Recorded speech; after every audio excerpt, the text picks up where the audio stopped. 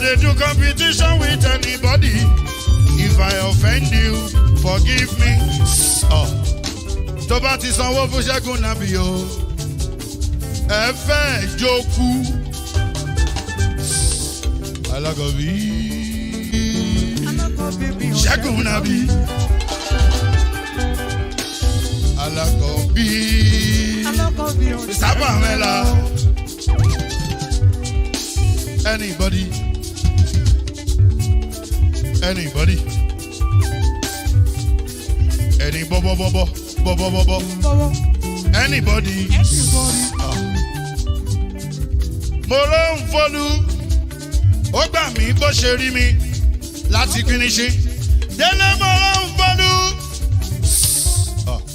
Ẹ jẹ́ ń sọ̀rọ̀.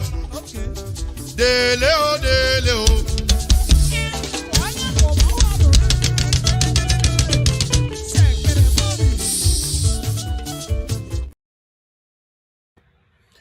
All right. Thank you very much, my people. I appreciate you all. Good morning, good afternoon, good evening to you all once again. Yes, it's time for us to move on. We're going to be starting with an article today. Yes. We don't have enough traffic today, but I guess more people are going to join us soon. I can see Stanley, please turn on your mic so we can add you in. And Toby, please also turn on your mic. Toby Siri, turn on your mic so we can add you to the screen. Thank you very much. We still have about 3 spots, I guess, to go. Please join us and let's talk. But meanwhile, I would like us to quickly take on this article first, quickly. Hold on, my people. Let me quickly put this on the screen so we can take it together. All right, that one is right there, as you can see. Okay, let me put a bigger one here quickly before I start reading. The thing that they tough, or I don't know as I want to talk. And so Soyinka, Wole Soyinka, Professor Wole Soyinka, you see a picture for there, challenged Datti Ahmed for open public debates. Ever since he come and can't talk, waiting talk, attack Datti Ahmed, attack Peter Obi indirectly, and attack all obedient indirectly, and also publicly, stylishly show that it was working for Tinubu. A lot of obedience have responded, a lot. Though then he cried out that obedient, that they're attacking him and all that. It didn't end there. He's not calling Datti Ahmed to come out that he's going to finish him in totality. You see, you cannot hide your identity for so long. Remember the first video he did? We brought it here. 1 or 2 persons were thinking, oh, it was just a normal thing or all that. I guess everybody can see now that this man have a mission. There's a reason why he was destroying Datti Ahmed that very day. Let us quickly take on this. Nobel laureate Professor Wole Soyinka on Friday challenged the Labour Party vice presidential candidate Datti Ahmed to one-on-one debate. Soyinka challenge followed the reactions that trailed his comments, where he expressed displeasure at a statement made by Baba Ahmed. Baba Ahmed had, in interview with channels, stressed that whoever swears in Mr. Tinubu has ended democracy in Nigeria. Following his statement, the National Broadcasting Commission slammed a fine of 5 million naira on Channels Television for breaking the broadcasting law in a program with Baba Ahmed. Baba Ahmed, whose ticket with Peter Obi emerged third in the February 25th presidential election, has spoken about the Supreme Court in a manner described by Soyinka as fascistic language. I denounce, that's his language, unquote. I denounce the menacing utterances of vice presidential aspirant as unbecoming. It was a gladiatorial challenge directly at the judiciary and by implication the rest of the democratic polity, Soyinka said in an interview with Channels Television. Also, Soyinka in interview revealed that He had warned Obi that if he lost the presidential election, it would be as a result of his followers' attitude. Okay, I don't see why they did deal with you now. Because, anyway, let me move on. Let me continue. I understand some of you on the backstage. Okay, let me quickly add you in. I'll come back to this. Let me quickly add those of you on the backstage in. Sorry, I don't want to keep you long there. Okay. Okay, let's quickly move on. Why condemning the 5 million naira fine slammed on Channels TV over the interview of Soyinka in the statement titled "Fascism on Course"? On Friday, condemned the sanction. He argued that the sanction was uncalled for as the television station did nothing wrong in their interview with the LP vice presidential candidates. Unquote. I seized this opportunity, by the way, to condemn the sanction imposed on Channels Television, which anchored the performance of the LP candidate. As stated, I watched the program keenly, saw the valiant effort of the interviewer to ensure fair hearing. I fail to understand just where the station could be faulted, except from a disposition for justice.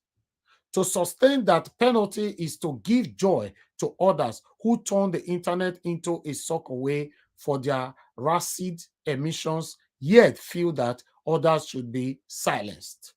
Kai, this man have been working so hard to make sure Peter Obi fail. If you look at his statement, wow. He also challenged Baba Ahmed to a debate on Channels Television if Channel feel up to it.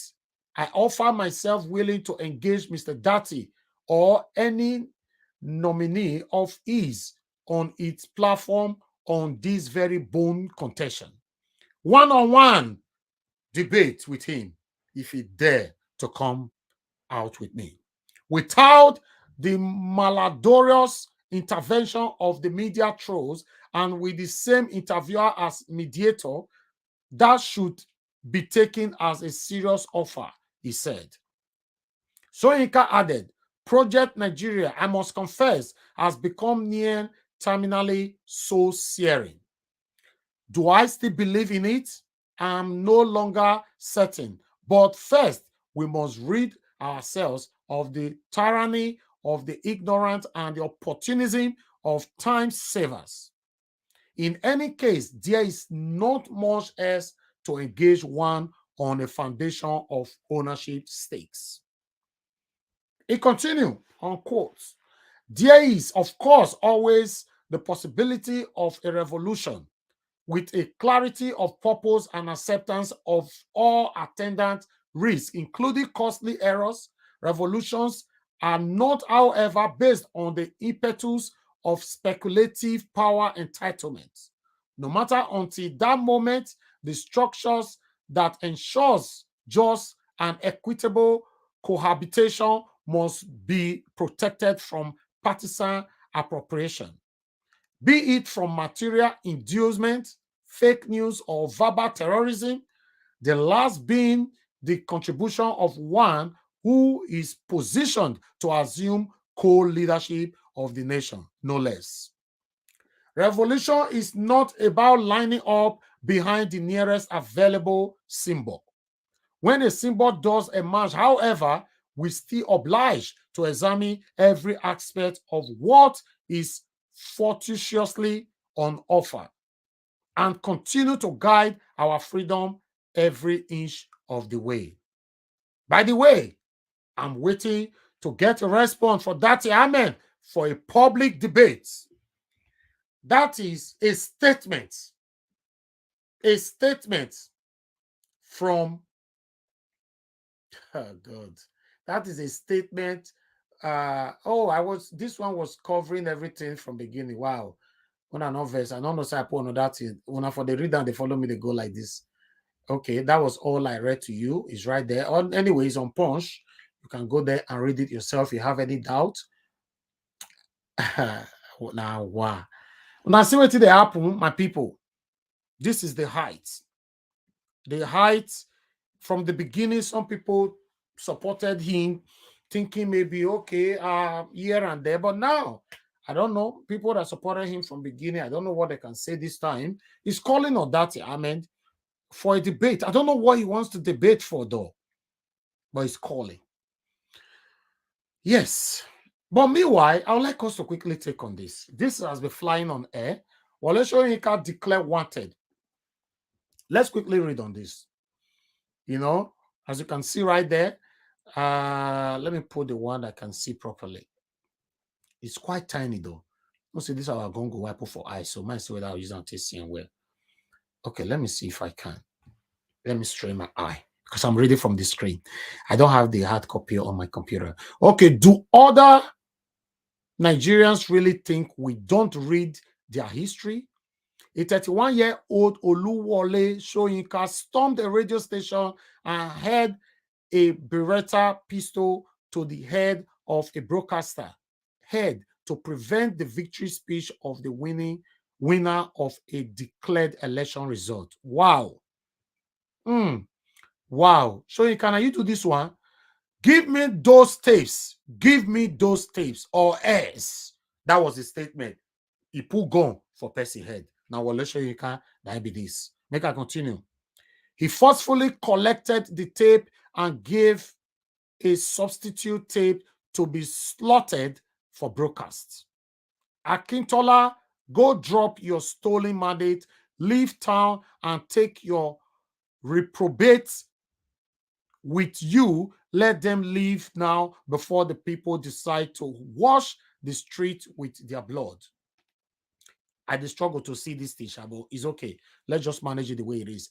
It is the same Soyinka who now talks about fascism and says Peter Obi supporters lost him and the election because of their utterances.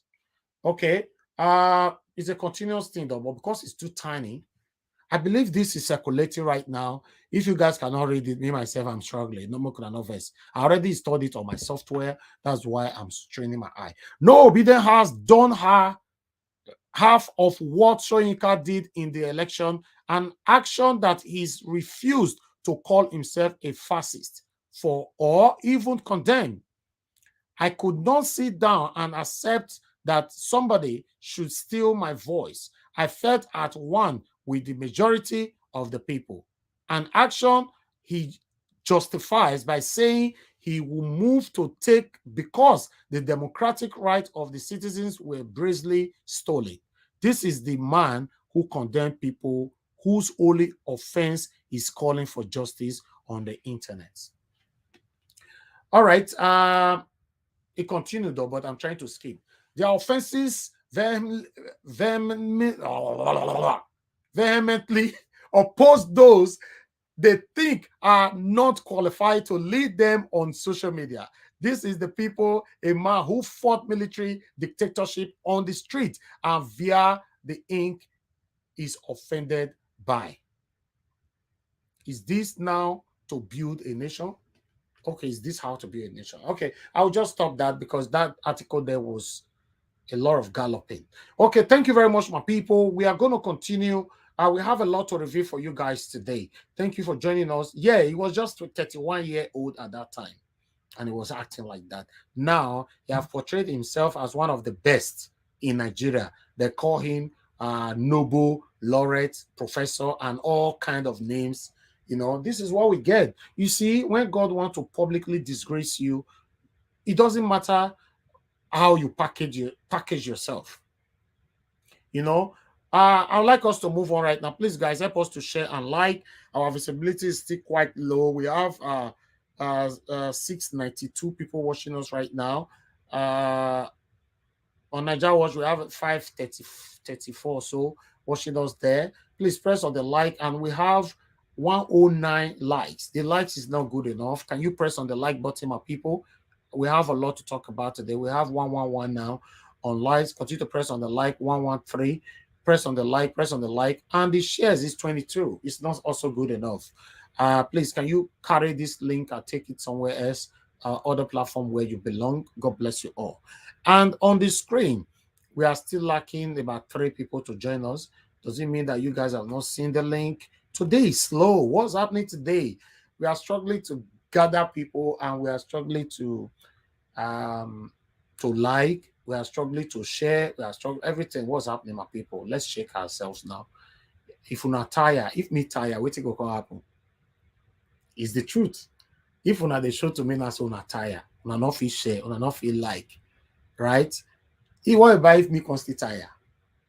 I can say, okay, I don't want to come out for 3 days. I feel do more. Sometimes I don't want to come out. It's not easy. So let's continue to push ourselves. Not be small fight. Oh. Many God are revealing more to us now to see that a lot of them are fighting us. You know, this is not nice. Madam Rita, I can see you right there. Good evening to you. Thanks for joining us, and happy weekend to you. Nelly, I can see you as well. Eva Line, Dennis, I see all of you now. God bless you now. Okay, meanwhile, my people, on article, we are done. On article, we are done. We are going to enter the bigger ones right now. We're also going to go on history. Okay? But before that, let's listen to what this our obedient brother have to say here. His name is Uwakobia. Yes, Uwakobia. Inwakobia. I don't know if I pronounce his name properly, but that's his name. But let's listen to this quickly. Thank you. You're welcome back to the morning show here on Arise News. Nobel laureate Professor Wole Soyinka has challenged the vice presidential candidate of Labour Party, Datti Baba Ahmed, to a public debate following the criticism trailing his condemnation of Baba Ahmed's recent denouncement of President-elect Bola Tinubu, the judiciary, and Nigeria's democracy. Soyinka, in the piece yesterday titled "Fascism on Course," also addressed the censures he is receiving from Obedience, the supporters of Peter Obi, Labour Party's presidential candidate, declaring that the seeds of fascism in the political arena have evidently matured. Baba Ahmed had, in an interview, stressed that whoever swears in Mr. Tinubu as president has ended democracy in Nigeria. Last Wednesday, Soyinka had denounced what he called the menacing utterances of the vice presidential aspirant as unbecoming, adding it was a gladiatorial challenge directed at the judiciary and by implication the rest of the democratic polity. Chris Nwokobia is convener, Country First Movement, and spokesperson of the Datti Presidential Campaign Organization. He joins us at this point to respond to some of those issues, those emerging. But I tell you, and I want to say this clearly, Nigerians are listening to me, the Labour Party is lucky to have a monstrous, fierce and passionate movement, like they have a defense that is watertight, called the Obedient Movement. Most of us are not members of the Labour Party, but we're defenders of the mandate of Peter Gregory Obi. And we're fierce, we're intellectually sagacious. We're good at the internet. Chris, we're good at PR management. Are you not bothered that you maybe, the movement may be losing a few key people who probably believed in the candidacy of your candidate, but then they feel that, one, he has lost the election, but he has gone to court. Let's wait and see what the court will decide. And two, they feel that the style of the obedience, especially online, on Twitter especially, is not just, it's not civil, it's not decent enough. Are you worried that somebody like Professor Wole Soyinka, who by his own confession, had a thing going for Peter Obi and declared, publicly that he didn't want, either of the two candidates, Ashwaji Bola Ahmed Tinubu, who has been declared the winner, and Atiku, because of the age bracket and the political class that they belong to. But then he's saying that because Obi is not able to call his guys to order, people might be disappointed in you. Steve, let me say this. There's something about the universe that's absolutely exciting and interesting. The first time we really had a debate on this, it was with you on air. I remember I used the word that the Obedience are not unruly. They may be fierce, but not rude. And interestingly, we're back on it. Beautifully, let me say, that if in this contestation, the entire political process, if there is any movement that has been very civil, it's the obedient movement. And I'll tell you why. We have not deployed ethnicity or religion in our debate and contestation. Those who tend to, or who are struggling effusively to brand us as unruly, are the ones who have threatened a particular ethnicity. They are the ones who do ethnic profiling. They are the ones who have divided and polarized our country. We are absolutely civil. And I'll tell you, when I saw that interview by my boy and mentor, and I say this with all sense of respect, I tell people that I may disagree with you on certain score, but it doesn't change what I feel about you. I listened to that interview by the great Nobel laureate, Professor Soyinka, and I wept for 3 reasons, and I'm going to put it out before Nigerians. My boy and mentor left issues about ethnic profiling, the killing of people and voter suppression in Lagos, and dwelt chiefly on Datti's comment about those who are interested in swearing a man whose mandate perhaps and the declaration of his election, his victory, does not tally with the provisions of our law as a problem. I felt very deeply offended. Then the second one, instead of talking about how those who were declared winners have not stopped the ethnic profiling, he called Datti and his statements fascist. I felt very strange about it. Then I asked, is the man dead? Because he wrote a book a long time ago, The Man Died in Him, Who Keeps Quiet in Times of Moral Crisis. I asked that question, and I'm asking that question again with all sense of humility. Let me tell you, in 2014, 2015, I was a DG Change Ambassadors of Nigeria, one of the campaign arms of President Muhammadu Buhari. In 2014, 2015, the APC, which is presently in power, said worse things than Datti has said. Indeed, my very senior colleague and the substantive Vice President of the Federal Republic of Nigeria today said that the APC was going to form a parallel government if the PDP were to be declared winners. Some others went as far as saying that it's clearly not like the democracy will die should the PDP be declared winners. And I wonder why we have all forgotten all that. And clearly we have the worst electoral larceny in our country's history. Clearly we have the worst electoral fraud in our country's history. Do you know what happened on the 25th of February and what happened on the 18th of March? Beatified Iwu's 2007 elections.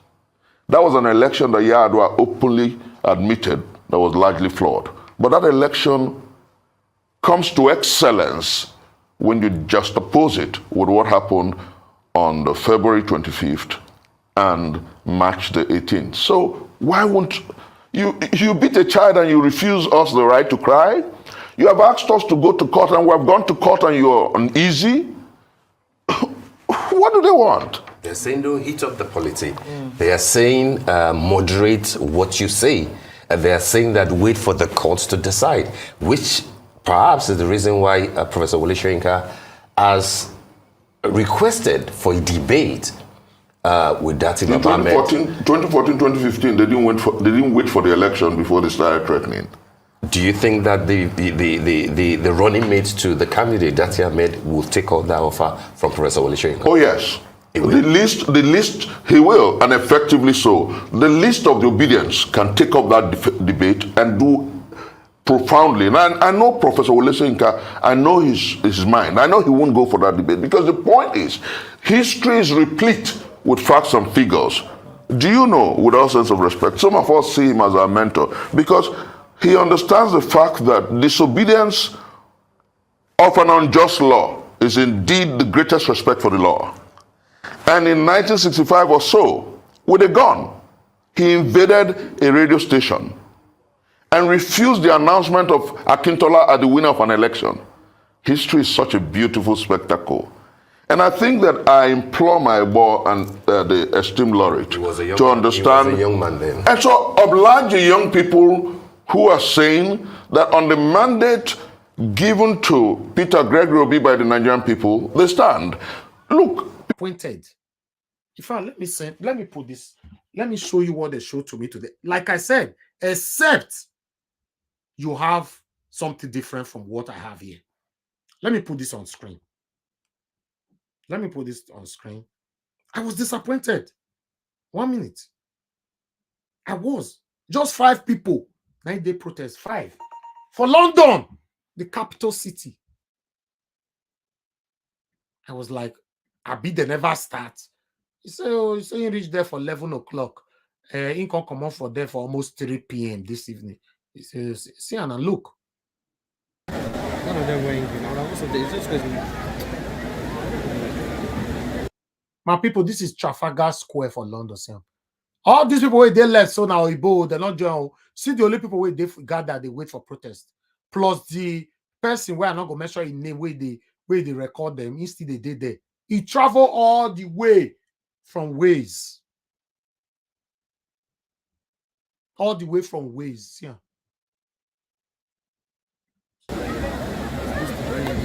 Like I said, except you have something different. If you have something different, that is fine. We can't continue like this. The hate is too much. Thank you very much, Madam Rita. I like this. You know, yes, even though there's so much hate. The hate is too much.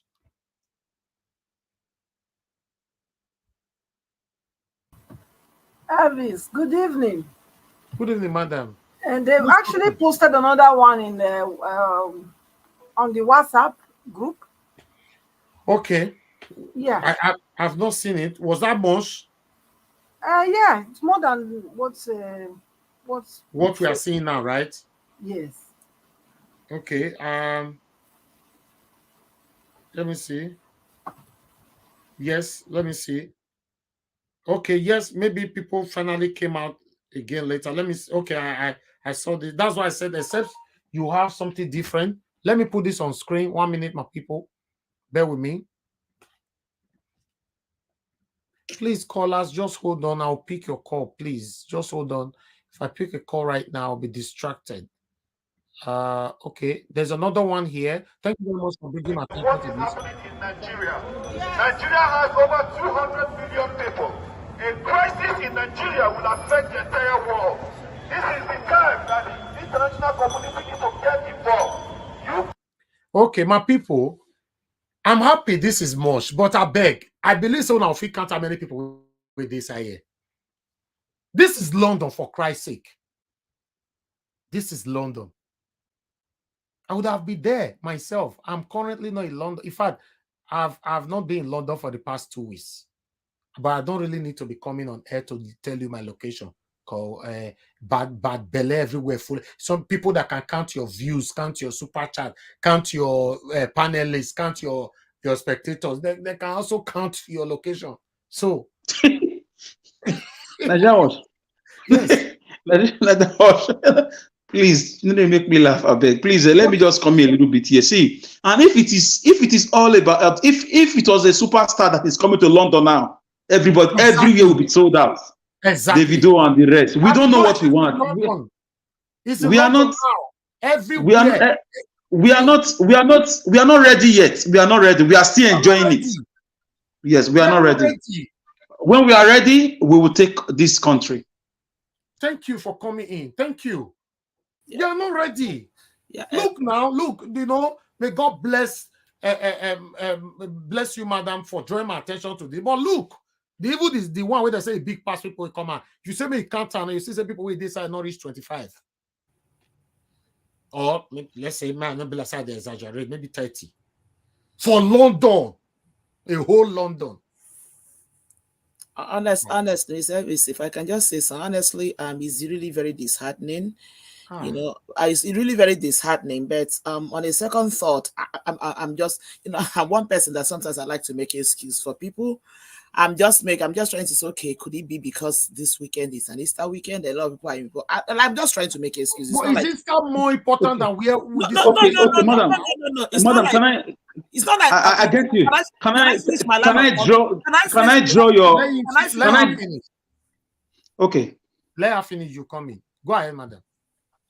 Okay, so I'm just, you know, like, as I feel, as when you were saying it, like, I feel the sadness you're feeling is the same thing that I'm feeling. When you showed the first piece, this thing, I was like, whoa, like, before this other one came out. So my own, I feel the same pain as you. But you know, sometimes you're feeling something, you just want to use something to maybe numb your pain, a kind of. So maybe what I'm saying is they kind of trying to numb my pain. It's okay, maybe, let's see. Probably because it's Easter weekend. Probably, I'm just saying. Like, I wanted to say that I don't want to use that as. Do you know, Madam Nena? Do you know if I have to agree with you? Probably because of Easter weekend. Do you know just yesterday here, Davido clear everywhere for the whole London. And I was going to come to that. Yes, I was going to come to that for some of the person that said about superstars, and it comes down to some of the things that, you know, sometimes I feel like our people have what I call misplaced priority, and that's unfortunate reason why most of these people at the top want to remain at the top, because they have seen every other person who is not there as people who don't have brain to think. As long as you have what it takes, right? As long as you have what it takes, all they want to do is just to sing the praises of people. And you ask yourself, that person you're busy singing his or her praise, don't you aspire to be there? You understand? So it's, I don't know. Sometimes I look at, honestly, when you were talking, you know what, a lot of things was going on. I say, God, is it possible that there is a diabolical something that's going on that is holding to tie our people? Is it that is like, honestly, I'm just saying, is it possible that somebody is just somewhere cooking the mentality of as many people, as many Nigerians as they can cook, that our people are not thinking? You know, just like somebody said, if they said that Davido, everybody will floor. And you ask yourself, going to scream and shout at Davido, is that more important than you making your life? Because Davido is already a multi-millionaire, he's already made. He goes on and you go back to your poverty. Can't you look for a way to make yourself better? Like, it does. Honest, I'm just. I feel it. There are videos I see when things are going wrong in some countries like Pakistan, like Bangladesh, like Ukraine. You see their citizens around the world in thousands, sometimes hundreds of thousands, blocking roads in London, in America, in Canada, in Australia, protesting for those back home. But people abroad in Nigeria, from Nigeria, they are good people. But sometimes there is this lack of political education. They don't know the power of the diaspora protests, or of the diaspora presence, or of the diaspora citizenship. Let me use that word. That you see sometimes, let me just round up. You see sometimes things are going wrong in different countries, even in Senegal. You see Senegalese in the whole of Italy, Spain, Holland. Everybody's out to their different embassies, telling the whole world what is going on with placards and video and everything. But in Nigeria, we prefer to go and wait for Davido and Wizkid and Kiss Daniel and waste our time and wallow in phantasmagoria. Thank you. And unfortunately, sorry if I must add this, unfortunately, most of these protests you saw of other nations, you still see most Nigerians join.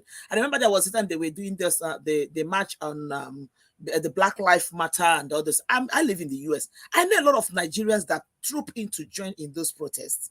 And this is a protest that will not even do anything to better your own country and your people back home. Yeah, I'm not saying there's nothing wrong in protesting about the injustice that is happening where you live, but then when it comes to your own, you know, my what people, they have a proverb saying, my own, our own. So let's move on. Thank you so much. My people, for me, I'm very disappointed. I'm sorry that I feel this way. I'm disappointed. But it's okay. I know some of you will come now and say, wait till come concern you. I still live my life. Yes, not true, Oga. Not true, madam. No verse. It's just that I thought we all are together. We are fighting for a better Nigeria. This is London. But it's okay. Let's watch this video. Taxpayers' money of over 5 billion was spent for the Nigerian election. The UK and the British government and the British people had a duty to demand that the money they spent in Nigeria must count. The people's vote must count. Yes. It is the people that should determine who is there, and not a few individuals, and not an electoral umpire who is supposed to be neutral. He is the one that woke up in the middle of the night around 4 a.m. and announced a fictitious result. Okay, I just want to thank every one of you that showed up today on in this protest right there in Trafalgar Square. May God bless you all. Thank you. I understand you guys took your time to come out, despite that the place was counting, but you were still there. Thank you. God bless you all. Let's continue to do our parts. You know, for those of you that could not turn up, maybe you have more reasons which is more important than this, but I just want us to put more effort for this better Nigeria that we all are talking about every day. We need to put effort to it. If not, we are not going anywhere. I will grow old, you will grow old, our time will pass. As we talk now, our children will still start to talk. It's not nice. It's not nice. Thank you very much. Prophet Elijah, thank you very much for the super chat. Mother Rita, thank you so much. Same girl, my dad, thank you very much for the super chat. Grace, thank you very much for the super chat. I like the comment from you and Mother Rita. Let them have more have more to calculate. All right. This is what we passed. We passed through a lot here. It's not easy, but it's okay. We are here for better Nigeria, and we are doing our parts. You know, I think let's move on. Let's talk. Let's just talk. Let me give opportunity for people to talk now. I guess we have a full screen, right? Yes, we have a full screen. Okay, thank you very much, my people. I would like to start with the first person today. Mother Patricia, thank you very much for your time with us and your patience. Good evening to you. Please talk to us with all that we've presented today. You have 8 minutes for that. Thank you. Good evening, everyone. Good evening, good morning, good afternoon from wherever you're watching us from. And I want to thank everyone that have also sent in the super chat and contributed Thank you. the broadcast. Thank you, Elvis, again for Mr. Elvis for giving me the opportunity to hear my contribution. Thank you so much, madam. Thank you. So, I will start with the challenging of the prof challenging. Datti Ahmed. Yes, Datti Ahmed. I can't really see why he's doing that at this time.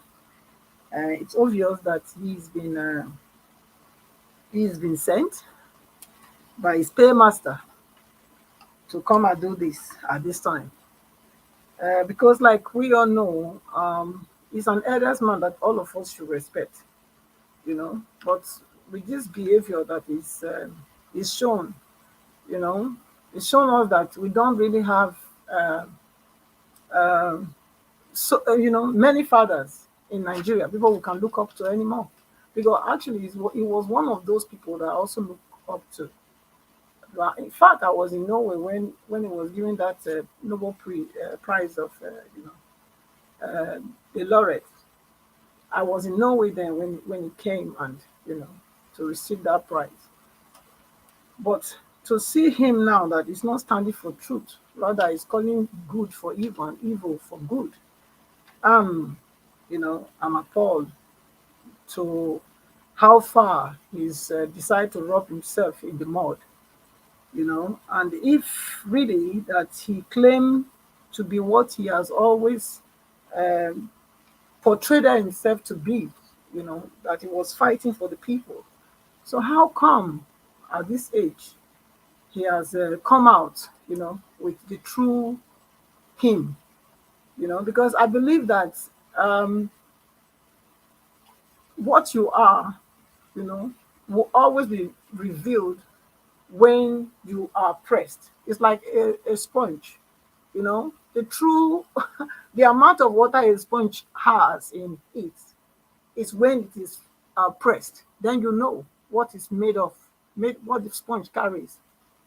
So I am surprised that he's coming out now, but I think it's good that he's finally come out of his closet to show Nigerians who he really is.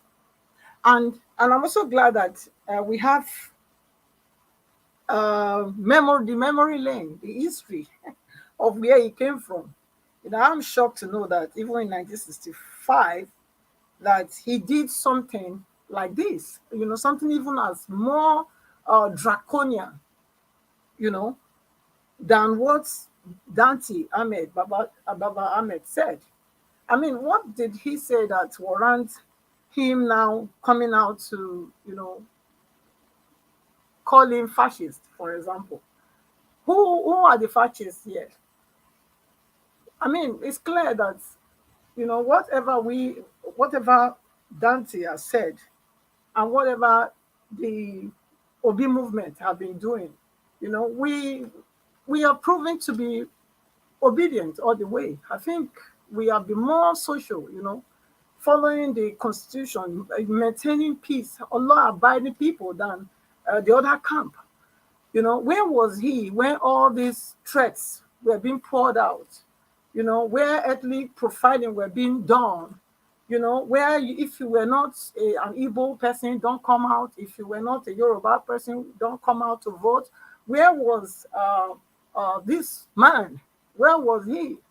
I mean, for him to now come out at this time and not addressing the root cause of the problem, and only just, facing the consequences of the problem, addressing the consequences and not the root cause. I think he has not behaved himself as an elder statesman.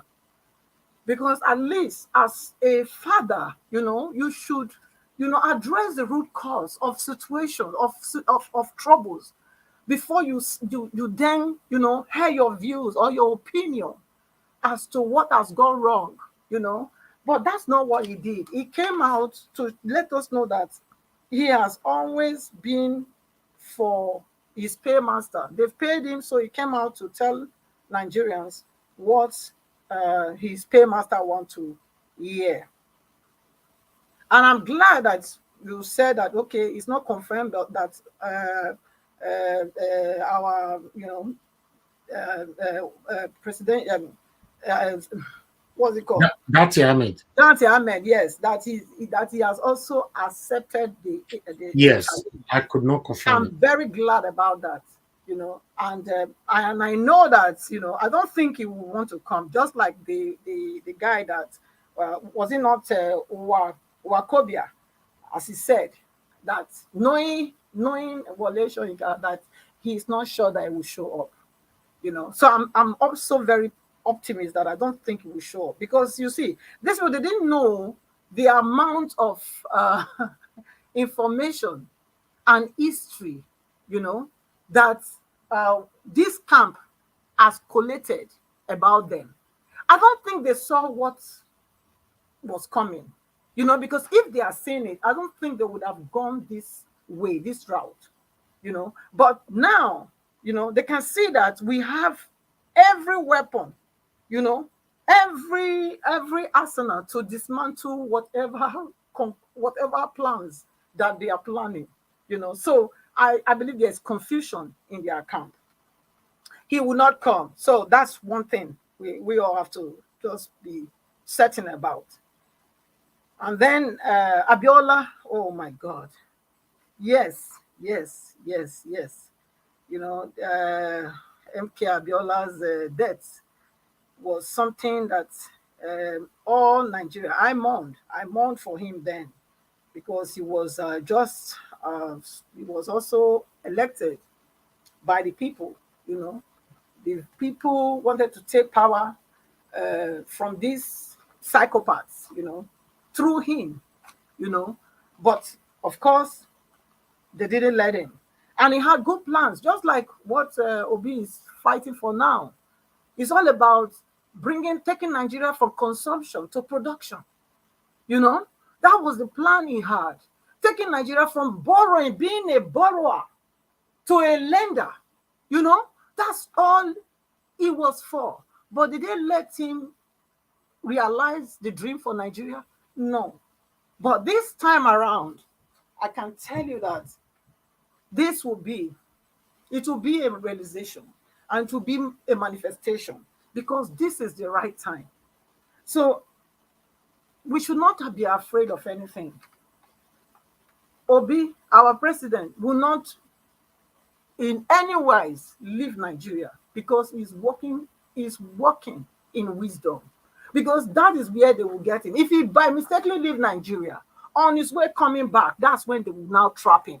So the best thing for him is to stay put. Whatever they want to do, let them do it. And I don't believe, I'm very certain that they cannot touch him. Because they know that if they try it, which means they want to set the whole nation on fire. Though we are not threatening that if they swear presidents, elect in that will make the country ungovernable. No, that's not what we are saying. We are going through the legal process. Nigeria has a constitution, we have a law, the law of the land. We are law-abiding people, so we are going to follow the due process. They told us to go to court. We are in court, and we are following the due process. So I don't see any reason why they are not at peace.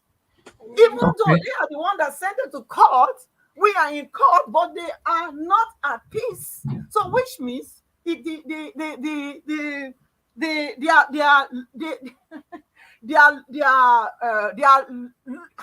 how will I put it now?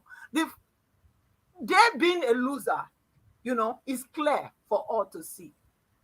Because if you mean that you won the election and you've told us to go to court and we are in court, why are you now not at peace? Why are you being the one still fighting and still finding doing all sorts of things to blackmail, our president? Why are they still finding a way to trap him? Since he's in court, they told him to go to court. We are in court. Why? So why don't they wait for the judiciary, to decide, the case? Why are they finding? All right. Okay, I think we lost you. Oh, very sad. All right, we lost her there. I just hope you can find yourself back before somebody else will take the space. Okay, meanwhile, I would like us to move on now to Mr. Alex. Mr. Alex, thank you very much for your patience. Please talk to us, my brother. Good evening to you once again. Yes, thank you, Najawash. Thank everybody on the comment section, viewers worldwide, and those on the panelist session. I really want to thank you so much for what you're doing, especially you and your technical team, Mr. Najawash. You're the primary donor, the primary mover, and the primary Valeria of the Peter Obi or Obi Datti Resurgimento. Please, hold on, Alex. Sorry. Yes, you logged off, madam. No, sorry, I don't know what happened. My system just logged off. So, okay. Just somebody else is already talking. Do you want to round up now quickly? That's okay. Yeah. Round up in 30 seconds, please. Okay, thank you. So I would say that we should, we shouldn't be worried about whatever we are doing, and we should just focus on what we have to do, not be distracted by all this whatever they are plotting. Let us just do what we have to. And also, I want to also advise if the protest in London could be repeated, because like my dear sister said, my fellow panelist there, I believe also that it was due to the Easter weekend.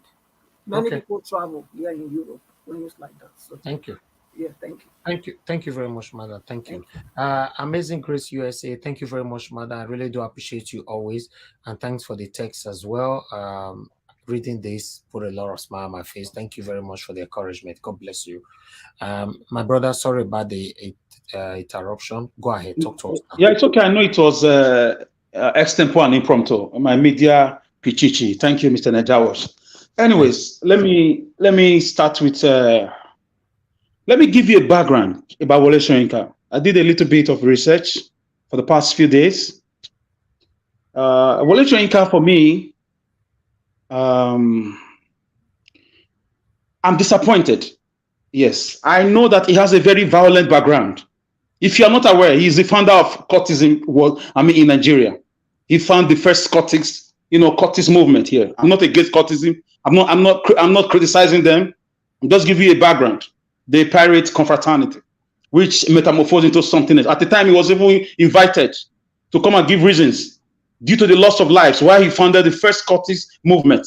And he said it was against oppression, against the colonial masters, blah, blah, blah. That is what has led to the loss of lives of our young and vibrant people, and it's still leading to the loss of life because many groups started forming their own. Wole Soyinka in Nigeria, academics, he got third class before he went to leagues and badge, leagues university and badge the first class. Wole Soyinka was a snitch to Odumengo Ojukwu. He was among the brains behind the Biafran movement when the Nigerian state was going in a very bad direction. Ojukwu was a history graduate. Wole Soyinka was into literature. These are humanitarian studies. And they came together with some people, some thought leaders like Obafemi Awolowo. They all had a meeting. In the last minute, he changed his mind. Ojukwu wept about that. So he's a guy that you cannot trust. Wole Soyinka, for me, like you said, I also saw that historiography that he invaded the radio station on gunpoint. That is very correct, absolutely correct. So he's a violent personality. At some point after he got his Nobel laureate, literature appreciation reward, I don't know how he found his way to the CIA, group, which Obasanjo is part of it. Babangida is part of it. They are working for the American, system. So that is why people hold him in a very high esteem. But I was thinking he was really a humanitarian. I was thinking he cared about Nigerians. I was thinking I could count on him. I could call his name along the likes, of people who fought for a better country.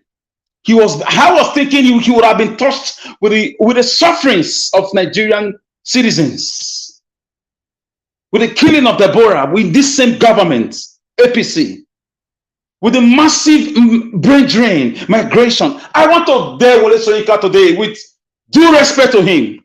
Ahmed Datti is too busy. I am Mr. Alice. I want to call my son name. I'm ready to volunteer myself to engage him in Arise TV. Because this is not Ahmed Datti's movement. It's a movement for Nigerians. We all came out to vote. Our vote was snatched. Beavers was not used. We saw ethnic profiling, ethnic bigotry. We saw the killings, the miming, the intimidation of voters by Yoruba people by some Yorubas against a tribe, against Igbos. Let's say it how it is. Wole Soyinka never said anything about it. He never said anything about it. He pretended that he was not hearing again when that lady was asking him questions on that fateful day. He was lying to himself, playing the deaf and dumb game on that live program. But when it was time to bash obedient, bash Datti, he will hear the questions and answers correctly. Capital detrimental to me. So we don't need our vice presidential candidate to go and engage a man who have already sold himself, who is a professor and is defending a drug baron. I'm ashamed of this guy. I'm ashamed. He has gone from hero to zero. From somebody we look up to a villain. The guy is a disgrace to the academia. So I'm so disappointed. I was thinking the guy has. I don't want to blame it on old age. People say when you agree old, you start acting like a child, which is a biological provable science, development. I don't know. It could be true because the guy has lost touch with reality. He has lost touch with the suffering masses of Nigeria. I know he's the CIA members, and CIA members get up to $3 to $6 million per year from the American system to look around the world for threat against the U.S. states and their dominance. So Wole Soyinka, for me, should know better. He has touched the den of people who are suffering, who are yearning for a better country. Is he not in this country where we don't have electricity and we are a member of OPEC? Is he not educated to that extent to know that in the 21st century, Nigeria ought to be among the first or second world? Was it not here in 1977 when Singapore, Malaysia, Vietnam all came to Obasanjo during first 77 to beg for loans, to beg for agricultural, products for their own agricultural Eldorado? Did he travel? I will just excuse him because he's old. He's about 80 something now, or close to 90, if he has not also reduced his age, because he's a bandwagon. He's part of the bandwagon of drug lords, of criminals and political maneuvers. I'm disappointed in him. So you should not call on Obi Datti. You should call on anybody in the Obi movement. We have 1,000,001 people who can take him on history, fact checking, up to date of the daily struggles of the Nigerian people and of the elections that took place nationwide. How ballot boxes were, snatched. How policemen were just acting like accomplices, staring at hoodlums. Sent by the ruling party to cause mayhem, damages. We all heard a popular Nollywood actress, Choma Chukwuka, how she cried out and made video about molestation, about the activities of the Nigerian police. Did Wole Soyinka travel when a woman was almost killed? Her face was almost blinded, her eyes were almost blinded. She still casted her votes. My God, how are the mighty falling? Tell it not in Gads. Publish it not in the streets of Askelon. Lest the daughters of the Philistines rejoice, and those who do not like democracy triumph. Soyinka should be ashamed of himself. His children should be ashamed of, and the American CIA body should call him to order. This is not the job of a CIA to defend a drug baron. Why is he hiding from Tinubu's antecedents? Why? Let me move to MKO Abiola. I respect him so much. Let me also establish a little bit of a foundational issue with MKO Abiola's personality. I used to be very emotional until I got to school. Until I got to school to read, and I found out MKO, for me, he has a conflicting background. He won the elections, landslide, no doubt. But guess what? I'm sorry, I've got news for you guys. MKO Abiola was part of these military guys. Allegedly, he was doing business with them.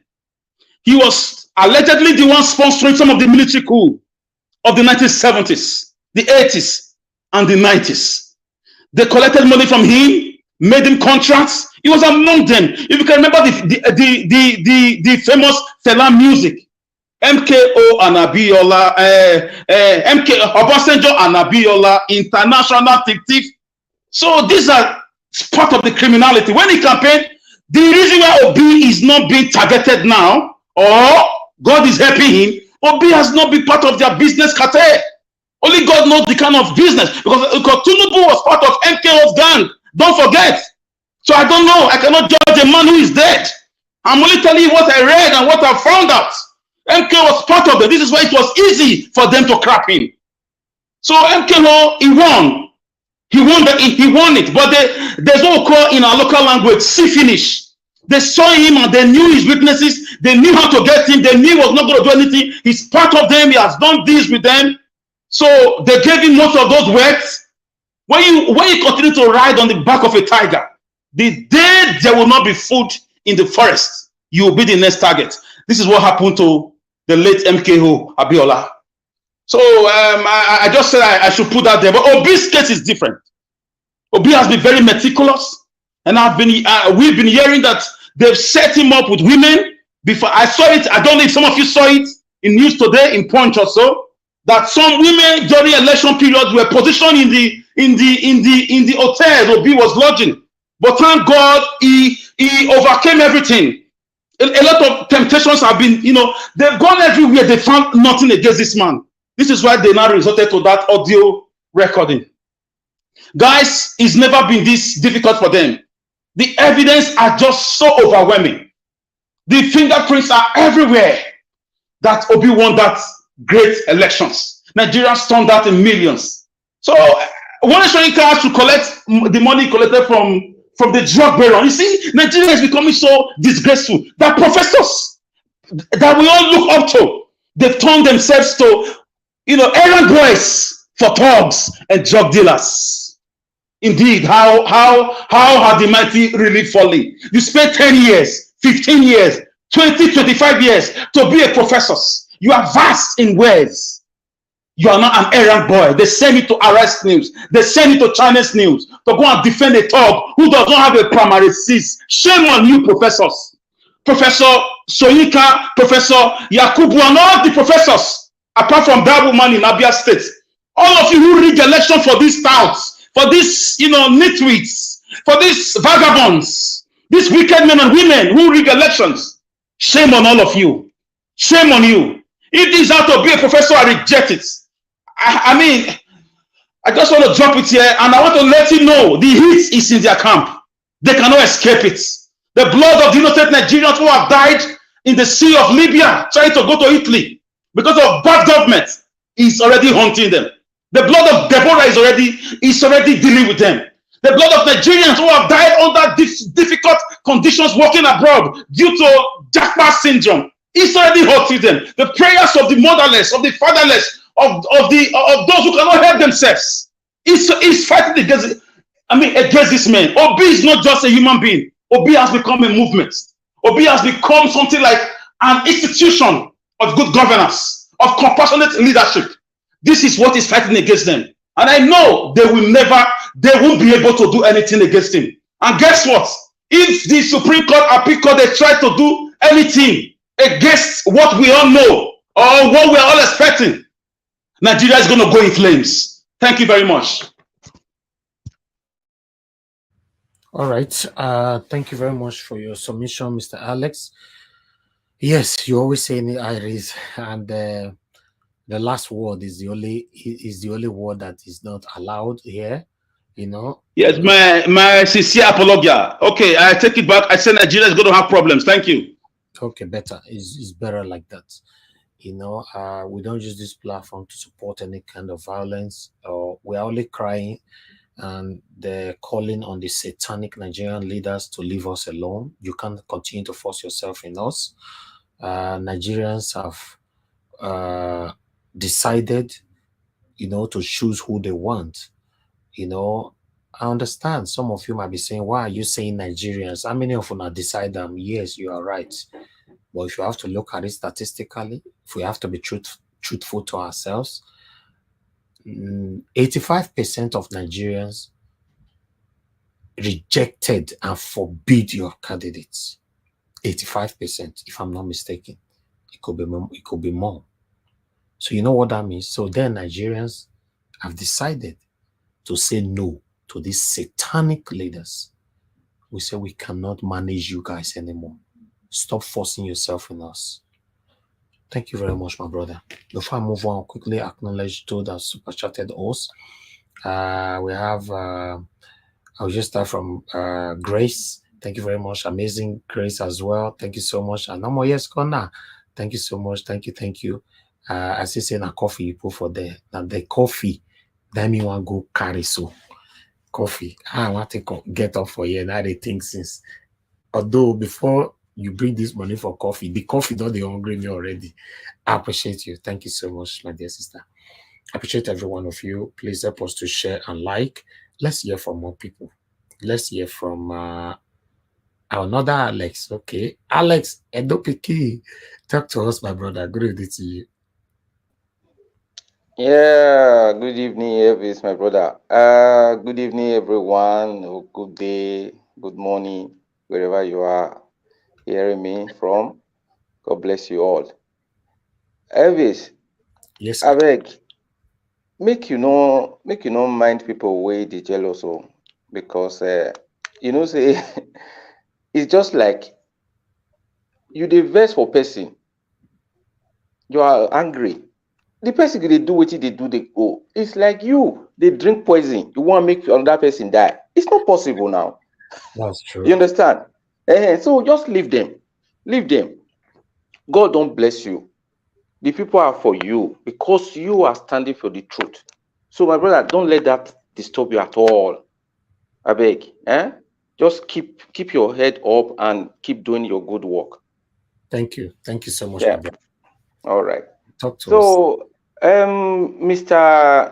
In fact, this man, don't make me come to call him Mr. Anyway, he deserves to be a professor because he worked hard for it. I'll still give him that honor, Professor Soyinka.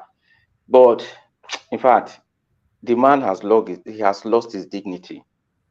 The man, if you see the way I esteem, I give this man respect as our no. In fact, he don't lose everything we supposed to stay with him. For the fact, say it is talk, say I want to use pidgin English, my people, so that anybody that is hearing me now, I will mix them. You know, no verse. Yes, of course. Calling obedient people that they are rude. Do you know what I have begin to observe about Nigerians, especially those who are in positions? They feel that everybody has to respect them, no matter what they do. You just have to take it. They just say, you just think the status quo has to be, that's to stay. Because the reason why they are coming with these thoughts or these words, like people on Twitter or wherever they are being rude, I begin to ask them, what is rudeness? What are you people really emphasizing on that they are rude about? So the people that are suffering, that want a better life, is that rude? Somebody who wants to see that the country works for all, you call the person to be rude? I don't get it. You say you fought against the military, just like I'll have to bring a name that I'm not supposed to bring in here now, just like Showore. The type of disappointment I have for Soyinka is the same I have for him. You say you fought against the military, you did this, you did that for the people.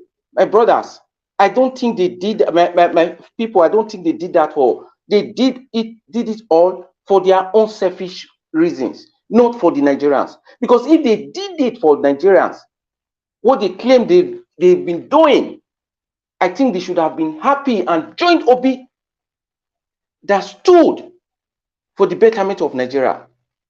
Instead, what was going on during the campaign, this guy kept saying all sorts of things against Obi, standing his way, and you say you are fighting for the people. You want a revolution. Who do you want to liberate? The people that you say you want to liberate, they now say they have found somebody who they follow. You now became jealous. Just the same thing that is happening to this man, Soyinka now. Maybe all the good works he did them, nobody appreciated him. So whatever is coming up now, I don't give a damn. I don't care about it. It's all wrong because I'm not the person leading this crusade. That is why it is all out of jealousy. That is what I'm saying. And our journalists, this is their way of making interviews and asking questions. I remember when the professor, I don't get his, I can't remember his name now, on Arise, the guy that was being interviewed. He brought this article about Soyinka when he used the gun to at the radio station. What did he say? He said he was a young man then. He was a young man then. Who are the people that are now yearning for freedom? Who are the people that went out in full force? Are they not young people? We know the young people that wanted a change, that went out in mass to vote for Mr. Peter Obi. Now you are coming to defend somebody who was even violent, talking against Datti for his statements. This man was only saying this is what the Constitution says, nothing more, nothing less. So I would just say this older generation, not all of them, because when we are talking, remember Pa Dembayo, he has always stood for justice.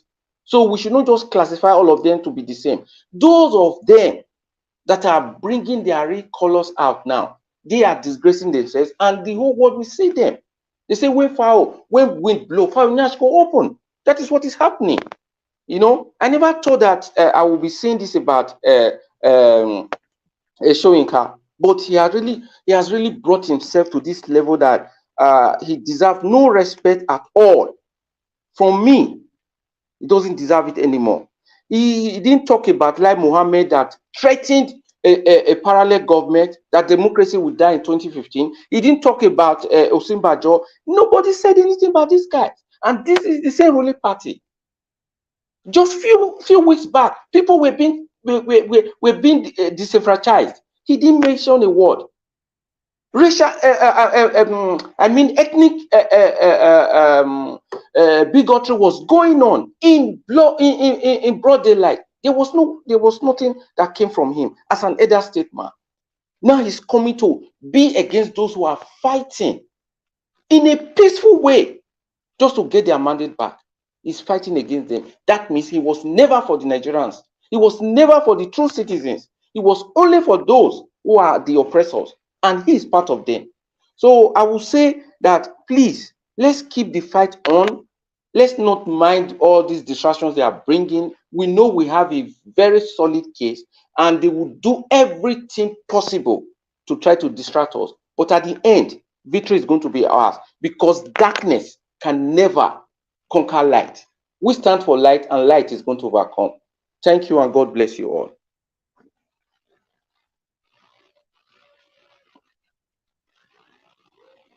Thank you very much, my brother. Thanks for your submission. God bless you. Okay, let's hear from the next person here. I try to get my coffee, you know. All right, my people, I bet make gonna help us share, make gonna like, you know. Let me hear from Izewan. No, sorry, not you yet. Izewan go is me. No, you yet. You already called my name. No, you yet, sir. Please. Okay. If it was a man, no problem. But if you're not gonna let me pass in there, I don't want problem. she's at all. Listen, Elvis, if he wants to go, I can wait. Wonderful. Thank you very much, madam. I can wait. No problem. Thank you. God bless you. I really appreciate this. All right. Before I come back to you, Izewango, let me quickly appreciate Patricia Tagbajumi. Thank you so much for the super chats. May God bless you, madam. Thank you. Okay, talk to us, sir. Izewango, thank you. You have 8 minutes, sir. God bless you. Okay. Yeah, good afternoon, good morning, good evening, depending on where you are. Okay. Yes. Actually, let's start with interview, Arise News interview with Nwakobi. Yeah. I watched that interview this morning, and I was like, wow. Yeah. Yeah, after watching it, I was not very pleased with Wole Soyinka. However, I've already not so much have regard for that man, because I used to have regard for this guy when we were in secondary school with all his achievements and everything, his books and all his literature books. So he's a very well-learned man. He's an intelligent man. Yeah, even during the Abacha time, he was on exile here in the United States, and he appeared on one of the programs here called 60 Minutes, and I listened to him. It was made a very good speech in that interview, you know. Yeah, because there was, I forgot that guy who asked me that question, hosting the 60 Minutes at that time. I forgot his name. He's retired now, and he asked him about the Nigerian government. I said, well, the problem with Nigerian government is that it is like when an egg starts to rot from the top, what do you expect the bottom to be? The analogy to that is that the Nigerian government started from the bottom, and then the whole of Nigeria is all messed up. I still hold big regard for him at that time until this time around. The first was during Buhari's election in 2015. He supported Buhari in that election.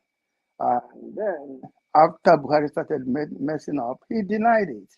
And when people confronted him, he get agitated. He started become very combative, like he is now, talking all kinds of stuff. And people were citing instances where he voted. He even denied that he didn't vote for Buhari, but he did. So that one apart. Then comes to this one. And the ambassador Datti Ahmed. And that was like, was this man not in Nigeria? Or even if he went to Nigeria, I'm not in Nigeria, but I know what exactly happened. Weren't he there to see what went wrong during the election? During the presidential election, you didn't see what transpired. Okay, if you didn't see what transpired, what about the gubernatorial election? Did you see all the killings and all kinds of thuggery in Lagos State? Bayon Onoga, FFK, Dela Aleki, all these people making inflammatory comments, things that could set the country ablaze, things that are very, very divisive, very tribalistic type of thing. In Nigeria, which we call ourselves one Nigeria, and this guy didn't see all these things and came after Datti Ahmed. And then I was like, oh my God, this guy, I don't think I have the same respect I have for you anymore. And then this morning, when this Nwako was being interviewed by this Arise guy, he talked about his activity in the 60s. And that guy, I don't know his name, but I did make a comment on that guy. I said, this guy, this question he asked. Your voice is not too clear, though. I think really? you are talking from something. Just take it out. Anything you are talking from, talk directly to your gadget. Thank you. Okay, hold on. Let me see my.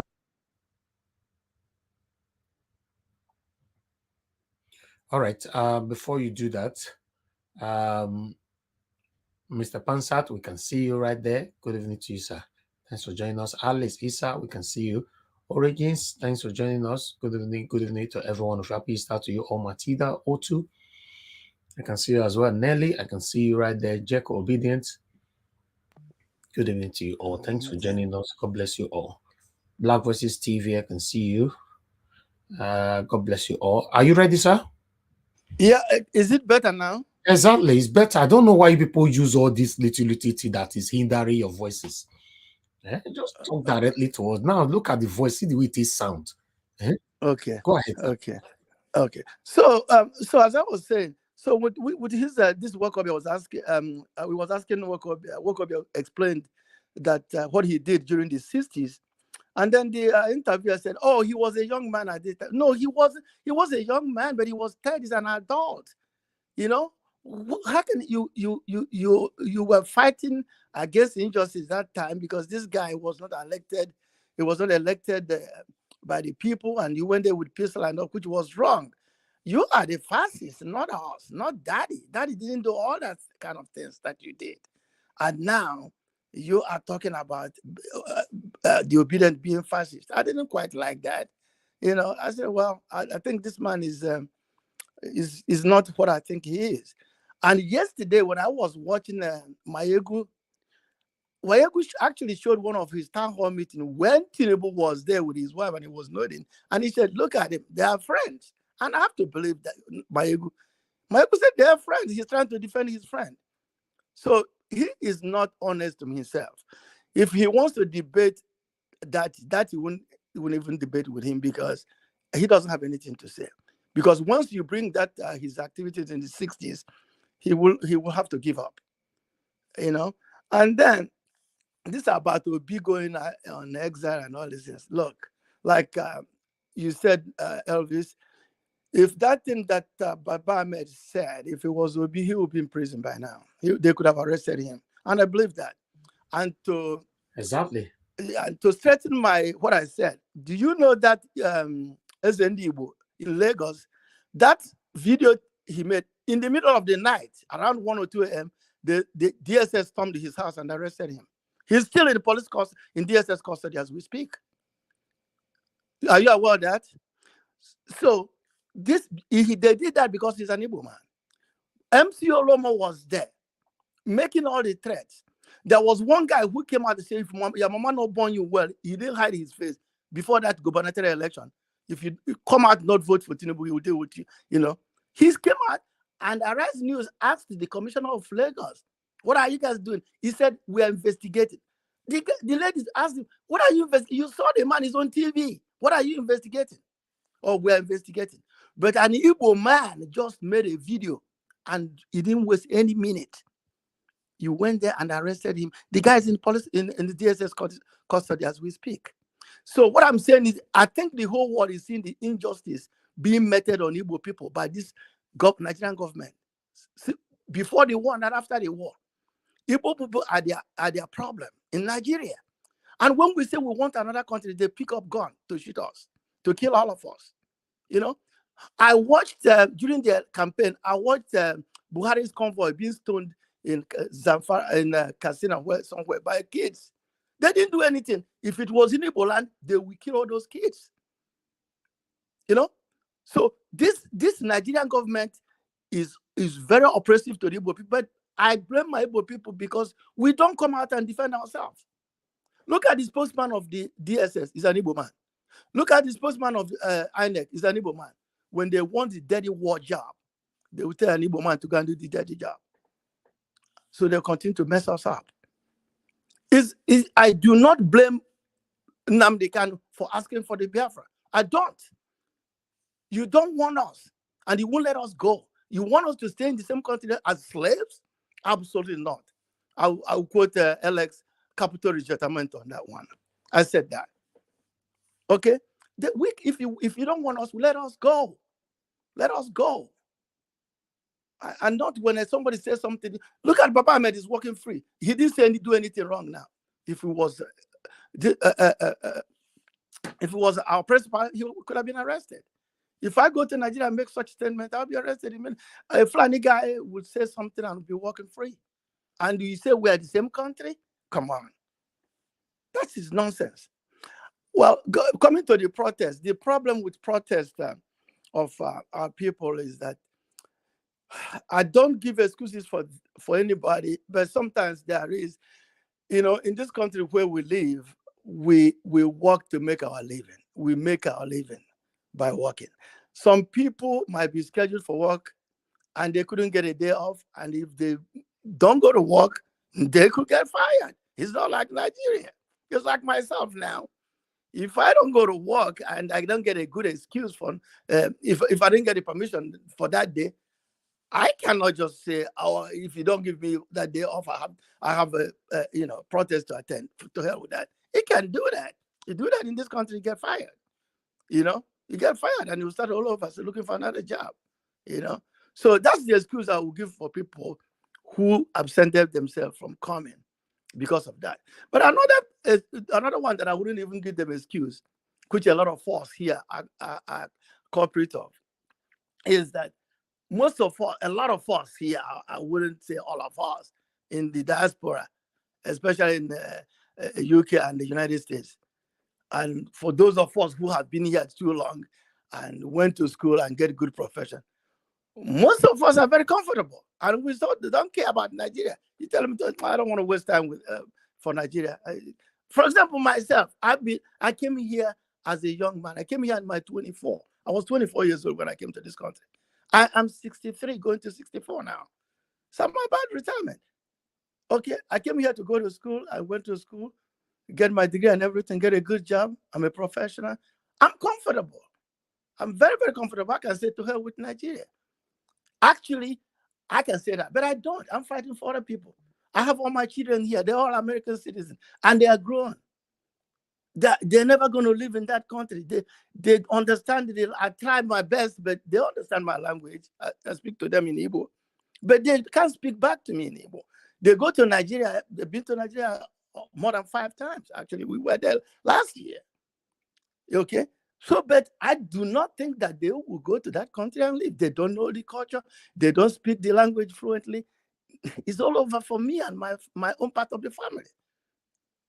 If I retire and decide to go back to Nigeria, highest they will do come and visit me once in a while. But when I'm no longer there, they might not even come. So this is what Nigeria did to me. When I was coming here, I was coming to go to school and go back. But here I am. So, but I will continue to fight for Nigeria, for other people in Nigeria. Whenever there's going to be a protest here, there's going to be a protest here in Chicago, I think it's 22nd or something like that. I will go. I'll go so that things will be better for people. I have relatives at home, of course. I have brothers, sisters, cousins, nephews there. I want things better for them, not for me, because my generation is already over here in America and they're not going back to Nigeria. All right, So, but not everybody has that kind of spirit. Let me go and fight for my people. Some people are very comfortable, professional, making hundreds of thousands a year and stuff like that. They don't care. They live comfortable. You know, they said to hell with Nigeria. As for Abiola, I don't know him that much. The only thing I know, when I was growing up in Nigeria, I used to hear fellas say international thief and sing him, you know, his company called ITT then. That's so much I know. And there's a newspaper, I think it was Concord at that time, that was owned by Abiola at that time. That's all I know about him. I was here when he ran for election in 99 and won, and he was denied. So everything they're saying about Abiola is what I heard from people. So I can really say so much. I've heard that he's the sponsor of the coups in Nigeria and stuff like that. Actually, I was in Nigeria when NPN was in power and Abiola was a member of NPN. Yes, I was still in Nigeria at that time. Yeah, but during their second term, I left Nigeria in 83, so I don't know.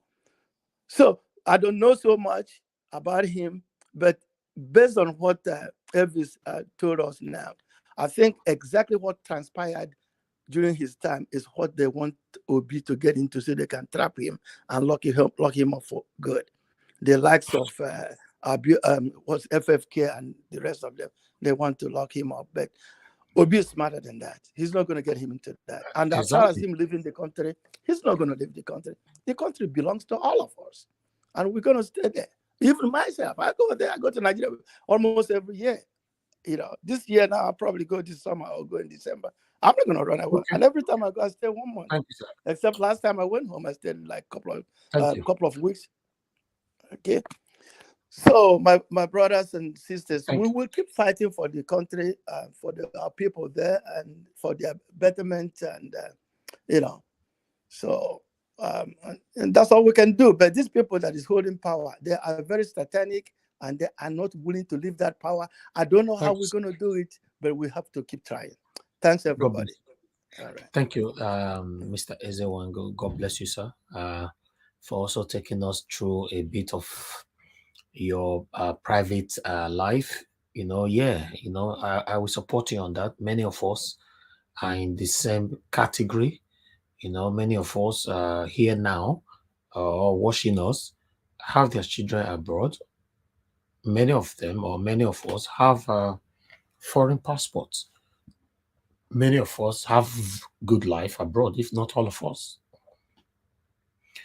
Many of us can still choose never to go to Nigeria again. So yeah, I align with you on that. You're right. But because of our family members back home, and because of the love of our country, because home is home, that's why everybody's doing this. Thank you very much, everybody. Please help us to share this broadcast. And I want to see more likes. You know, we currently have 800 people watching me. Our numbers have dropped, but we have 403 likes. Can you press more of the like? God bless you all. Every one of you inside that 403. Now, God bless you now. For those of you that will like again, God will also bless you. Thank you. All right, let's hear from Madam Ine. Thank you very much for giving us that time. Please go ahead. Good evening to you once again. Talk to us. Okay, how are you? Good evening, Elvis. Good evening, everyone. Before I start, I think I owe everyone that is here, that was also here, I think it was on Thursday or Friday, when I was playing devil's advocate for Soyinka. And even though it wasn't like I was supporting him, but after that day, I actually went and read so much about him. And, you know, now I can clearly understand the type of human being that he is. With that being said, anyway, I have never followed him. I've never read even one single book that he wrote. I don't, for me personally, I don't just admire people just on that. You know, I think I would say that I'm a little bit different. I don't get carried away with what carried some people away. Because you have Nobel laureate, I'm not going to envy you, but at the same time, that's not why I'm going to just change my mind and start following people. But from everything that I've read about him, I don't know why he did what he did. He's the only one that is going to be in the best place to answer himself. Because, again, you don't look at somebody's education. It's quite different from somebody being a human being. Because if you're a human being, whether it's your father, whether it's your mother, whether whoever that is, that will ask you or pay you money to do injustice, I don't think you can do that simply because you have education or somewhat. So on that note, from everything that I have gathered about him in these few days, he's going to answer to himself for what he's doing or what he has done.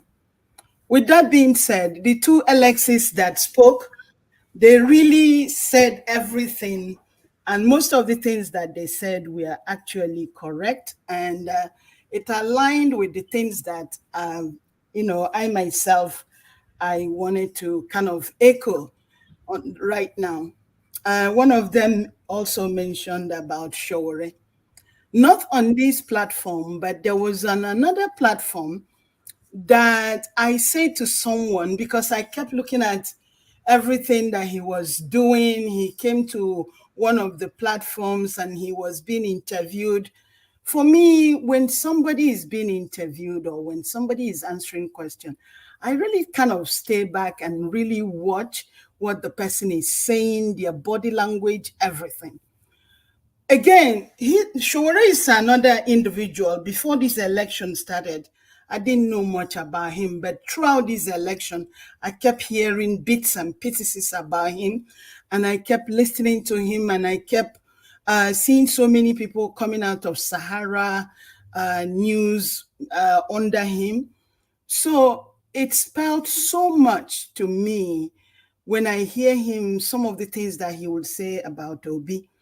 Again, to take you back, Elvis, before your show started, you were talking about people who were envy of you. And I typed on the comment show and I said to you, listen, you see, when it comes to jealousy, anger, every human being has it. The only thing is that when we look at ourselves and we do our human revolution, we don't need to be jealous of somebody. And what I compared it with is that if everybody wants to start a platform, they can. They have every right to do. But one thing I didn't want to share this with you all along. I've been to other platforms. I've always been going to other platforms, but I always come to your platform. And why is that? Everybody could be doing the same thing, but it's the way there's something different that brings me to this platform. There's something that is different that brings me here all the time when I have the time to attend a platform. So with that being said, I know it hurts because you're a human being, but I'm also encouraging you. You shouldn't even give it, don't give it any credence what people are saying, because you will always, just like what Obi is going through right now. And I also want everybody to understand, I've also said it in this platform, that Obi is not just fighting for himself. He's like the leader. We are all fighting this battle because each and every one of us has been touched with what is happening in Nigeria. And again, there was one day I also mentioned in this platform, I will never forget this young boy, 8 years old. He stole a Gary in Lagos and he was killed. Somebody put a tire over him and they burnt this boy. He was only 8 years old. Am I advocating for somebody to steal? No, but he's only 8 years old and he was hungry. But then people will steal money, people will take money, billions and billions of naira and dollars away. Nobody kills them.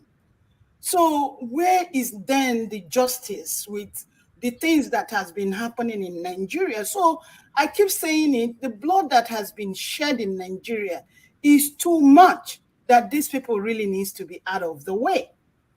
And with the video that you played about Mko Abiola, why I said that one of the Alexis that mentioned about him, they are really, what they said was really true.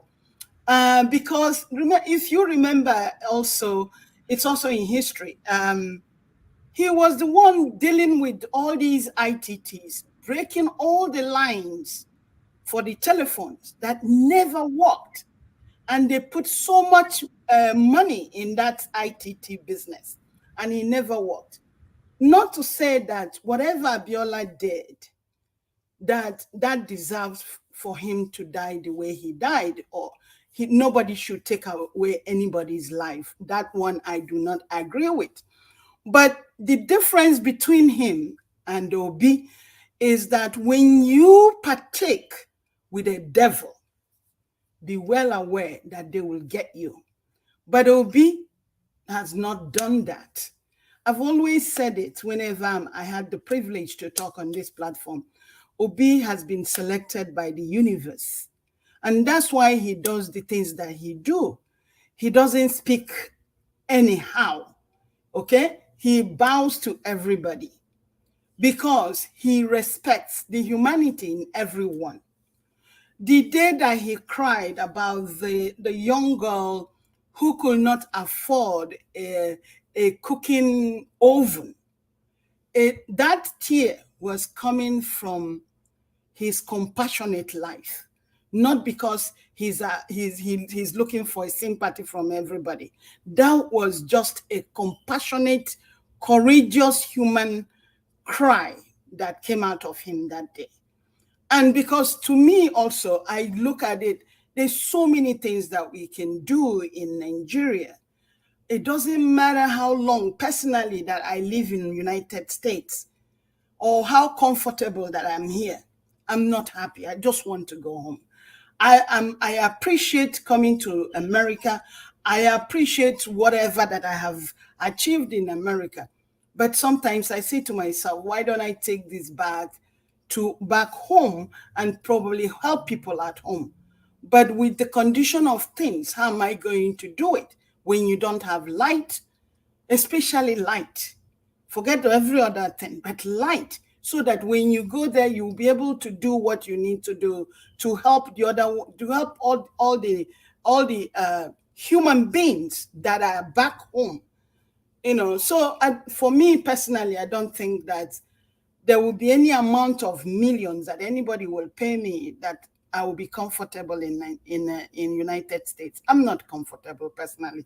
So with that being said, the two Alexis that spoke, they've already said most of the things that I wanted to say, but also to say that we have to continue to be very courageous because Obi will definitely get his mandate.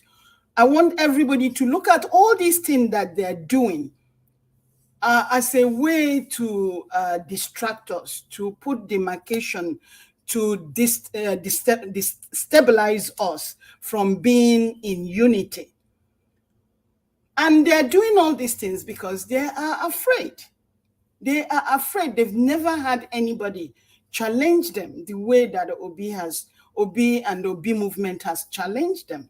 So if you're guilty of something, then you look for all kinds of ways to do something wrong. And again, we are talking about all these things. Everybody is talking, but still we haven't seen, nobody knows where Tinubu is. But they kept talking. They kept doing all kinds of things. But still, we have not been able to locate exactly where he is, what is going on with him. But every other person is talking. Then my final thing is, I don't know if anybody saw this video or even if the video is credible. Feni Kayode or whatever he's called, he was fighting his wife today and he was caught in the camera. So again, this tells you the type of people that you're dealing with. Are these people that you really need to answer to? None of them is really credible. So with that, I submit. Thank you. Thank you very much, madam. Thank you. Thank you. Yes, I would like to quickly get it straight on the concerning a platform. I'm not really interested. Anybody that have platform or where there was whatever. What I was talking about is that we are not united, and we started it because of the protest that happened in London. That a lot of people were not there, and I also talk about it that yes, that my attention was drawn to it, how people count the super chat on this platform and how people count the view and likely count the views and the panelists and everything in general. So that's what I was saying. So not where you watch stuff and all that. For me, I have to watch from so many places for me to have information for you guys here. If I don't go to although for me, I spend more of my time with mainstream medias for me to have information to bring you. So if I have to stick to only Nigeria, I won't get any information for you. So I'm not against that at all. Thank you. God bless you all. I would like on to move on now to the next person, which is Shooks Obibweze. Thank you very much, sir. Thank you. Please talk to us. Good evening to you. If you are there. Yeah, I'm here. Because I tried to unmute myself, but no, Mr. Shooks Obibweze, before you even go, sir, I beg, tell us the truth. Are you a musician? Yeah. Pardon? Are you a musician? No. Because no. I say they hide something for us, so some people say you be celebrity and you they hide that. No. I there in my little corner. Okay. Yeah. Yeah. Good evening, Mr. Elvis. Good evening, fellow panelists, and those on the comment section, and our viewers around the world, wherever you are, depending on your time. Yeah. Like Mr. Alex, don't worry yourself about who is gonna debate Professor Wole Soyinka. We don't need to debate him. We don't have time. Except that our little golden girl, the one they carried up, during the rally. I think that's the kind of people. If she is not occupied with her education as well, we don't have time to debate him. He's already done before he can go to the debate. A man. Yes, Madam Nena said, sorry that I have to interject. Madam Nena said that he should come here and debate with the obedient on this platform. But we don't have the time. We need to talk things that are much more, serious and better than that. That's what I'm trying to say. It's not that if he comes here, we've seen people who are more than him. Emeka can tell him how far this place is, and the one I think I forgot the name of this one that catch Henry in the other another platform on politics. What we did to him here, he went and catch Henry, and he didn't come back again. How can he come back? So that being said, you see, in his case, imagine, like Alice and the rest of the speakers have already, spoken. This is a man, 1965, that took out a pistol to go to radio station. You know what that is? That is coup d'etat. Simple. When you go to radio station with guns, it's coup d'etat. How do we know that the military has taken over in Nigeria then? It's through radio. So if he has done that and he has the audacity to call somebody a fascist,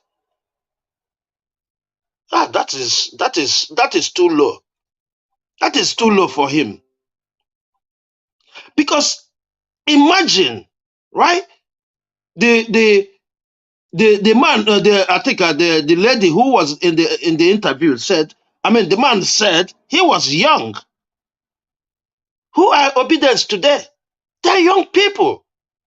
And imagine if over 6 million, as they allocated to us of obedience, have their guns and be on street today. Did he ever imagine what would have happened? Did he?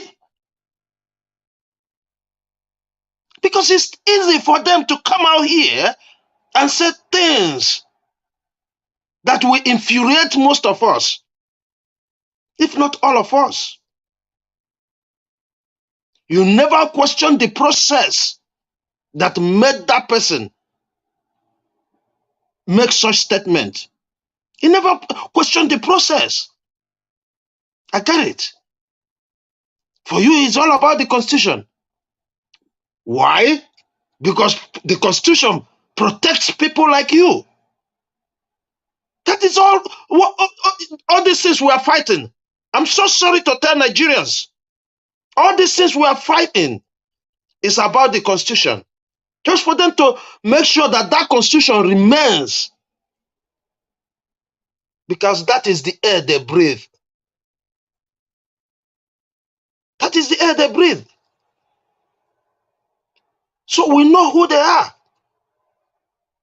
As days come by, it exposes them so much. Yes. Because they cannot hide anymore, because it is happening in their face. It's fast sliding away from them. If we don't know it, let us at least tell ourselves we are doing good job. We are doing good job. They can't handle the pressure. That is why they are doing what they are doing. They are coming out. And they don't like the job we are doing. That's why they are saying we are arrogant. Obedience are arrogant. Because you're going to take food out of their mouth. Mm-hmm. You see, the same way he picked up the gun in 1965.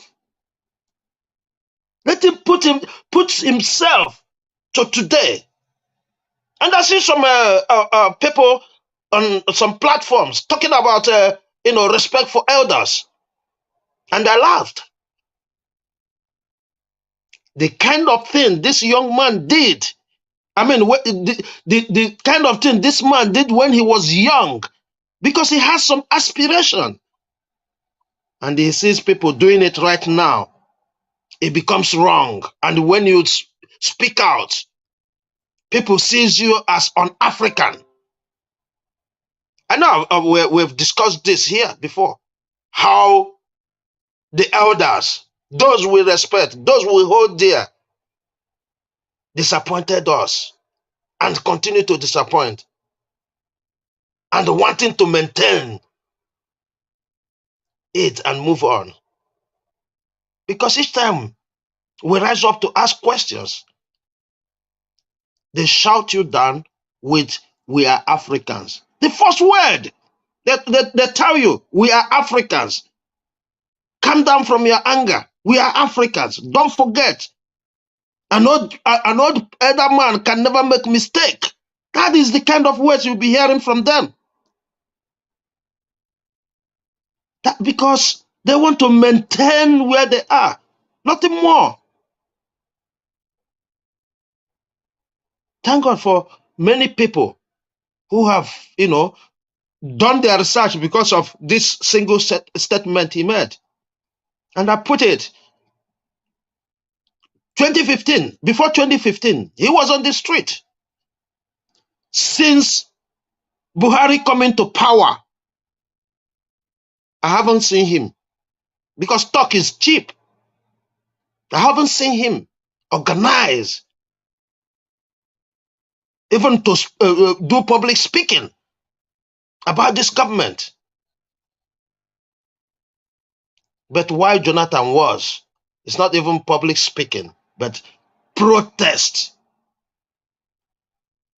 Because he thinks, those of us who think we have little education, we are too afraid. That is how I see it. That is how I see it. This one is a soldier. He knows nothing. He loses nothing. Then he's preying on people's understanding, thinking is weakness. It shall be well with Nigeria. We're not gonna run away from them. We're gonna continue. We don't have guns. All we have is Twitter.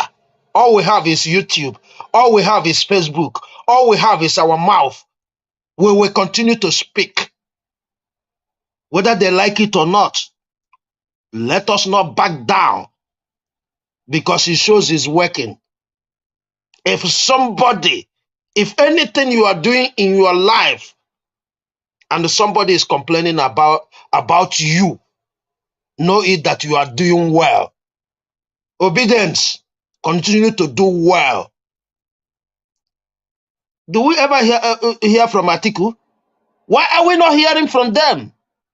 When they interviewed them, you hear the kind of callous excuses they give it. We are matured enough. We are this, we are that. Really? We have taken over. And because we are in line, we are doing well. That is why everybody is against us. I always say it. If you want to know what I'm saying, if it is true or false, go out there. All your neighbors, all African neighbors, none of them you will talk to, they will tell you Nigeria is good. What have Nigeria done to you? They don't know. Why? Because they felt Nigeria is doing good. Whenever they see a Nigerian person, we are well educated, well mannered, and we are challenging in everything. That's the only reason. And some friends, when they come to me to ask me, why is everybody saying Nigeria is bad? I ask them, what was the reason they gave to you? They didn't give me no reason. Okay, they are loud. Yeah. I say, how can loudness make somebody not good? Right? So this is exactly what it is. The obedience, we are doing well. I congratulate you. Let us keep on, matching the fire. Let us continue to light the fire on these people. Interrogate whatever they do. Any secret you have of them, bring it out. Let us continue to fire them. You heard the old man, he said he doesn't want to see anything about social media, that he's afraid. Yes, let him be afraid. Let him get inside. This is our time. 1965 was his time. This is our time. Let us enjoy it. Are you there? Thank you.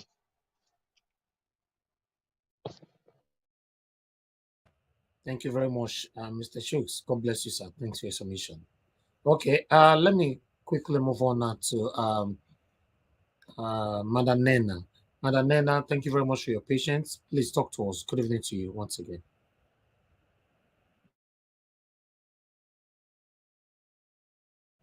Okay, Madam Nena, you're now available now. Okay, let's hear from Ghost Power. Ghost Power, are you there with us? Please talk to us. Good evening to you, sir.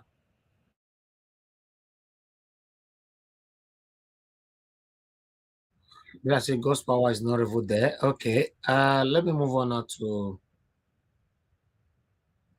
Let me move on to Better Nigeria. Better Nigeria, please talk to us. You are the last. This is a better. Hello, everybody. No, you're we can't hear you, sir. We can't hear you, sir. I'm here now. Are you hearing me? No. Ghost Power, please wait. We don't work like that. Whenever I call you, you don't respond. I'll come back to you. Please mute yourself, sir. You know, when I come back to you. Hold on, sir. Hello, George. Thank you very much for the job you are doing. And other panelists, thank you for your patience, for your contribution, and for the brilliant arguments that you have been having and giving since this platform began. We appreciate all of you, and God will bless all of us. Now, let us start with, the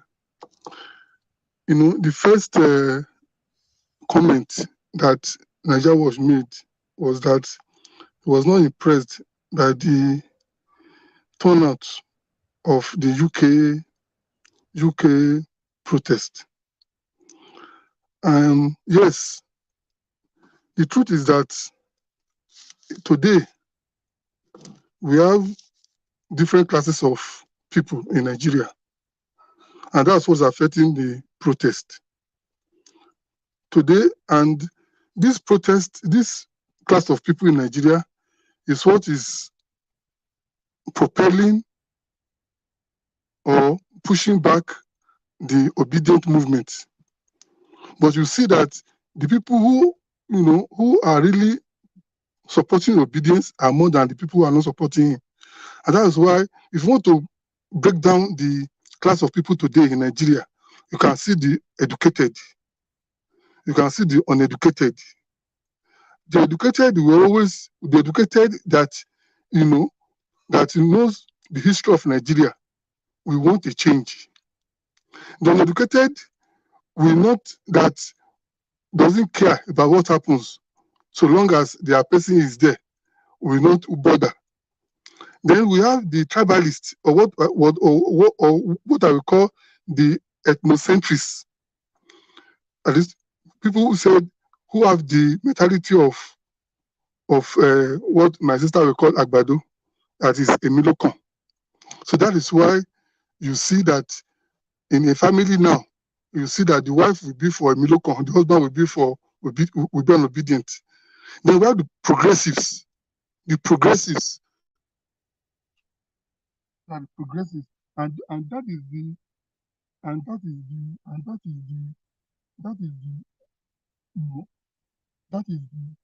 force behind obedience today. And hello, better Nigeria, sir. We can't hear you anymore. I don't know the audio you are using, sir. Hello, sir. Can you hear me?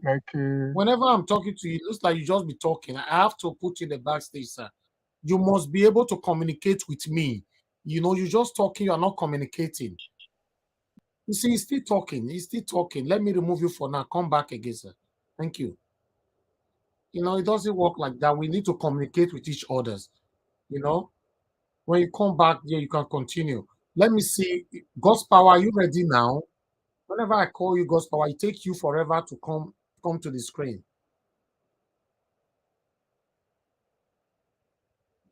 See? Now, Madam Nena, are you ready? Okay. None of you is ready now. Let me call on...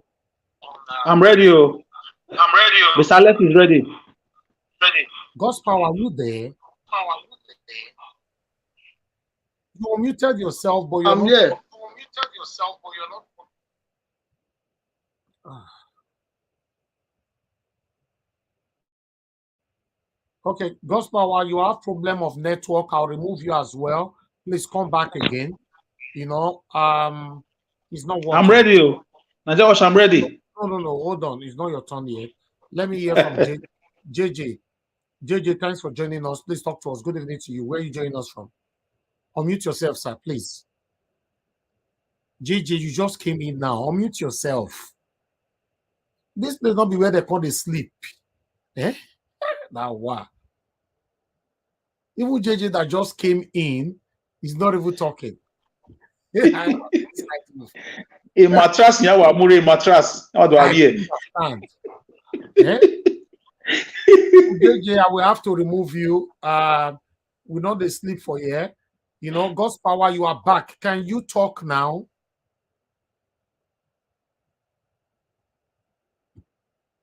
Oh, God.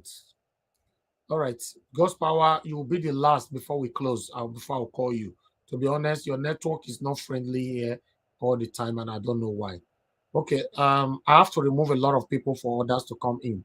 Let me post out a link for more people to come in. We cannot do this.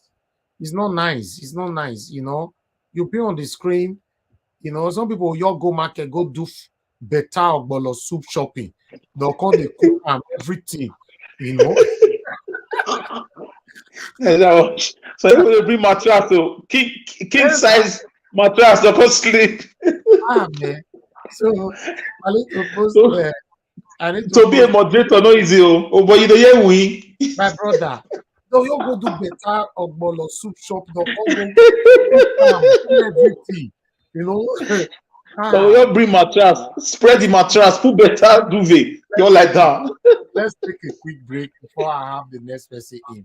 God bless you all. Please help us to share a life. I know they do competition with anybody.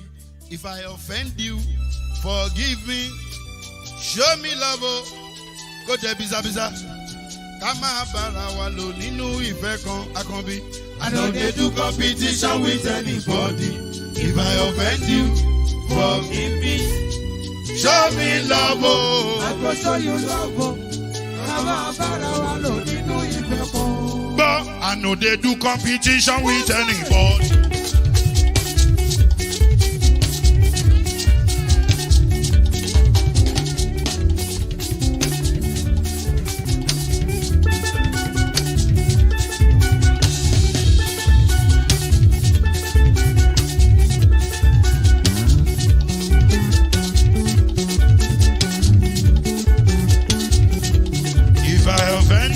Forgive me, show me love, oh. I go show you love, eh. Kama bara wa lo nínú ìfẹ́ kan. I don't dey do competition with anybody. If I offend you, forgive me. Show me love, oh. I go show you love, oh. Kama bara wa lo nínú ìfẹ́ kan.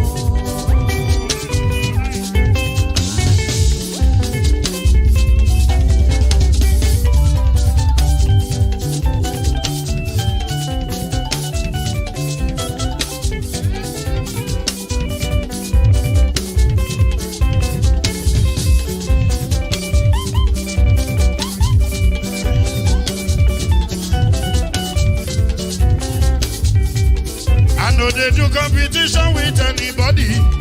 If I offend you, forgive me. Oh, tó bá ti sanwó fún Ṣẹ́gun nàbí o. Ẹ fẹ́ jókù. Alákọ̀bí. Ṣẹ́gun nàbí. Alákọ̀bí. Sábà mẹ́la. Anybody? Anybody? Any bobo. Anybody? Mo ló ń fọlú, ó gbà mí bó ṣe rí mi láti finishi. Délé mo ló ń fọlú, ẹ jẹ́ ń sọ̀rọ̀. Délé o.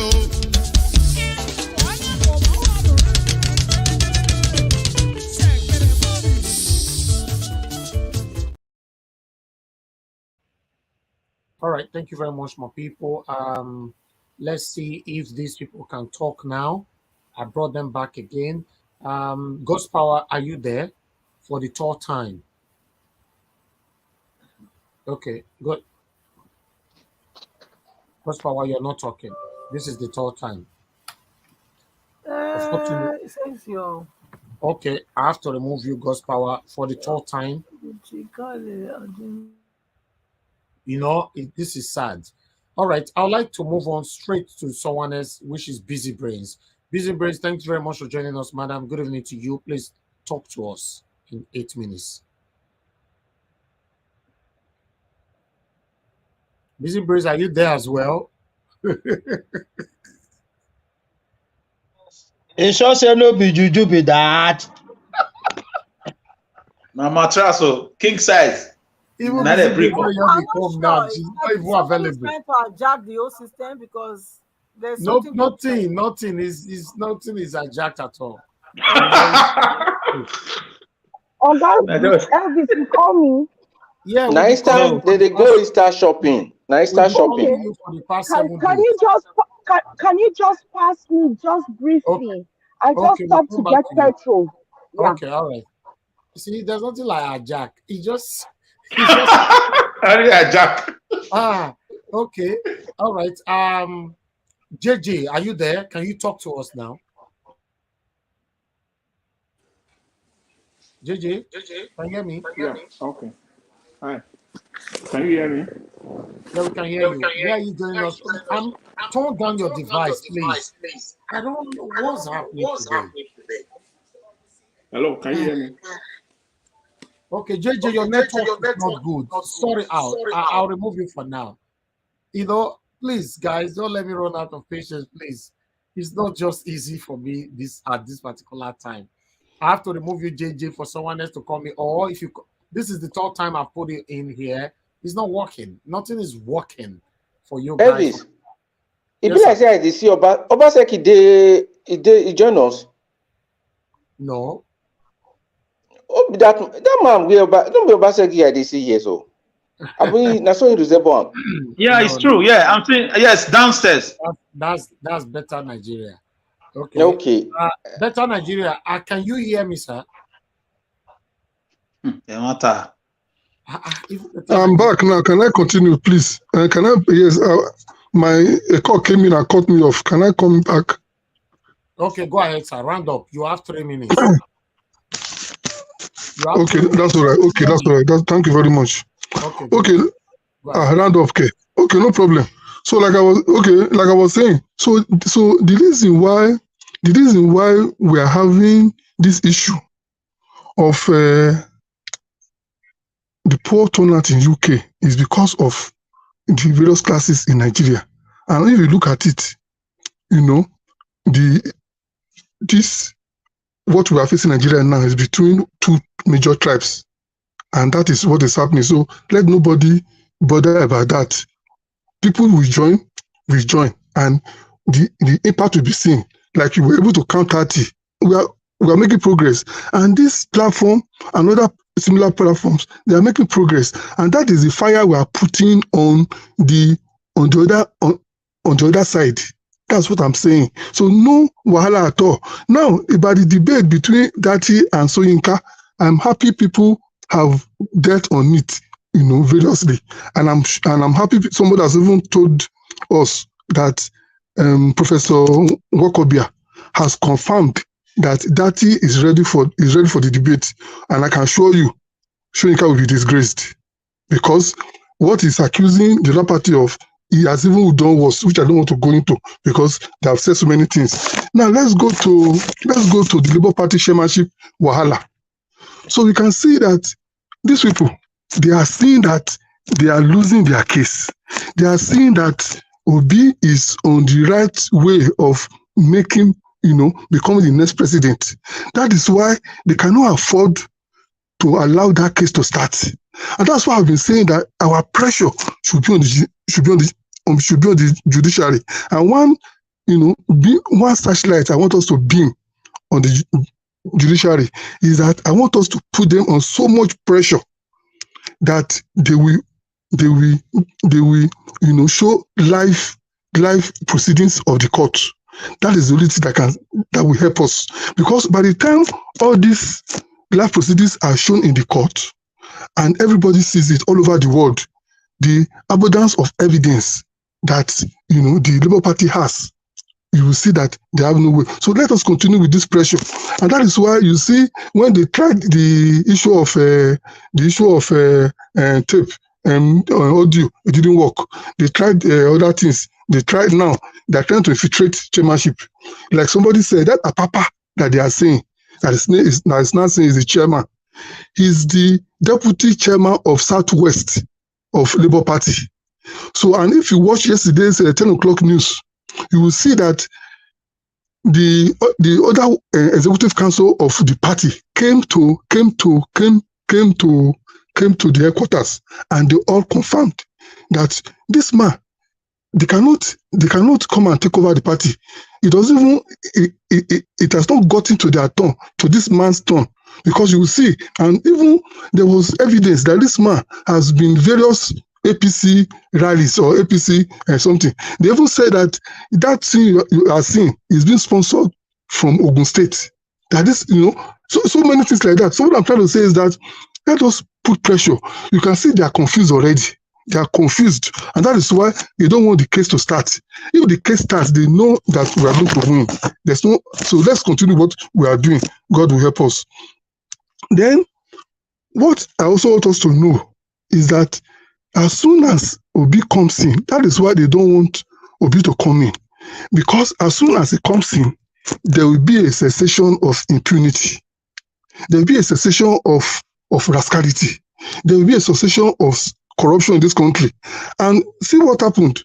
Do you know when Buhari was coming in 2015, everybody in the ministries, in everywhere, they were all sitting tight, sitting up, thinking that it is Buhari of 1990, is it 1983 or so? Okay, 1983. They saw it was the Buhari of 1983 that they saw that was coming. Not only that, this Buhari has been, it's not changed. I don't want to use any negative word about him. He has changed.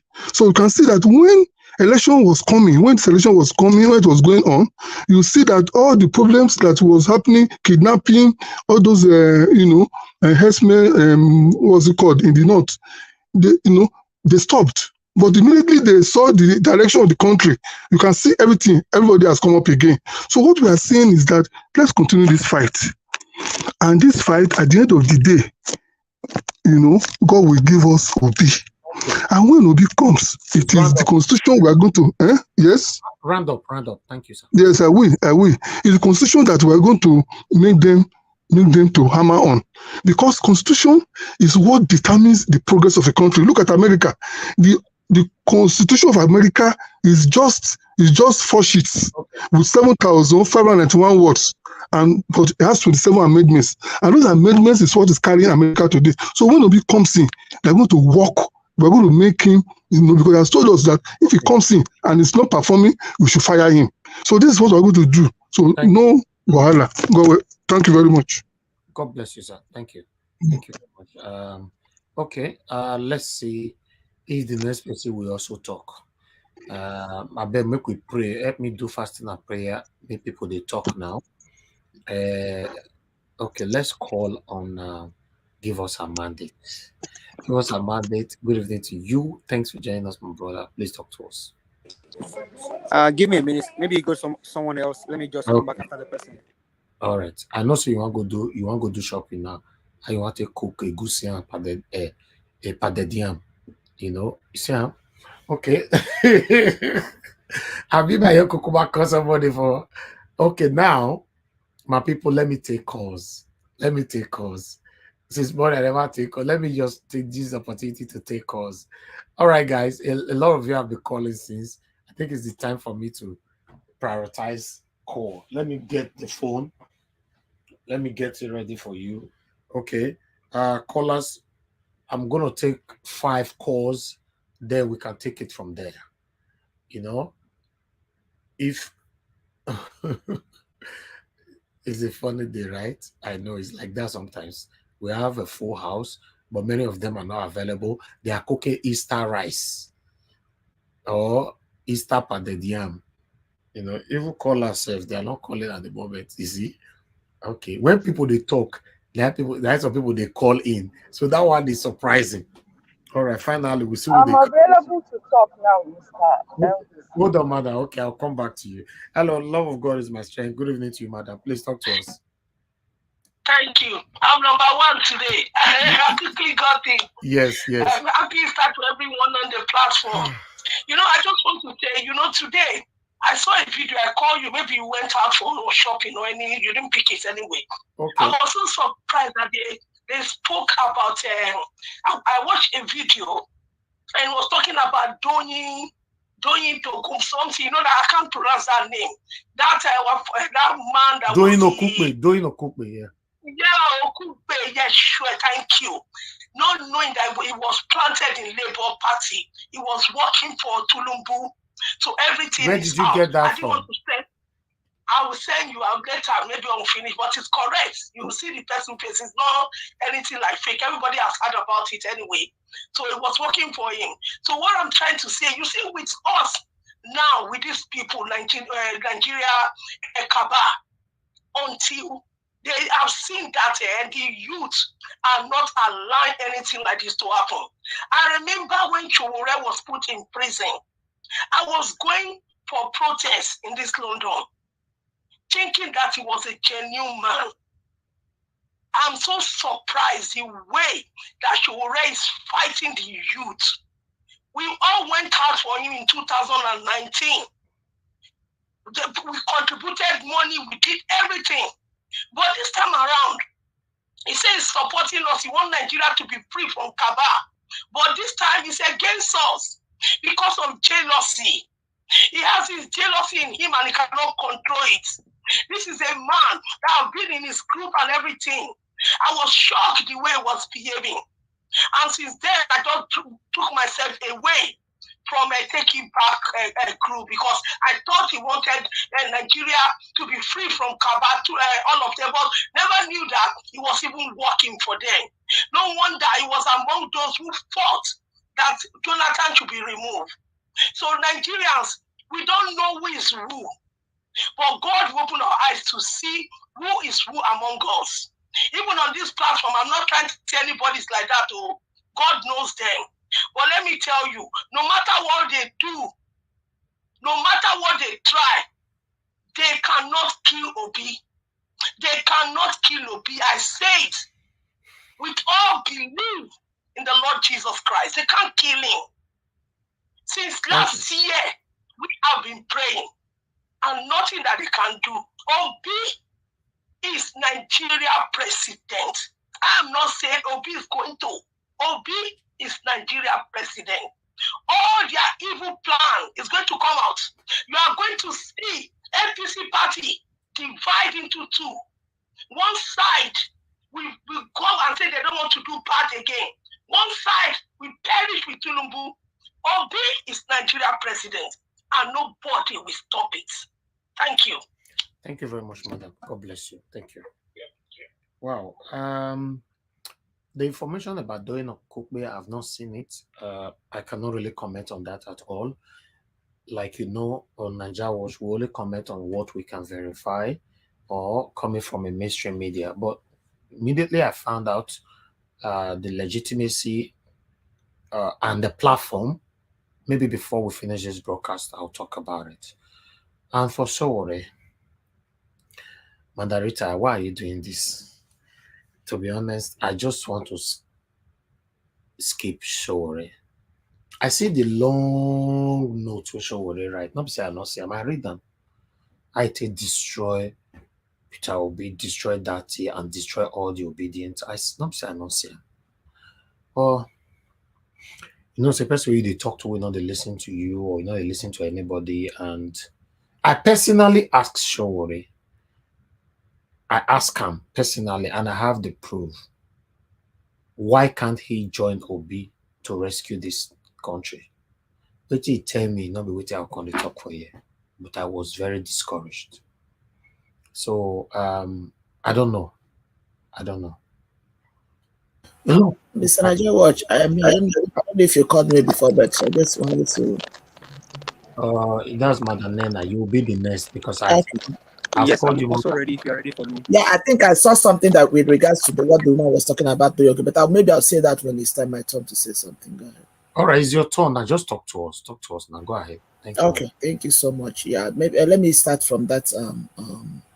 What this that woman was talking about. I think there's something that is circulating where I think Donyo Kugbe.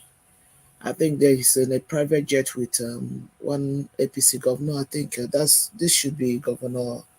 What governor is? I think the governor of I think Ogun State or something. And then people are beginning to make it look as they're trying to. Okay, let me just read it the way I see it here. It said, politics aside. This one said, I respect Oyokube. He played his game clean and fair, deceived Obi into the contest, made Obi to betray his day one mentor, and introduced LP as a third party to pave way for Tinubu's presidency. That is what is being alleged. And the picture they saw with him was actually taken yesterday. And I think somebody was trying to explain, I don't know how true that is, that which platform did you get this from? I actually, okay, let me see. I saw it on I saw it on Daily Trust. Okay. Daily Trust of Friday. This is March actually. Daily Trust of Friday, March 2023. That's why 2023, March Friday 23. So he was actually found in presidential, private jet with Governor Abiola of Ogun State. And now people are saying that the truth is that guy is actually his cousin. You know, people are saying, okay, do you expect him to abandon him, not to stay with his cousin again because of politics? That kind of thing. I mean, all these things are politics. And some people are raising eyebrows. Okay, if he can be dining and whining with these people, that means he's actually not real. I don't want to say that Donyogu, because when I look at his role he played when the Labour Party came out and when people, I don't have any reason to believe that he betrayed. Okay, for me, I wouldn't want to comment on that at yes, all. That's what that does. Is unverifiable statements, you know, especially because the way I'm talking to you right now, I'm searching everywhere. It's not in anywhere. I found this on Daily Trust of Friday, 17th March of 2023.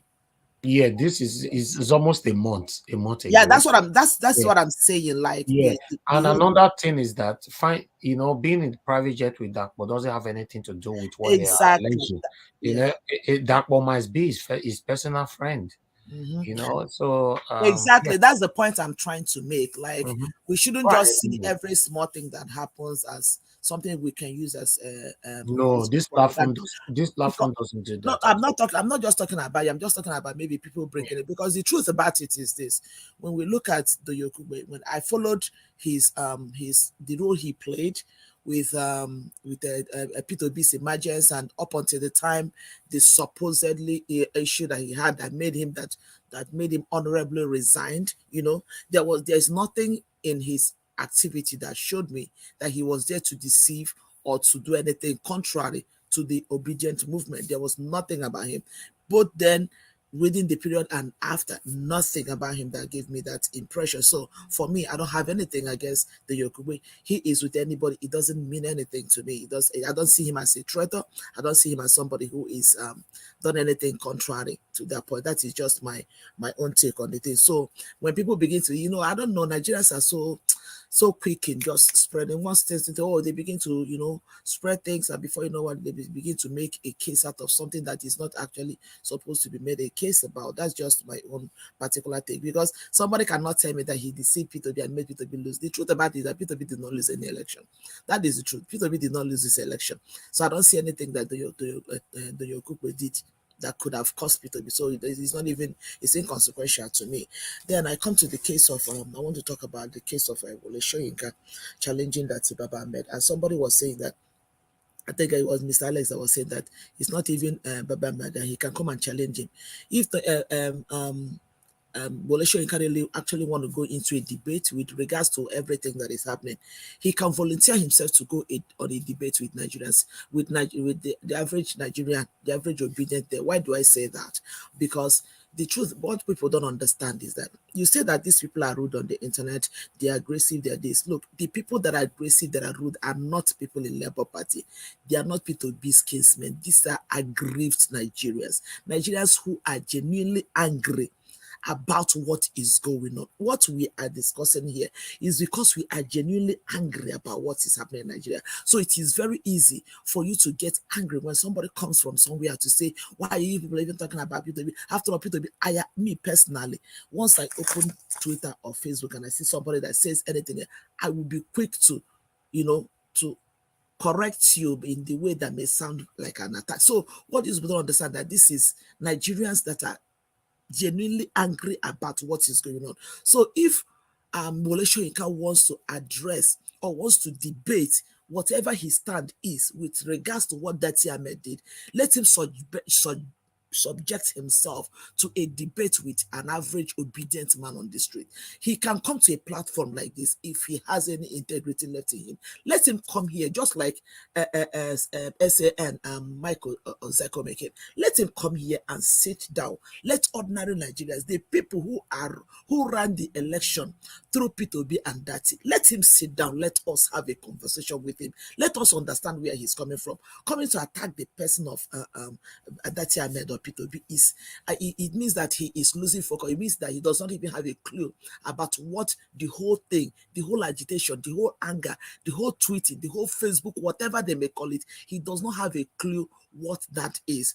And it is very obvious. Everybody that knows the antecedents of this man, that have followed this man for some time, and pictures and things, you know, that's the beautiful thing about, they say that history, before we used to say history, don't forget. Now internet does not forget. We see pictures of him, both even most recently, about his relationship with Tinubu, relationship with the likes of Rotimi Amechi. This is the same what's his name, Wole Soyinka, that was quarreling EFCC sometime in the, I can't remember the year, I think that was during his 80th birthday, when Peter Odele threw him a party, they threw him a party the 80th birthday party with a certain amount of about 80 something million naira or something like that. And then the EFCC was questioning, and he was angry. He was it's like he was kind of coming to the defense of the governor for spending such an amount of money on him on his 80th birthday. And you see that, okay, imagine somebody who is in a society where things are going wrong, and they spent 80 something million to throw a birthday party for you, and the EFCC is questioning that money, and all you could do was to come and defend the governor who spent that money on you. I was telling them, all these things tells you one thing and one thing alone. This is a man, maybe this election have really exposed a lot of people. It has really exposed a lot of the ills, the level of the decay that we have in our society, and he's actually making people who are willing, I use the word who are willing, people who are willing to know the real thing that is happening in Nigeria, people who are concerned about the real thing that is happening in Nigeria, to begin to see where actually our problem is coming from. Now we're beginning to see that the likes of Wole Soyinka, in one way or the other, has been part of the problem that Nigeria is coming from. Don't get me wrong, Wole Soyinka is a man I've followed. I'm a lover of literature. I'm a lover of art. I followed him. I love his book. I respected him. But to see it at this point in my life, that this man in one way or the other have played a role in, but have taken part in fraternizing with the people that have put Nigeria where Nigeria is at this point in time, I cannot help but lend my voice with everyone else that say that I am beginning to get disappointed in the likes of him.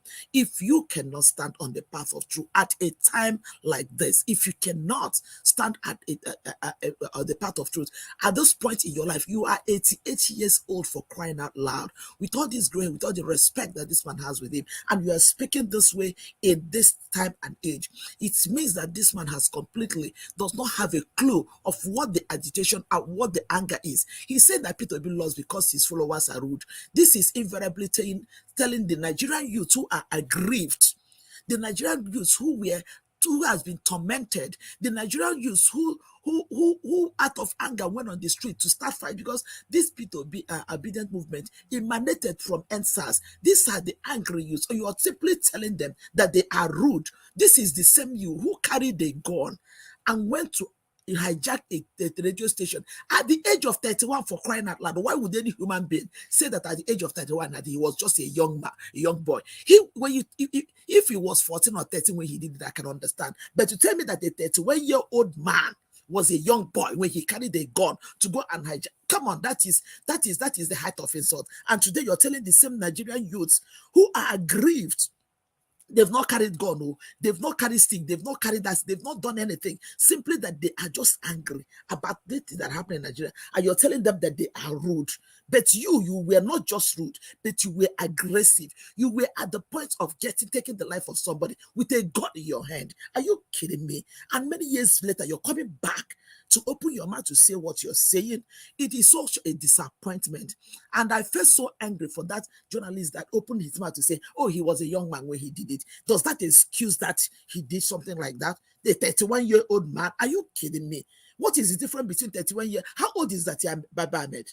How old is Datti Baba Ahmed compared to 31-year-old? And you're opening your mouth. What did he say that you're coming to make such comments? It's so unfortunate that somebody like him, that people had so much respect for, that at this way he has lost touch, that forgetting that the respect, that everything that people had for him, there was a reason they have it. And if he knows what is good for him, he should maintain the little respect that is remaining for him and just keep quiet at this point in time. Because Nigerian youth, some of them who were not even born as at the time he carried gun, and to grow up and hear such history about him and see that the pain he felt then in 31, when he was 31, that they are feeling worse than that today. I'll tell you something, if some people had the opportunity of putting a weapon on the head of Yakubu and say, declare P2B as a president, some people will do it. Are you kidding me? Because Nigerians are grieved, Nigerians are pained, and you're telling me that the people who are pained the way you were pained at that time, you're telling them that they are rude. That is an insult on the Nigerian people. And this is one of the things that Nigerians cannot take. It's ridiculous that it's coming from another state man like Wole Soyinka. I am highly disappointed. I'll rest my case for now. I am pained when I hear things like that. It hurts me. It is ridiculous. It is ridiculous. Okay. Thank you. Thank you very much. I understand how painful it is. It's very sad to see that almost all of them in power, all of them are against Mr. Peter Obi. I've never seen this before. You can see all our leaders, almost all of them. I don't want to generalize that all. Almost all of them are against just one man. It's ridiculous. I've never seen this before. Although I knew they would fight back, but it's getting tougher. Only God knows how this will end. But I'm very, very sure, I'm certain that Peter Obi will emerge as the next president of Nigeria. Nothing lasts forever. It looks difficult now. What we can foresee right now looks very, very difficult. But we should know that nothing lasts forever. So I believe this is the time God wants to answer the prayers of Nigerians. Let me hear from Busy Brains. Thank you very much, madam. Good evening to you. Please talk to us. Hello, Mr. Elvis. Good evening to you. You are far away from your audio. We can't hear you. Okay, so I've got my Bluetooth on. I'm driving, so if I take it out of Bluetooth, I can try it. No, don't take it out. It's fine now. Don't take it out. Okay. Can you hear me better? Yeah, we can hear you. Yes. Go ahead. Talk to us. Thank you, madam. So, good evening, everyone, and those in the panel. Good evening, all. Well, sorry, I'm just meeting you guys over halfway through the discussion, but I was listening earlier on when you were lamenting about the crowd in London. Yes, it is appalling. It could have been better. You know, I'm calling because I just want to implore on Nigerians, most especially the Nigerians living in the diaspora, in the UK, to be precise, and in London in particular. We've got a lot of Nigerians who are residents in London. Maybe they did not know as much about the protest today. Maybe I'll give them that. But then, for those who are within the group where the organizers of this protest, I remember when our principal was going to come out, they went out to London. They brought the march to show support for his emergence as the principal for Labour Party. The crowd was astonishing. Now that we need the crowd to be louder than what was back then when he emerged, was quite disappointing. Quite disappointing. I know that maybe people would say because it is Easter, so people might be celebrating. My fellow Nigerians, the situation is dire. It calls for sacrifice, and the sacrifice is just for the day and just for a couple of hours between 12 to 3. It was not asking much. It could be much, but Nigeria deserves more than that. It deserves a little bit of your time, just a bit of sacrifice. Our principal and Datti Baba Ahmed, you can see how they are dragging them from pillar to post. They are dragging them from pillar to post. That is the sacrifice that they have paid, and they are still paying. We don't even know the extent. Imagine how they've tried to tarnish his name by doing an AI audio. You imagine how they try to set him up with women as it is being alleged and it's coming out now. That is the tip of the iceberg of what we've even heard. Not talk of what don't even know that these people are going through. All we needed to do is to sacrifice our time, just our time in this era of information warfare. This is a warfare, but it is not being fought in the battlefield as we know how war is fought. It is your words coming out to show strength in number. With the paltry number that went out today, where is the force? We need to let them know we are a force to be reckoned with. We went out. Where is the number? It's laughable. It is laughable. We want a better Nigeria without paying the sacrifice? Tell me, for those that went to school, did you not sacrifice some hours to read to get that certificate? Did you not sit down and the certificate landed on your lap? You had to put in some work. You don't just sit down in your bedroom, in your parlor, in your kitchen, and be lamenting about Nigeria, about the leaders. The reason why the leaders have gotten away with it is because we let them go away with it. If we have shown them that enough is enough, you have to do right by us. Through the actions that we take, they will not have gotten this far. They will not be so brazen and blatant in their disregard of us. They have shown us disrespect of the highest order because we have refused to put in the little that we deserve, that we need to. It is not easy. It's not easy. I'm driving 4 hours back, 4 hours to get there. Yes, I don't have the time. I don't have the time. I'm telling you. Nobody has the time in the UK. Nobody can tell me that they have the time. That is why we call it sacrifice. Sacrifice that little. An opportunity will be coming again. An opportunity to go out and march the streets of London, to show your displeasure at Mahmoud, to show your displeasure at the demonic APC, to show your displeasure at the bullying and the rape of justice, to show your displeasure at it is not going to be business as usual. If you don't come out, it will be business as usual. People on ground, do what you can do, the little you can do.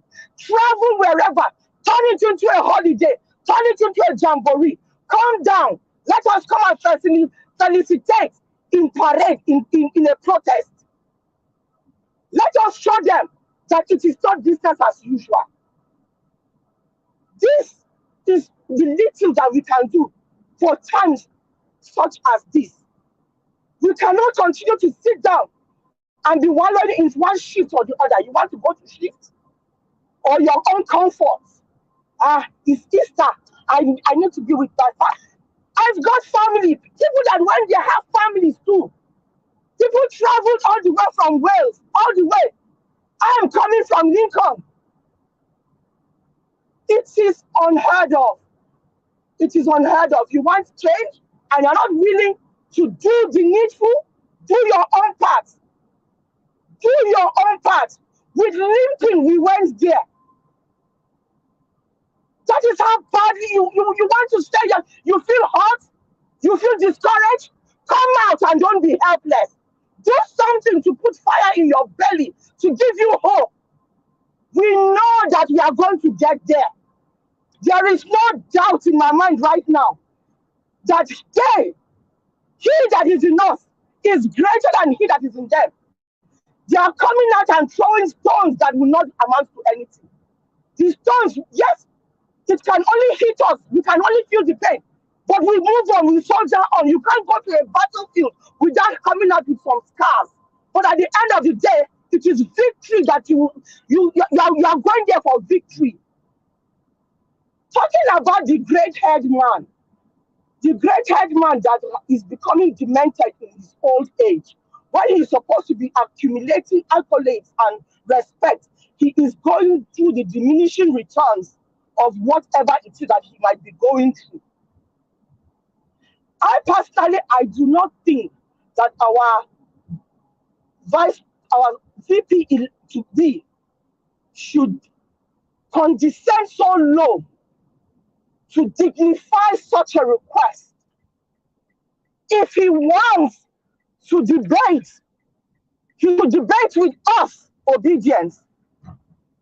He has brought himself to our level. He has brought himself to our level. He should leave the esteemed Datti Baba Ahmed. We the soldiers will debate him. Where was he when debate needed to be debated? Is it now, after election, he wants to debate? What issues does he want to debate? He should table it. Let us give him his own answers. And let us see if he's got superior arguments. What superior argument is he bringing to the table? He's looking for debate. Where was he when the race was being run? It is after the race has been scuttled, he's coming to debate. Of what good is it going to be? Of what benefit to who? As far as I am concerned, that is just another distraction. Distracting us from the issues. And knowing these people, they are snakes. That debate, they will crawl out some, it is going to be a mudslinging. There is nothing dignifying. Nothing will be dignified about that debate. It is debasing, to say the least, if our esteemed VP descend and go and talk and put himself on the same platform as a man with no scruples. We've come to realize he's got no scruples, no integrity. How can? Talking about Showore, I've not seen the thing that he's written, but anytime I see anything, any negative thing against my principal, it whines. It is like winding.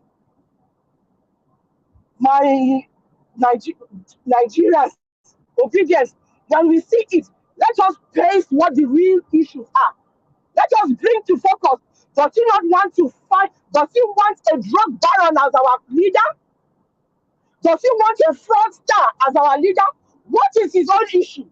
So you see, Mr. Showore has stumbled upon the rock, Peter Obi. Peter Obi is that rock that the evil, satanic, and demonic people will stumble upon, and then they will be exposed. We now know who they are.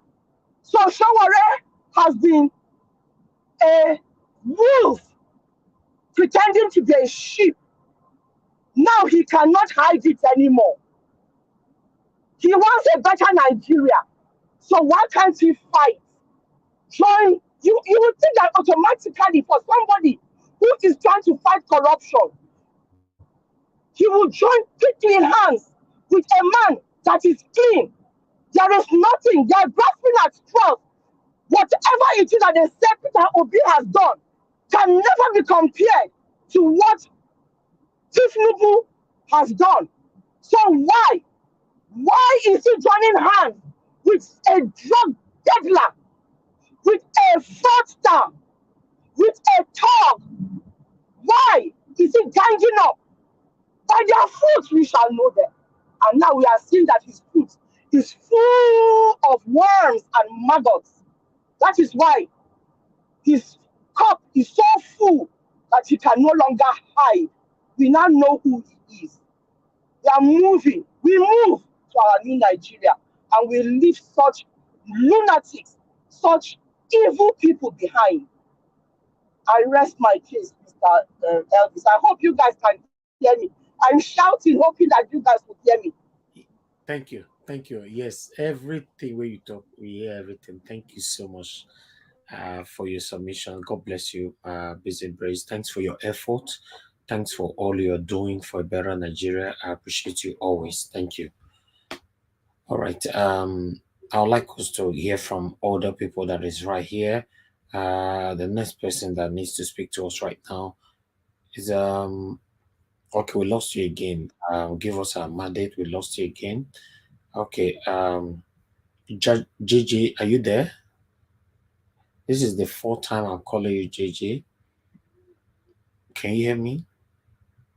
Okay, JJ, you are not still yet available. Okay. Give us a mandate. Are you available? Yeah, I'm here, but I mean, for some reason, you guys may be having. I don't know if you guys can hear me clearly. Yeah, but you have noise on your background, sir. Okay, let me just go. Let somebody else take the space. I may join later on my computer. Okay, my brother. Okay, thank you. All right. Yes. JJ, are you available now? You unmuted yourself. The least of the obedient can take up that debate. It not necessarily have to be the VP.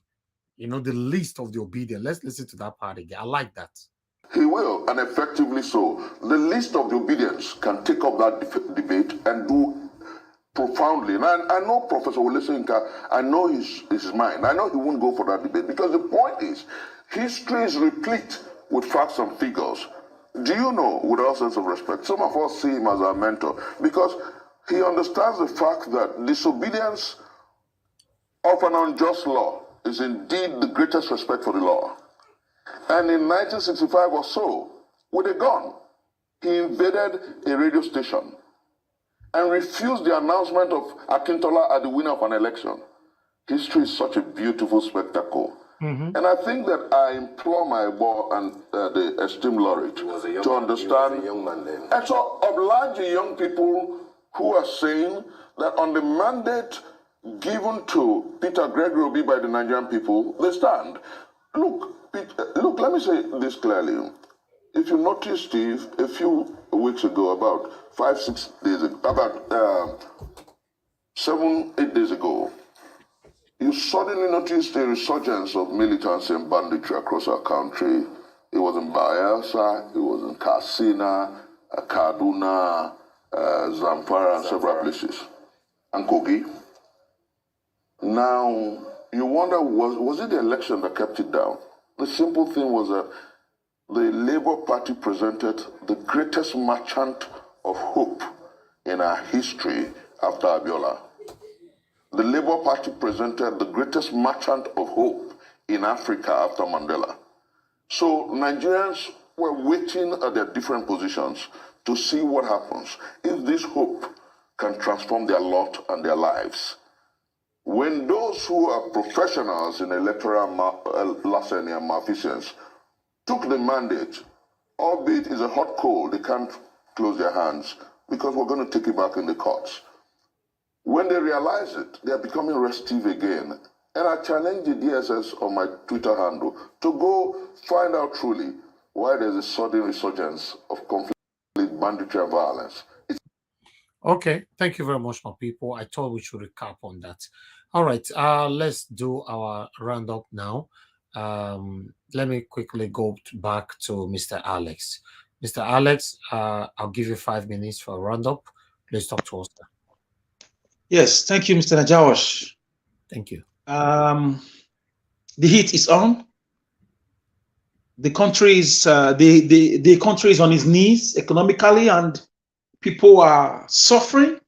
People are at the receiving end of this political WrestleMania of our political gladiators. So, because some people decide to be greedy and wicked and unjust and very, very nonchalant with the people's mandate. It's so shameful. It's so shameful that the likes of Wole Soyinka will resort to using political tatato instead of being honest, standing with the ragtag and the bucktakes. He has decided to pitch his tent with the mafias and those who are, responsible for the agony of Nigerians within the country and worldwide. History would never forgive him.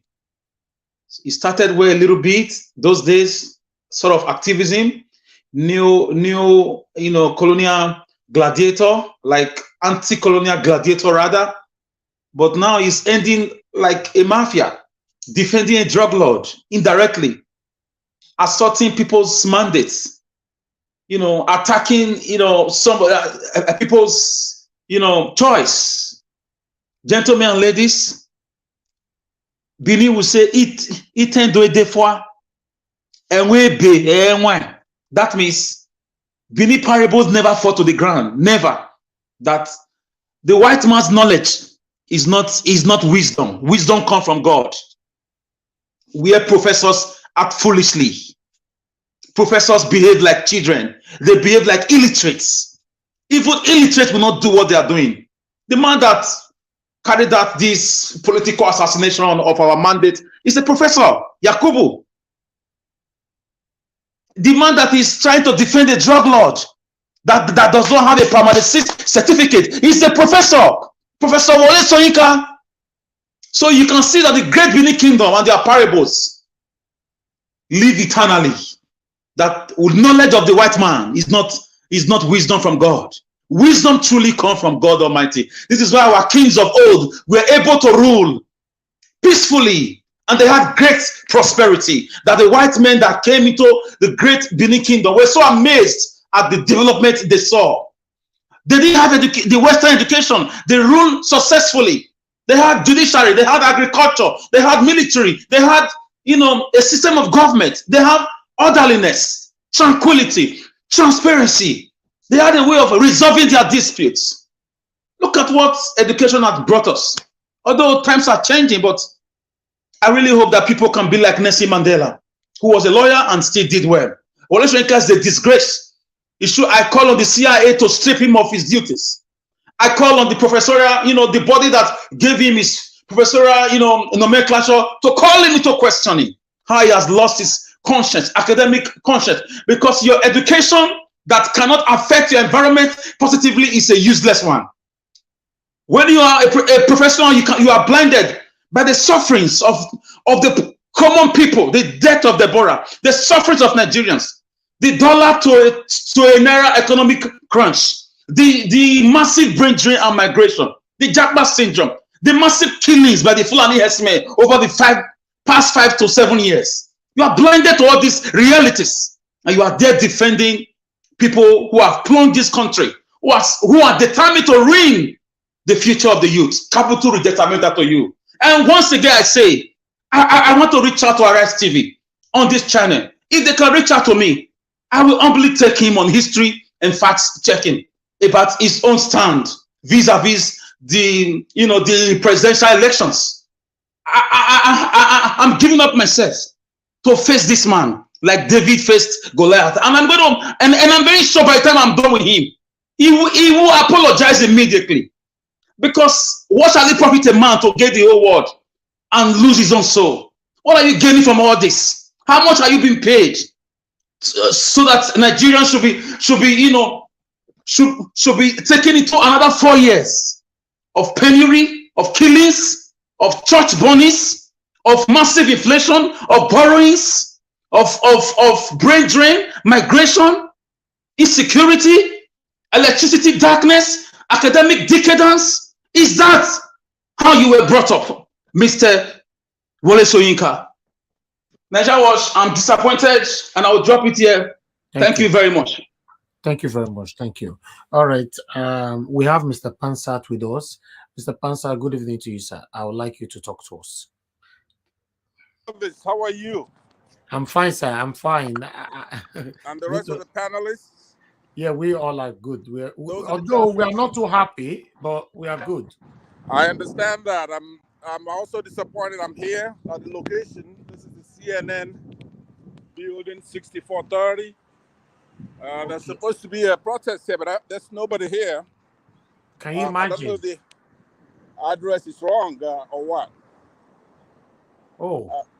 I snapped the picture from the screen, and it says 6430 Sunset Boulevard. This is the world famous Sunset Boulevard. And this is the CNN building. But our people are not here to protest this evil omen we have going on in the country. Wow. And I came all the way to act as a correspondent for the world famous Niger Watch. Oh, wow. You've done your best, sir. Wow. You've done your best. You've done your best. No, thank you, sir. Thank you very much, sir.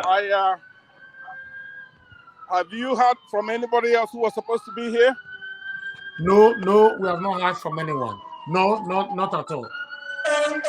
Okay, hold on 1 minute. That's a fire truck.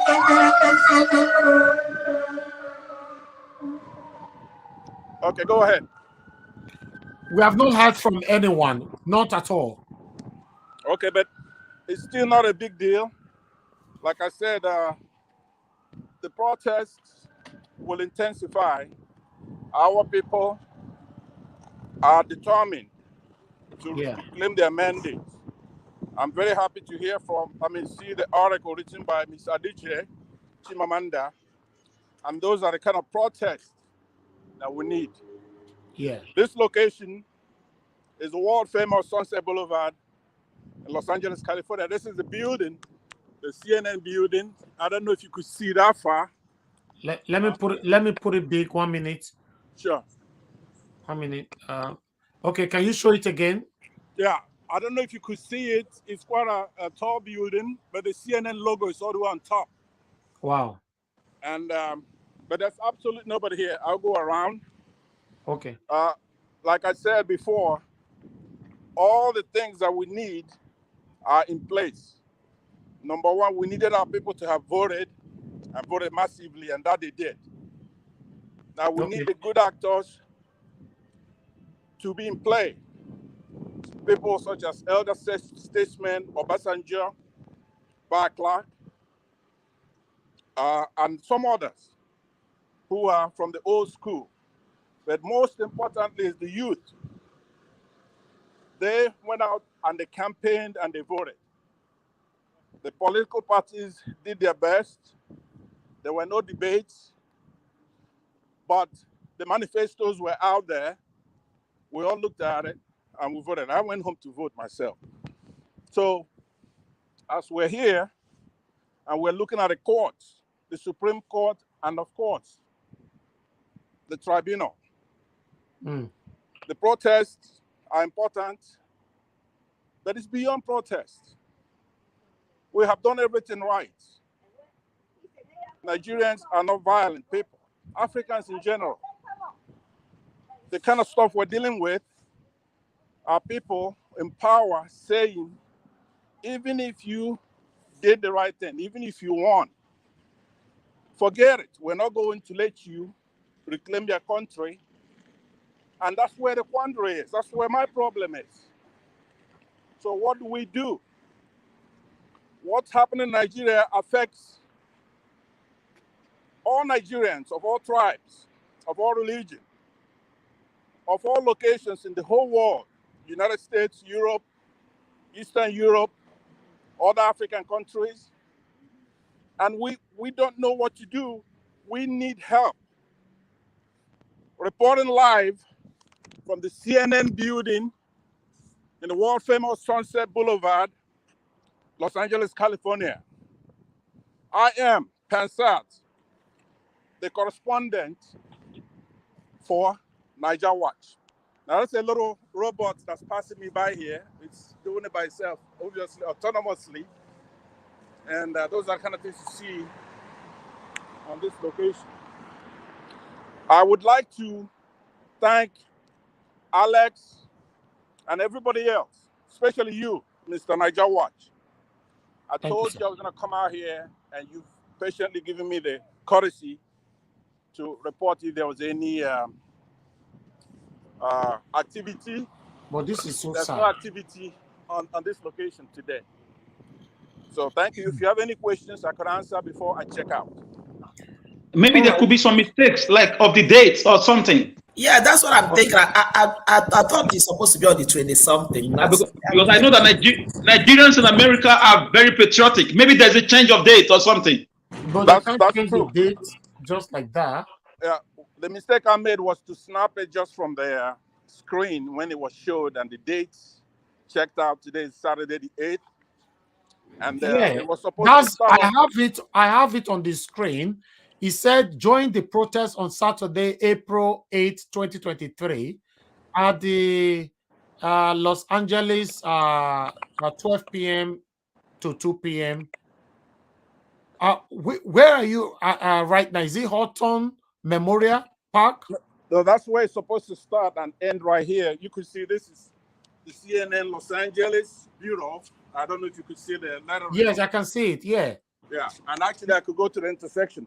Yeah. Yeah. So they are right. They didn't change anything. That's the poster right there on screen. Exactly. Nobody turned off. What happened? What's happening? I'm going to find out. Perhaps they're still over there at Hawthorne. This is Sunset Boulevard. You can see the street sign. This is Sunset and Soyinka, right? And today is Saturday, April 8th. That's at the building of the CNN, and it's 2:35 Pacific time. So this is the Los Angeles Bureau. Pansat. So my suspicion is they're still making their way down here. Pansat. Yes, sir. Yes, ma'am. Can you reach any of the contact numbers on the? Yeah, I will do that after I get off with you now, and if something happens, I will come back on live. Right now. Yeah. Thank you very much. Thank you for the effort. Thank you. Yes. Thank you, my brother. Thank you. Thank you. God bless you. God bless you, Mr. Pansat. Thank you. Even if they don't show up, it's nothing. I know in their hearts they're protesting. That's where it is, in the hearts. Thank you. Chin. And we're going to reclaim our mandate, come what may. There's no going back, obviously. We're going back to massacres, to killings, to starvation, to division, to having our money be $1 to 700 naira, to not having a leader who's present. Even the supposed selected president-elect is nowhere to be found. The incumbent president is nowhere to be found. So the international community have to help us determine who won this election, and we'll move on from there. We should be fine after that is done. Thank you very much. Thank you, Mr. Pansat. God bless you, sir. Update us later on. God bless you. Thank you. Thank you, sir. Thank you, Mr. Pansat. Thank you. Thank you. Wow. All right. On that, we'll be promoting this one now for a while. And at the end of the day, very sad. Nobody turned up. I don't want to really make much comment about it anymore because I know some of them might come for me. You know, so if you know you have your own reason why you did not go, that's fine. I'm not the president of Nigeria. Like I said, I'm doing my part. Let everybody just be doing their parts. That's it. You know, I'd like us to hear from I think, okay, Mr. Alex, you just finished talking to us right now. Let me hear from, we have, okay, Madam Ine, please talk to us. Your final roundup, 5 minutes. All right, I think I've actually said everything that I needed to. Elvis, I'm on the line with somebody from the distance. I just called one of the numbers, so I will come back. Okay. That's fine. Okay, let's see how that goes. Okay, Mr. Shooks Obibueze, can you use your 5 minutes now? Thank you. Yeah, thank you once again. Yeah, it's good as Mr. Pansat is reporting live. I appreciate his effort. You know, this is what it means to fight for the new Nigeria. Everybody's. Excuse me, sorry to interrupt. They are actually there. They are there. I just told them that somebody is at the CNN building, and they said that they're still at the Horton and they're coming up. So if you want to communicate that to Pansat, they're there. I Yes, mean, very important. Okay. All right. I just called the number and somebody answered, and I could hear so much noise on the background anyway. Okay, yeah. That's fine. Let me talk to Pansat then. Yes. Thank you very much, madam, for confirming that. Yeah. All right. Go ahead, Mr. Shoes for People. Thank you, sir. Yeah, all right. You see, the effort, everybody is putting the effort, and that is what it means. You know, this is why they are fighting us. I said it earlier in my, earlier submission. They're not fighting us for nothing. They know we are top, and you can only get fight when you are progressing. If you are going down, nobody cares. So you see, this is why we need to fight. Nigeria, I think these people is an agenda they have written down. They want to sustain. Look at what is happening now. Killings all over the place. Where were these killings during the election time? This is complete, madness. During the election, they talk to them, they back out. They do their business, to solidify themselves. Immediately after the election, they release their dogs. This is too much. The killings are too much. It's not just one state. It's happening in Benue. It's happening in what is it called? Is it Zamfara? Zamfara, right? It's happening all over the place. Killings. These are human beings. These are Nigerians. We cannot continue like this. And this is why they are fighting hard. Because all they want to do is to make sure that they guarantee that they will continue their business by putting the same government, the same people, the same agenda. Now, this cannot continue. We cannot continue to die and be afraid to die. We cannot continue like this. And they know. They know. That's why all these people, they are coming out because they are partakers in this whole thing. I still can't understand why these people, the old people, cannot stand up, say the right thing, do the right thing. Look at what they're doing with the Labour chairman. Because all they care is,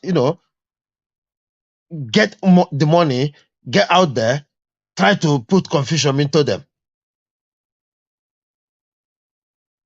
Yet they want us to keep quiet. No, we cannot keep quiet. I thank God for that last video he showed because he said it all. All they want is to shut us up so that they continue to do what they do. But we will not agree them. It is over. It is over. Thank you. Thank you very much, Mr. Shooks. I just communicated with Mr. Pansat now, so he's going to go meet them right there. So thank you very much, Madam Ine, for putting that through swiftly. Please talk to us. Use the opportunity to use your 5 minutes. Talk to us, Madam. Thank you. Yeah, I think what I would like to say is that we all of us on this platform, that sometimes when you are fighting a good fight, it's never easy. So all I will do is continue to encourage each and every one of us that we are on the right path, and we have to continue, because come easy, go easy. When you are on the right path, things start to manifest. Look at all the people betraying themselves, meaning that had some of us probably have backed these people, okay, had it been that these people had gotten in, they probably would have been the worst leaders at that time. So all these things playing out, we still need to be very grateful to the powerful forces in the universe that they're showing us something. And I also read some tweets that Obi just tweeted just this evening. And in those tweets, he also highlighted everything we were saying here.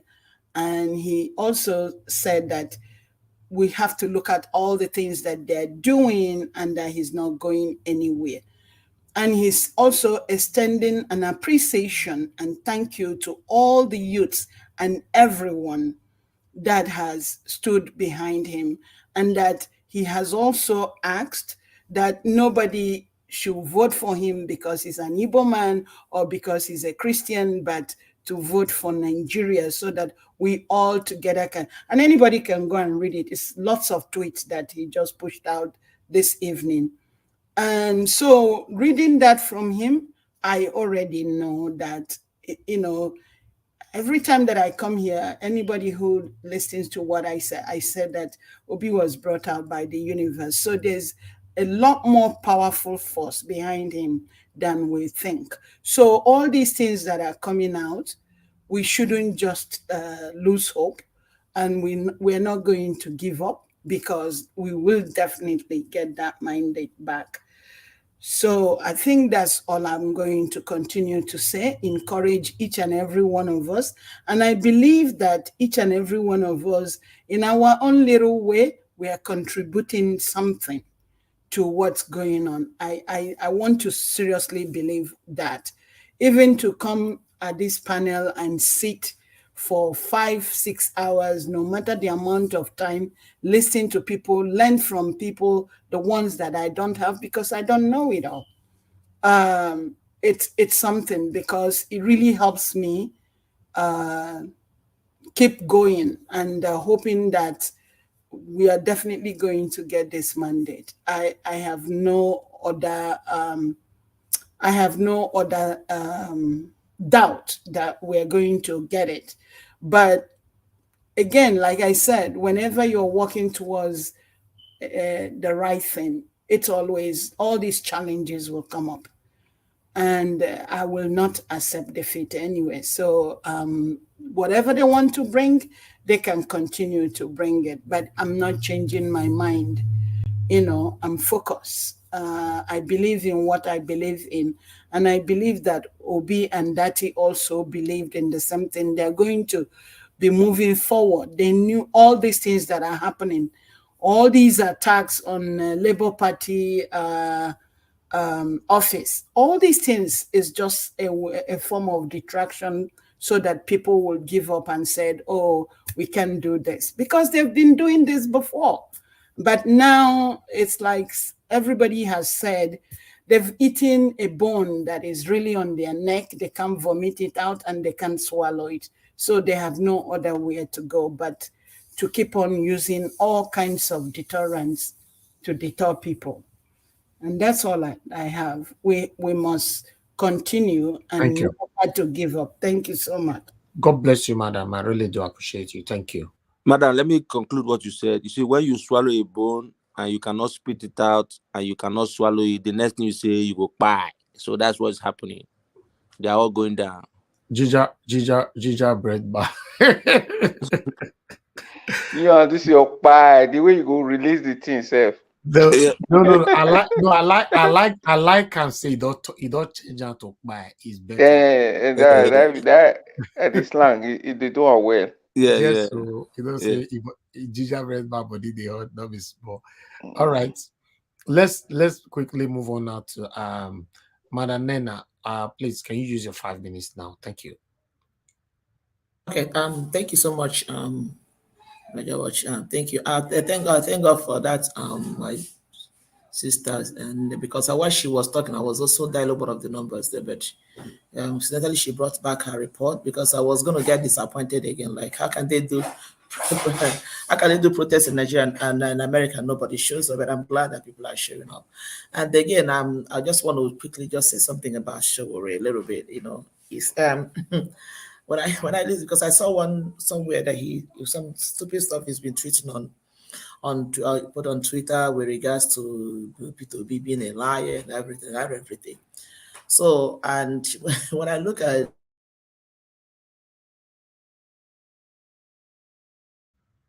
we I lost just you laugh. Hello? Are you there? We lost I'm you here. for a few seconds. Can you hear me now? Yeah, better now, yeah. What happened? I don't know what happened because I'm not using anything external. Anyway, so what I was saying is that when I see someone like Showore, I can't just help but feel sorry for that young man, you know. What I would have expected for someone like Showore, if he was a sincere, being a young man, was that as soon as he saw the move at P2B, he should have jumped into the bandwagon. But unfortunately, he showed himself to be a very selfish person, because remember during the election, I know there was a time he was making noise about that P2B should have come to join him, that P2B should come and join him. I was looking at this, but I'm like, what do you have that P2B have to come be the one that will come join you? And then after the whole thing, the way he has been joining with all these oppositions and the likes of the Tinubu camp and everybody to be making fun of Obi, saying all sorts of things. He has said all sorts of nonsense about even the fake audio tape and everything. When I look at him, I cannot just help but to say that this guy is very obvious. Like, this guy doesn't even have any good plans in the first place when he was claiming that he was fighting for a good Nigeria. It's very obvious. And like I said before, the thing of everything that's happening with this election that just passed, everything that is happening in Nigeria today, I am so glad about it. You know why? Because it is exposing a lot of things. In fact, this election is even exposing our nearest neighbors, people who are close to us. Yesterday, I was talking to a friend. You know, she was telling me about one person she knew at her job that, you know, they used to parley like as per Nigerian levels now, because the woman is, you know, this is not saying that all Yorubas are like that, but unfortunately, the woman is a Yoruba woman. And then she began to hear this woman's view, you know, and she was kind of surprised. So, I cannot believe that you have this kind of view. So how come I bring fufu, we eat together, I bring rice, we eat together in this job all these years? I never knew that you have such feelings about the Igbos and stuff like that. So it has exposed a lot of people and a lot of things in Nigeria. And like I said before, for every well-meaning Nigerian that have eyes, that is intelligent, that really mean well for this country, this is a sign for you to have a rethink and really understand where our problem is, and really understand that we cannot afford to be quiet. Showore has shown himself to be a disgrace. Yes, I was one of the people, because I remember the time he was arrested. Showore's family live in New Jersey here. I remember I was among the people that signed the petition when our representative here, Bob Menendez, was fighting for his release. I was among the people that signed his petition. You know, when they were fighting for his release, about 3 years ago. That time he was head in Nigeria. So to think that such a person will turn out and be acting the way he's acting, I can't help but say I regret even being part of the whole move then too, because I thought it was genuine. I was like excited as at least for once, let a young man who has some sense come out and help to change Nigeria before P2B came on board. But to see what he's doing right now, it's so unfortunate. But all the same, like I said, in fact, if there is the time that I have to scream and shout and yell and talk about Nigerian issue, it is now. It is now. Our voice cannot afford to go down. Our voice cannot afford to go down. Let them keep exposing themselves. Everybody all these people, let them keep exposing themselves. The world will be seeing them. All women in Nigeria will be seeing them. They are going down one after the other. That is just the truth about it. That this is how many months now that they declared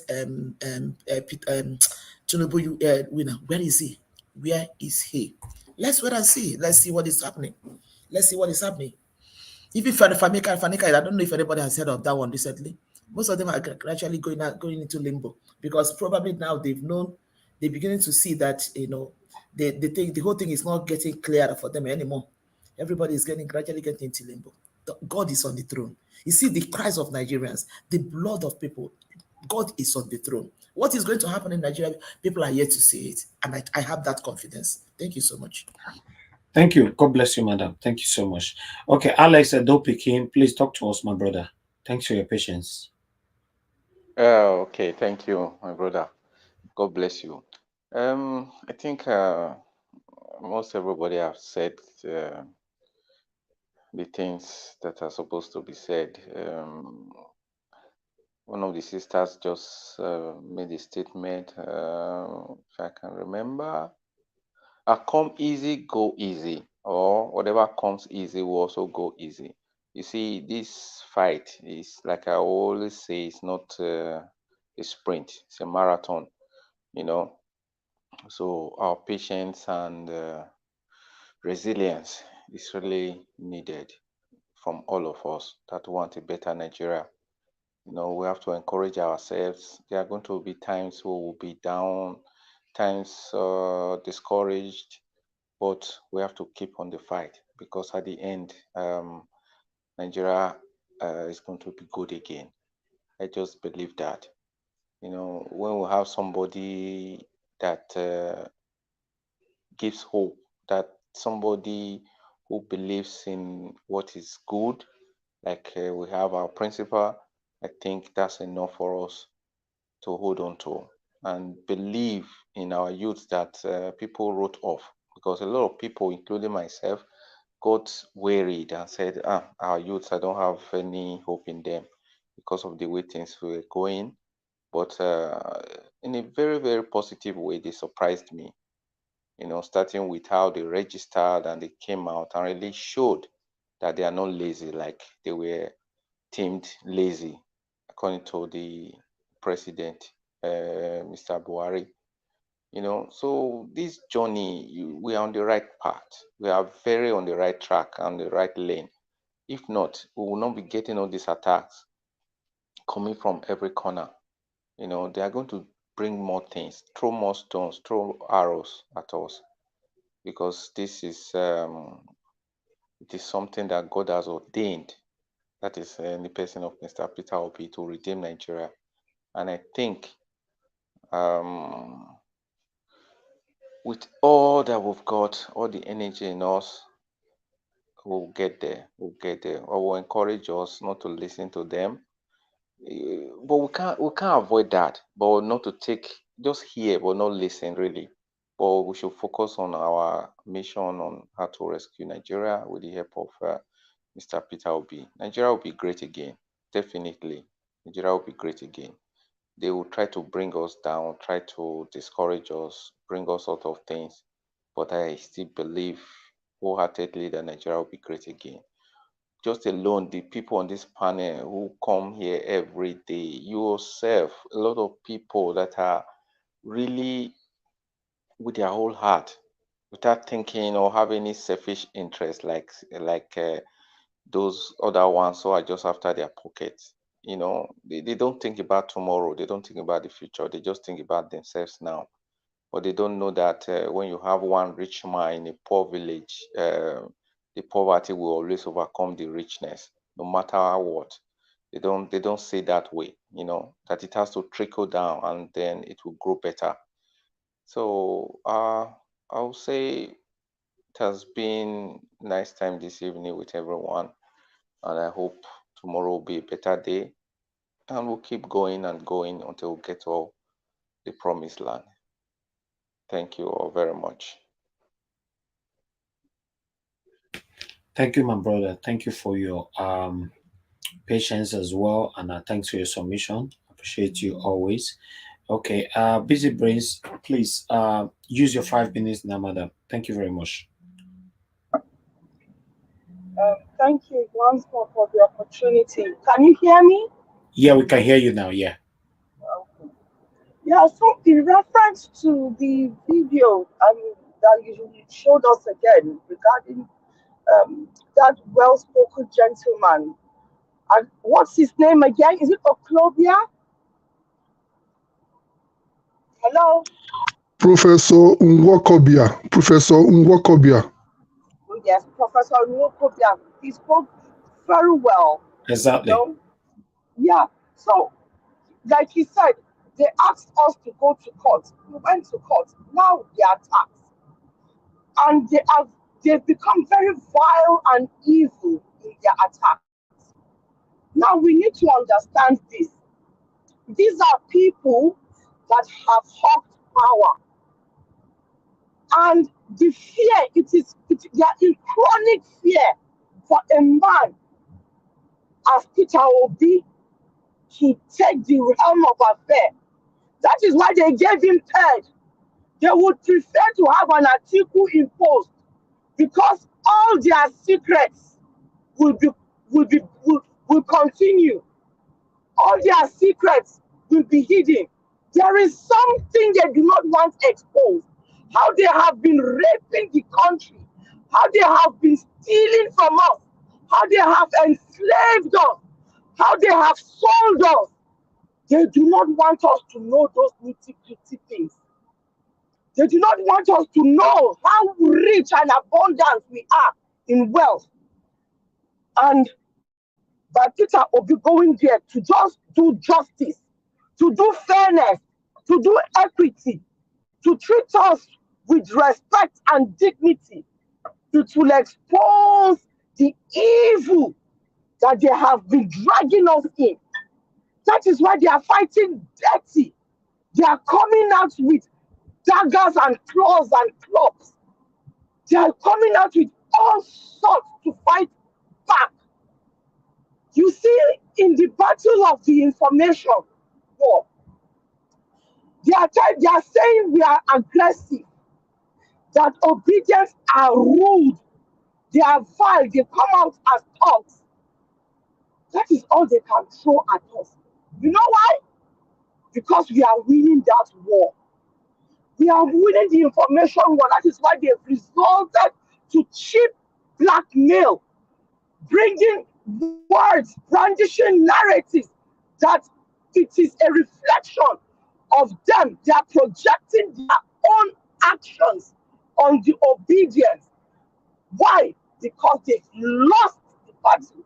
They've lost the information war. Can you not see the jest? When they come out with, yes, daddy, we turn it into a jest. We own it. Yes, daddy, he is our daddy. Everything they throw at us, we amplify it and turn it to jest against them. We've won that war. So the only way they can come back is to use cheap blackmail, use evil rhetoric, narratives to try to drag Mr. Obi and his obedience through the mud. But they will not succeed. No matter how much they try, they will not succeed. They are afraid of Mr. Obi.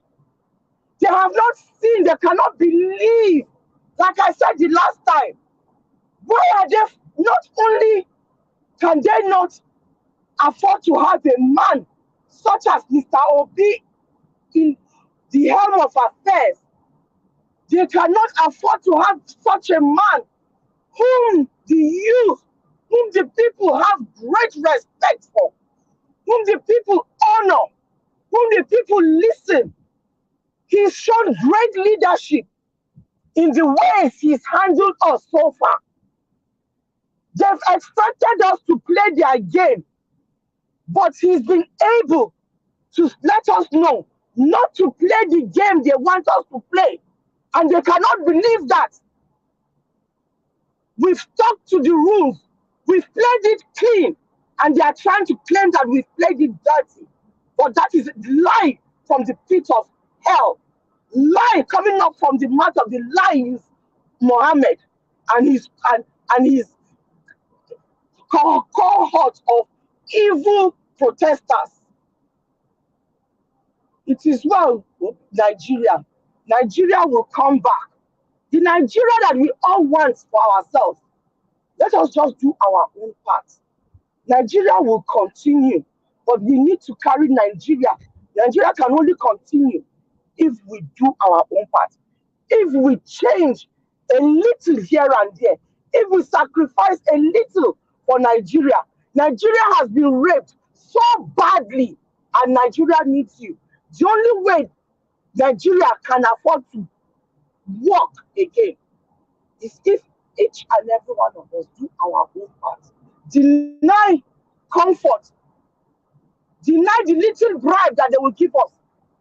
Deny a little. Let us deny ourselves a little. Let us deny ourselves those little comforts.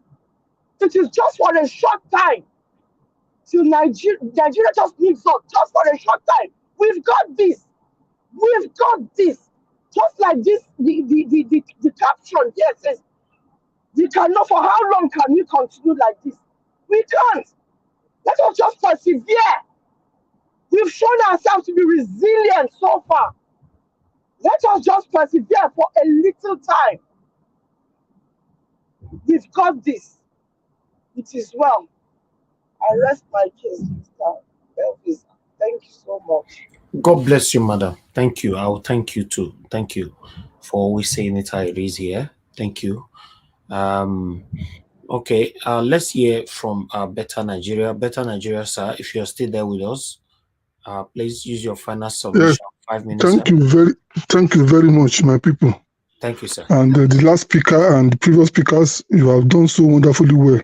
And Nigeria Watch, thank God. Now, I want to say this. You know, Washington Post, the motto of Washington Post is, in darkness, democracy dies. And today, there are people representing darkness and there are people representing light.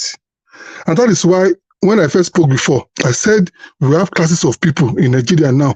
And that's why we're having this problem.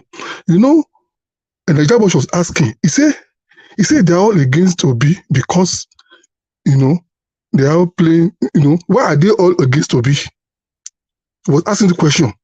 And I want to say here categorically that the reason why they are against Obi is because it's like we are now playing, you know, it's like what is playing out now is that people are playing the ethnic cards. That's just the summary. Because when you look at it, there are two major, like I told you, there are two major divisions now. You know, the status quo and the conservatives. And the status quo, people who want to remain the way they have been stealing before. The conservatives, people who believe that Emilokon, people who believe that it's my person, I cannot change. But among those people, we have people who have conscience. People like Obasanjo, people like Afenifere, represented by Baba Adebanjo, people like Okutekpa, people like Akin Oshutokun, the DG that replaced Okukpe.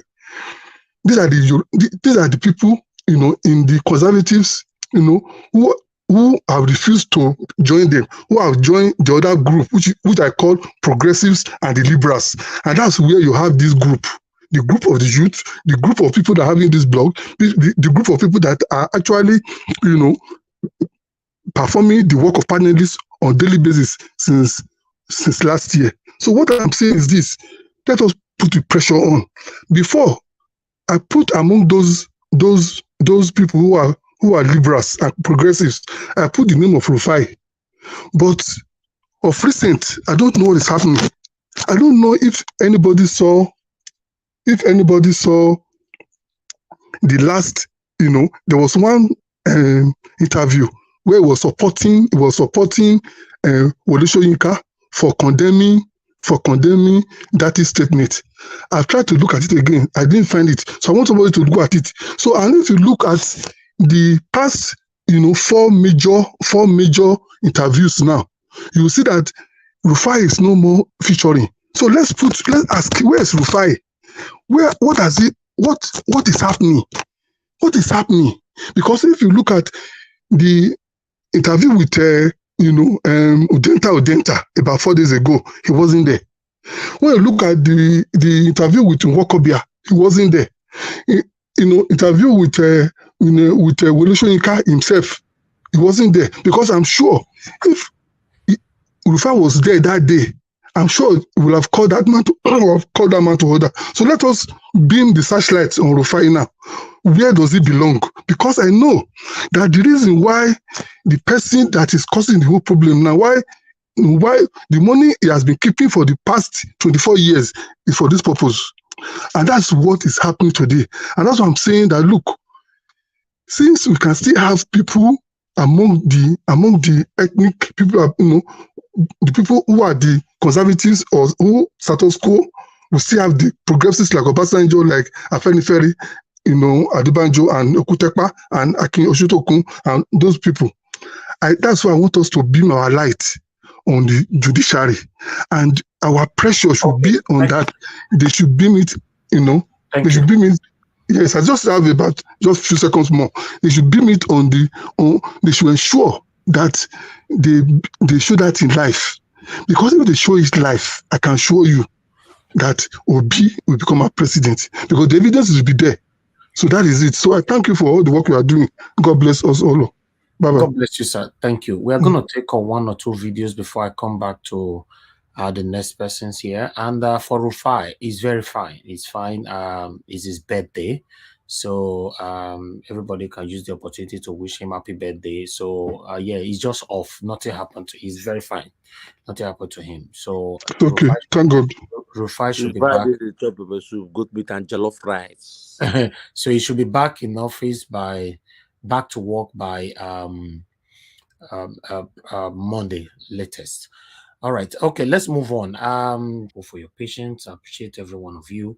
Okay, let me quickly start from where I stop. The next person is Gingerbread Man. Gingerbread Man, I beg, talk to us. I'll give you the same 5 minutes. Good evening to you. Thank you, my brother. Thank you. I greet everybody. I greet Mr. Elvis and all the panelists and viewers and listeners all over the world. Thank you very much. Thank you. I came into this show today to respond rather to, because that was when I joined, when I heard Mr. Alex questioning why Wole Soyinka would, sound the way he has done. And I have an answer to that question. It's not about education. These people belong to a secret cause. They drink blood. They enter covenants. So, and they must align with the pledges of their cults, and that is why you see someone like Wole Soyinka, we malign the truths and go for the rape and bastardizement of the people's mandate. So it is to answer your question, Mr. Alex, it has nothing to do with education. It is a vow, a cult. It's a secret cult, and he has to put his cultism and his allegiance to that cultism first before education. So that is what I think is happening over there.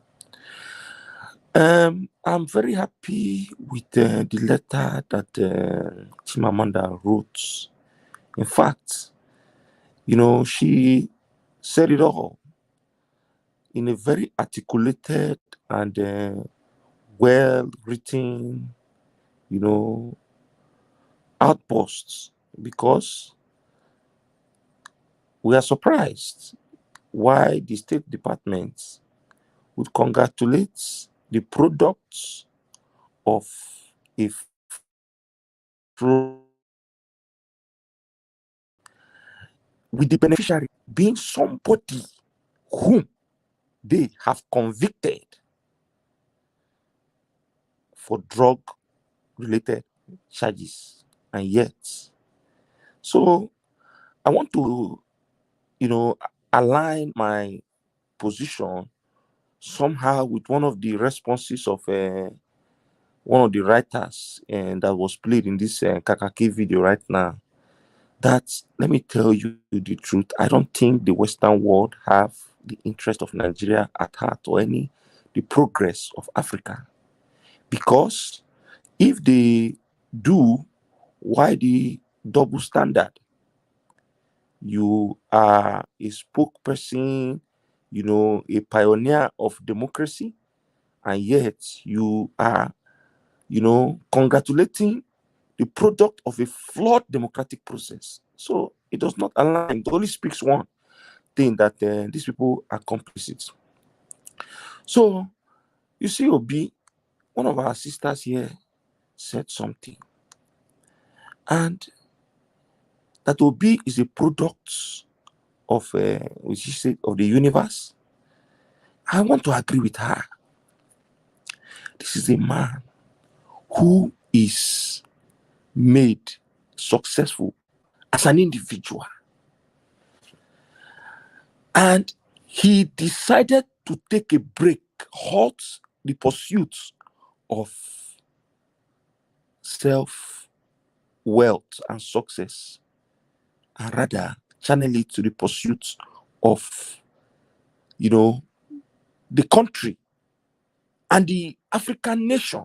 Why did I say so?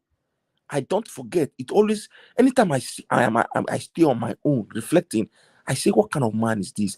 I keep reflecting back on his narration on what brought him into the political arena in Nigeria in the first place. That his solo walk with that professor in Kellogg University, where he went to learn, he paid his own money out of his own pocket. He wasn't sponsored by any government like Wole Soyinka Free Education or Mahmoud, who the federal government paid his school fees throughout his studies in UK. Obi was acquiring knowledge with his own money. And yet, he said, this is a class that was talking about world economy. And you talk about Asian economy, American economy, European economy, and you didn't talk about African economy. I am from Africa. I paid $40,000 for this course. And you didn't talk about the economy of my continent. And the professor told him that Africa does not have economy. Rather, he should take a walk with him on another day. And broke it down. Go and look at that. Go and listen to that narration. You will understand how this man, when the professor told him that, are you a billionaire? Do you want so amount? He said, yes. He said, I think it is time for you to pursue for the economy of your nation and your continent, and Obi dropped the pursuit of his personal wealth and came back and started from Anambra State to lay antecedents. And this is where he is today. And that is why these people are afraid. They are afraid because they know his track record. They know that he will expose a lot of lies, deceit, and fraud that has been going on in the country. Obi will expose that Nigeria love themselves, and this divide by religion or ethnicity is just a mirage. Why is that? Everybody voted for Obi, from the north to the south. In Bauchi State, the vote that the so-called INEC gave Labour Party, the total vote that they gave to Labour Party, the votes that came from one local government was more than that vote. In Bauchi, they know. And you see, I thank that my sister that said, when you swallow bone, we hook you for neck. You know if you spit down, you know if you go down, what will happen? We say, if surgeon no come help remove and surgically, you are going 6 feet. And that is what is going to happen to these people. Because they have stolen a mandate that is as hot as hellfire. They can't keep it. You say go to court. Nigerians have gone to court. And you are threatening. Leave the country. Withdraw the case. See, let me tell you. Ask, why did CJN sneak out of Nigeria to go hold that alleged purported meeting with Tinubu? See, the evidence is overwhelming. Nigerian judicial system is on trial.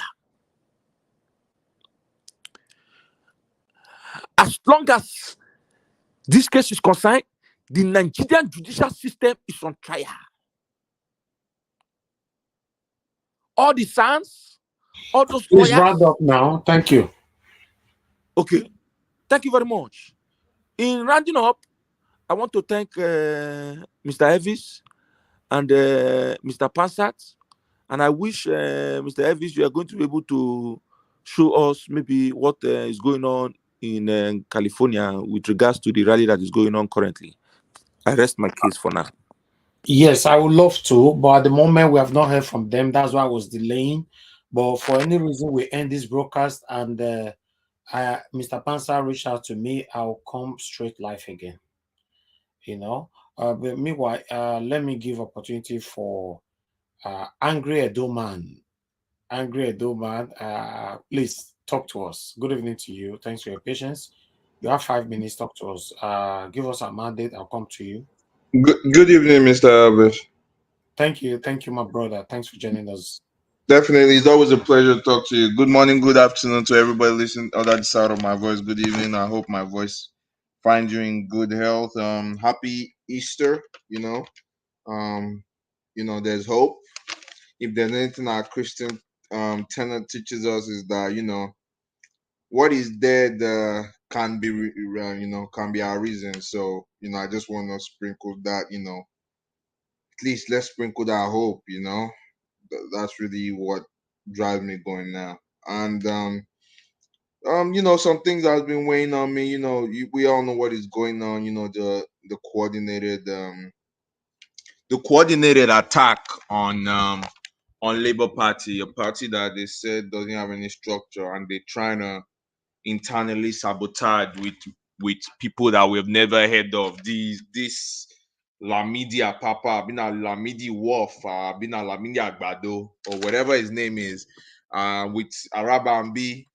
All these things we all know they're sponsored by Arabambi is a ball body to the governor of Abiola, the governor of Ogun State. So all this nonsense, all this politicking is just we really should not be distracted by this nonsense. I was on a Zoom meeting with Aisha Yusuf had a Zoom meeting today with the Labour Party chairman, where I am Julius Abore, and I asked him 2 questions. He answered a lot of questions, but I asked him that is the Labour Party looking into these the video, the televised hearing? He said they're looking into it, but and I told him I just put my 2 cents in there, because I don't envision them allowing video or audio. So I told them, if you guys can get a stenographer in there, take the minutes, if you have the minutes of the whole proceeding, you can easily convert that to a what's it called version, to a drawing version. You feel me? If there's transcript, the transcript of the actual court proceedings, you can draw, wherever you need to draw, and just put it into AI. There's so many things to do. But I asked him, he said they're looking into it. And I also asked him about these the media responses of the Labour Party, and he admitted to it that over the next couple of days, they're forming a war room, because of course, we all know what's going to happen over the next couple of days. There's going to be more recordings dropped, more fake audio. So he said that they're officially formulating an official war room to respond to these misinformation and this sabotage and this propaganda, because we all know over the past couple of days, all the propaganda that have been coming out, they've tried their best to clamp down on it, but it was too late. Like, for example, the fake audio, like, you got to coordinate your responses, because what's his name went on TV and said and was contradicting the other person. We can't have contradictions in our statements. We got to be coordinated and have a coordinated response, and said response will be repeated by our various spokesperson. That's how they coordinate response over here. Everything got to be coordinated, and he assured me that they are forming it. So all we can do now, my fellow citizens, even though I'm not particularly prayer warrior, but in this season of Easter, I feel like if there's anything we can do, we gotta be hopeful, as Christians, or even though you're not a Christian, this is the month of Ramadan. We have to have hope, because Thank you. Yeah, it's depressing for sure. Thank you. Thank you very much, my brother. Thanks for coming in. I appreciate your submission. Okay, give us a mandate. You have your 5 minutes now. Thanks for joining us, my brother.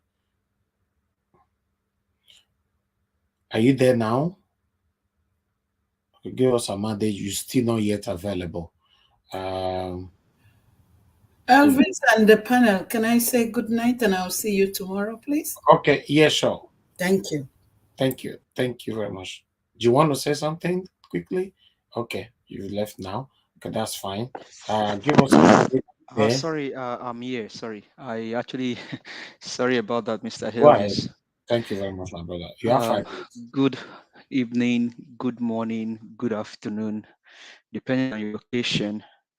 I know the man that spoke now is in the same, maybe the same time zone with me because we are in the same part of the world. So I can greet him good afternoon or good evening. I think we're almost in the evening. But I mean, and the comment section, people, we greet everyone. Thank you so much for all that you do and bring here to this platform. Omoye, she's gone, Madam Rita. I don't think they're here, but Omoye, I think, was here earlier, possibly, or maybe she didn't come in. But honestly, if there are people that we need to appreciate, because one thing is, Mr. Alex cannot be in a corner in those states and make noise and think his voice will go far, if not for platform like this and then platform like Omoye's Corner. One prayer I'll pray for you again, Mr. Elvis, is Deuteronomy 28 verse 12. The works of your hands will be blessed. The heavens will be opened over you and your family. You will not lack destiny helpers. When you call for 1 million, we answer you. Because what you're doing, you may not understand what you're doing today. But I think you can understand if you flash back to 1965 or 63. History never forgets. And I know that you all know where I'm going to. 1963 or 1965, a young man called Wole Soyinka took a gun, not a stick, a wooden gun. It was a metal gun loaded with bullets, allegedly. Went to a radio station in my state or your state and held the hostage that they should not announce the person that won the election. That was the young man, age 33, that year, called Wole Soyinka. A Yoruba man from the same region that I came from in West Africa, Nigeria. Fast forward to what we have today, 2023, Wole Soyinka is against the younger generation fighting for the mandate of their nation. The only difference here is that Peter Obi, who is duly elected as our president by the younger generation and even overwhelmingly adults and aged people. I have a case of a lady in my church that told me, I asked her, the father should be in his 70s. And I asked her, after the election, the presidency election, that who did that voted for? She told me in confidence who did that voted for. And I said that old man went out like the younger people did, voted for this man with credibility, compassion, and character, and people stole his mandate. Do you think that old man, if he sits down, will you think he will pray for Mahmoud Yakub? I have a father that I convinced to go out there and vote for Peter Obi, even though we are from Southwest. My father did vote for Peter Obi. And after the shenanigan, he told me, don't worry. When the gubernatorial election happened, I told him, don't be discouraged. Please go vote for Bible Bible. He did. Voted for Bible Bible. So 2 hopes were dashed. But my father said, you know what, life continues. The only thing we can do is to fight for this mandate. And so that's the cry of many Nigerians. But it's so interesting to see that these old people that we probably look up to, like somebody spoke on Arise today. It could have been touching to me if that man did not refer back to history. But I thank God for that man that went to speak in Arise TV today. The list of us has volunteered himself. Mr. Alex has volunteered that Professor Wole Soyinka, let me put that professor in front of your name because with due respect, I must respect you. Plus, you are a Yoruba man, and we honor respect. I will give that to you, even though I live in the western part of the world today. I will expect you. You are a Nobel laureate. But what has changed, sir? What has changed? I thought Yoruba used to be Omoluabis, but it's so unfortunate that most of you people today has proven to us that we have two sides of Yorubas. We have the Omoluabis and we have the Omalis, the bastards. And please permit me, Yoruba people, if you can hear me, I know better for Nigeria on this platform is Yoruba man. We have the Omoluabis and then we have the Omalis, and most of you are proving to us that you are not the Omoluabis. With all due respect, sirs and mas, but you are in the bad wagon of the Omalis. But you know what you are doing today will not go down in history. Posterity will not forgive you. Your children's children will not forgive you. The blood of those that died on the 25th and then on the 18th during the presidential election and then the gubernatorial election will not forgive you guys. It will haunt you guys until you make a change. Because we have come to understand that most of you just sold your conscience out to the bad word. And because you do that, you want to put other Nigerians into poverty and into delusional situation. Let me come to Oshibaju, Professor Wale Professor Oshibaju, Yemi Oshibaju. You are a pastor, and I'm so sorry to say this. Fortunately, we may even be in the same organization, the same Christian organization. But so discouraging in 2015, you went out there on the media and you told the whole world, you even came to America, where I live, that if PDP did not give you guys power, you're going to form a parallel government. What has changed, Professor Wale Oshibaju, pastor? What has changed? And with all due respect, I'm not careful with what I'm saying here, and I can say this to anybody in the world. You can come challenge me. I'm a Christian. My fellow brother just spoke now is a Christian. It's an Easter period. Jesus died and rose again. We want to believe that our mandate is fighting now, but it will come back to life again. And so, Professor and Nobel laureate Wale Soyinka, if you're looking for Datti Ahmed to come have a chat with you, we are saying that Datti Ahmed will not leave that honorable position to come chat with you. We have somebody here on Nigeria Watch. His name is Alex. He has volunteered himself, and then we on this platform has volunteered him to come challenge you, sir. In case you're hearing me, maybe you've not gone to bed tonight, Professor Wale Soyinka, with all due respect, sir, you live in my state. We have somebody in house that can challenge you. And like my other brother spoke earlier on Arise TV, he said the least of the obedience can challenge you. We are not just obedient. We are not just fascist. We know what we are doing. We are intelligent. We have ourselves all over the world. We are Christians. We have Muslims. We even have people that are free thinkers among us. But you know what we got? We got intelligence. We got wisdom. We got knowledge. We got understanding. We respect people. Because if Peter Obi did what you did in 1963 or 1965, the whole Nigeria would have been in crisis by now. But a man of dignity, a man of honor, told the obedient, guys, calm down, let's relax. This whole thing will be taken to court. And as we go through the court situation, we're going to get our money back. And now you guys told us go to court. We are in court, and then you guys will not allow us to rest. Why are you guys doing this? Are you guys not tired? Have you discovered, Mr. and Professor Wale Soyinka, that all of a sudden now the bandits have been back again on the scene? Just a few days ago, 45 people were killed in Benue State, and you are saying that the obedience don't have regard. Regard for what? When their mandate is being stolen and people are being killed. So we have somebody in-house, Professor Wale Soyinka, that can challenge you. Obidati will not come down from his high horse to come challenge you. We will let Obidati relax his mind. Mr. Halles on Nigeria Watch is a person that we are volunteering to come challenge you. And if you want to challenge anybody, come on this platform. You got most of us all over the world that can challenge you. And so Nigerians, as we are in this Easter period, please don't lose hope. Our mandate will be given back to us. Thank you very much, Mr. Elvis. God bless you, my brother. I appreciate you. Thank you so much. I want to use this opportunity to thank everybody for your time with us today. It's been a long day.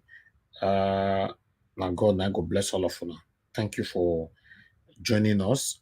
I believe certainly we are going to succeed in this race. You know, it's a collective effort.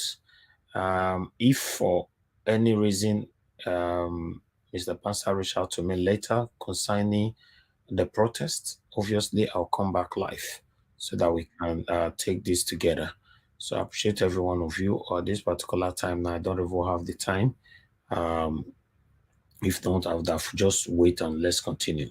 But meanwhile, we have a poll, a poll that we put on today. I would like to bring the poll right here. For those of you that super chatted us today, I want to appreciate you guys. We have Prophet Elijah, Mother Rita, Oseringe Omede, Grace. We have Amazing Grace and Omoy's Corner. God bless every one of you. Your pocket will never run dry. God bless you. God bless you. I appreciate you all. My panelists that came in today, I appreciate you all. Those of you that could not come in, I appreciate you all.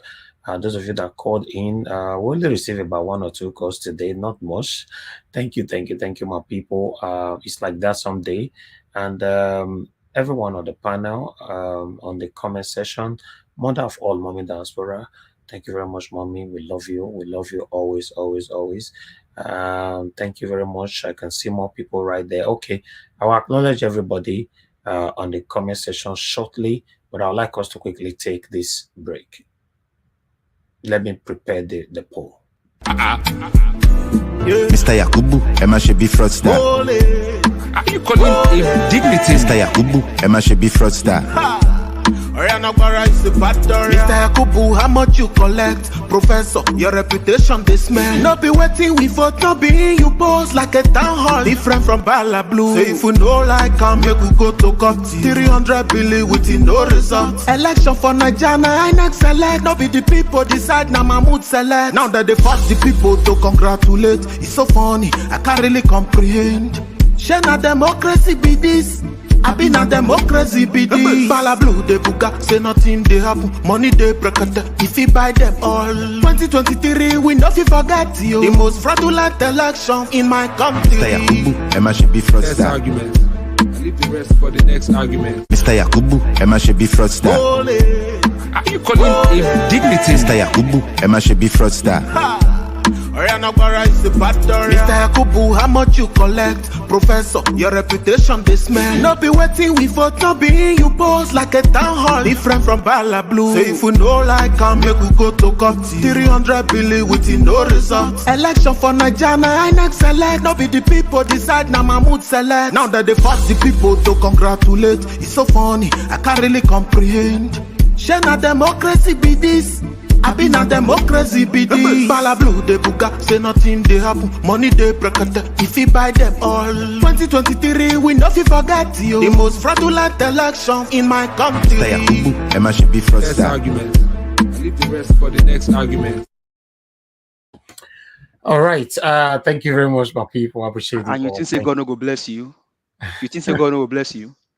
My brother, your enemies, they don't enter one chance. You just enjoy, you just relax, enjoy yourself, my brother. As much as they seek the good of Nigeria, all of us for here, just relax your mind, my brother. God don't bless you. Just relax, eat your starch and black soup, my brother. God bless you too. God bless you too. Always, my dear brother. Thank you. Mr. Joseph Oji, Mr. Elvis, please. I'm sorry not to have gone for the protest. Oh, that's fine, sir. I really do understand, Mr. Joseph Oji. That's fine. Thank you very much for putting that through. I understand. Thank you. Okay, the poll today. Let me quickly put this on. This is what we have today. Is right there. The same question: what will happen in May 29, and what would be the court's decision? Court decision would be in favor of Mr. Peter Obi, 85%. Court decision will be in favor of Bala Blue, 9%, and interim government will take over. We have 7% right there. So I think yeah, our fresh election will be taken. I don't know if I brought that in. Hold on, guys. Let me see. I think I missed out on that quickly. Let me see. I think I got the wrong one. Let me see if I got the wrong one. One moment. Okay, yes, I got the wrong one. Yeah. The interim government will be 6%, while fresh election will be conducted 3%. Court decision favor Peter Obi 85%. With Tinubu is 6%. So yeah, we are going to continue to bring this here every day. Appreciate every one of you, my people. Thank you. Help us to share and like. We might likely come back again later on if the protest in America warrant me coming back again. It depends on the crowd and all that, but I'm gonna follow up. So watch out in case I come out. If not, we can still keep the updates on for tomorrow. Thank you very much, my people. Then let me go back to the comment section. Let me randomly mention some names right there quickly. Can see Cassava Junction. Thank you very much. Good evening to you. I appreciate every one of you. Thanks for the encouragement as well. I appreciate you all. Mother of all, once again. We love you, mommy. Thank you very much. Rosie, Ayosh, thank you very much. Victory all the way. Thank you very much. Good night. Happy start to every one of you. Chris Dublin, thank you. Emote Roberts, Beatrice, thank you. Amaka E, thank you, my good people. Appreciate you all. Freedom, simple. Thank you very much. Thank you, Mr. Joseph Oji, Mother Rita. Thank you so much. Thank you. I appreciate you always. And love of God is my strength. Thank you very much, Madam Peggy Modi. Thank you. Shukunoso. Yes, I got your name right, Shukunoso. Thank you very much. I appreciate you. I can see Aaron. Thank you very much, Aaron. Wanfo Eda. Thank you. Blessing Shukuka. I see you right there. Father Evangelist, man of God. Thank you very much, sir.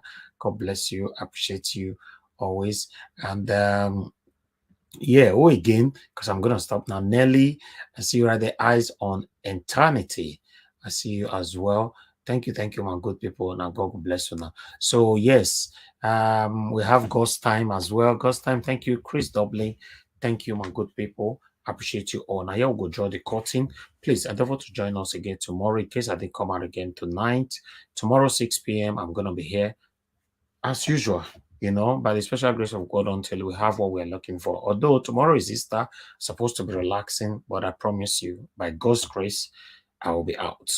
And for those of you that, if you genuinely love me, tomorrow na Easter, I will be looking forward to Mona come do my Easter for me tomorrow.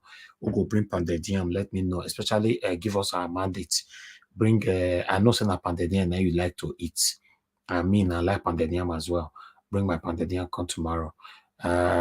Busy breeze now. Rabbits now, I want to chop on which kind of bush meat you want. Busy breeze na jollof rice. Now she like bring my jollof rice tomorrow. Madam how Nina. You know? How you know say that jollof rice? I'm the expert for jollof rice. So we can carry a come. Madam Nena, you like fried rice? Bring my fried rice tomorrow. I beg. Better Nigeria, sir. I beg. You bring my stash and owo. That one I go like him. I appreciate you all. Those of you on the comment section. Yes, we are gonna be here together. Yeah, go ahead. Sorry for interrupting, Mr. Elvis. I just don't know how to pass this message across to you. I came across somebody today at the rally. She's an avid Niger Watch listener, and she's a younger sister to Mike Igini. We can't really hear. Can you speak louder? Oh, okay. I said I came across an avid listener of Niger Watch. At the protest, right? At the protest. And she's a younger sister to Mike Igini. Yeah. Oh. Yes. And I've taken her number with the view that I can connect you guys if you can be able to see if he can grace us with his presence to teach us and let us learn. I don't, Oh, that would be nice. Yes. So I will private message you her number. Please, and let her, then you can, carry on. Oh, thank you so much. I like this. Thank you. I've said it before that a lot of you guys, you are not sure who is watching you here. When you talk, pass your message freely. You don't know who they watch you, Somebody called me from a government house on days ago. In fact, a commissioner, a commissioner, but I will not say the commissioner, many people know he's a commissioner from Edo State. And he just called me, he said, The broadcast will now you're finished now. In our government house, all of us they wash on now, laugh one finish us, both governor and everybody. I was like, what? He say yes now, commissioner, because he's although he was my friend before I become a commissioner. He said both governor, everybody now inside government house, we just put up for full screen the law. Now he say anytime we are live now, government house that they wash us. So this is one of the things. What we do here is we criticize the government, is our constitutional right, but we don't insult them. You know, nobody who knows me or who have been following me for years can say that Elvis have insulted these people. I call them satanic. Obviously, they are satanic. I call their party satanic. They are satanic. But that, if you look at it, it's not an insult. You know, so yes. But for me to mention somebody's name, I just say Governor or Lab Abande. Now this thing will kill you. We don't do that here. It's not allowed. You know, yeah, but we criticize it. They listen to you. All of them listen to you. Michael Zelkomek came the other day. That was the second time on my platform. He came before. That was last year, and the second time, and he's going to come back again. You know, many other people, and we are working very hard now to bring Datti Ahmed here. So please, when you are passing your message here, always pass it freely. Without, don't look back. As long as you're not insulting them, that is fine. Look at what is happening to Wole Soyinka. I'm not putting professor anymore. For example, you might say, okay, I'm disrespecting you. Of course, I'm not insulting you, but I can't put professor anymore because you have criticized or you call us hooligans, call us different kind of names. As far as I'm concerned, you are part of the satanic party or the people that is causing all of us pains. So that's the best we can go when we are describing satanic people. That's it. There's a tweet from Mr. Ruben Abati saying that Soyinka Mugalu makes U-turn, apologizes to obedience over uncultured people statement. Oh, you see, because we fire Omongalu here. That was the first today, right? Both of them. Yes, both of them. Yeah. These people that U-turn is too late. You know, one thing is see somebody like Madam Busy Brain now. You were in a rally. I mean, this thing, all of this rally thing would have ended on the 25th of February. Just allow this man, Yakubu, you have just called Obi's name and he's the winner. You are making people go through all of this. That U-turn, I mean, for me, it's too late. He has done the damage already. Wait, no, the truth of the matter is, una don't know the power where they on our tongue for this platform. Because the kind of people that listen to you, that's why you say it. In fact, I love people that come here and say it how it is. Don't come here to sugarcane it. You know, don't come here to say, make a rub shoulder with them. Say it how it is. You know, you see, like, you know, I don't want to mention all names, but let me reference to, for example, now, Madam Rita. Now, look at Busy Brains when she they pass them. Look at many others. And how many others? Okay, people like, give us a mandate now. You use your robot, talk to them, use everything, and many others. So say it how it is. The way they protect you, that's how they protect my callers, that's how I protect my commenters, that's how I protect my guests. Nobody can insult anybody, but criticizing them, why not? It's your right to question them. It's your right to call them satanic. As far as I'm concerned, what I call Wole Soyinka is now part of the satanic group that have been causing every one of us pains in Nigeria. He can come out to defend that. If it's not satanic, let him come out and let us know. That's it. You know, I appreciate every one of you. This call, okay, let me pick this call. Hello, madam, can you hear me? Oh, it don't call to. I guess you wanted to say something. Okay, let me call you back. Although I'm rounding up. What's the time? Let me see. Okay, I can still quickly pick a call. Hello, madam. I missed your call. Quickly talk to us. Good evening to you. Okay, good evening, my brother. Good evening, everyone. I thank you all of you today. I wanted to say something. Go ahead. Thank you for all you guys are doing. I wanted to add something to what that last caller said, or the person you talked to us now. Yeah. You see, there was a time Wole Soyinka, the house got bombed. Tinubu told Oluremi to take care of Wole Soyinka. And he did that until his house was repaired. So I think this is a payback period. But it's very, very shameful that this man, everybody respects in Nigeria. I also respect him. Me too. Has seen what happened in the 25th, 18th and 25th. And he just turned his eyes and was just saying what you cannot quantify. It's just very, very painful. You can see, I listened to some people that talked. You can see that ethnicity is not playing role. You can see it. You can see it. Thank you, madam. So please, we will continue to what we want, what we are doing. Of course. What we want is good governance. Because when Nigeria is bad, it affects everybody. Exactly. So anybody that wants to toe the lane of saying, oh, it is our person, I don't want to criticize the person. That means that person is being judgmental and that person is not a truthful person. And I'm sure all integrity people have to have the record or whatever way they record this man, it has reduced. I personally, it has reduced. Thank you. Thank you very much. God bless us. God bless you too, madam. Thank you. Mr. Elvis, sorry, can I quickly say something to that last caller?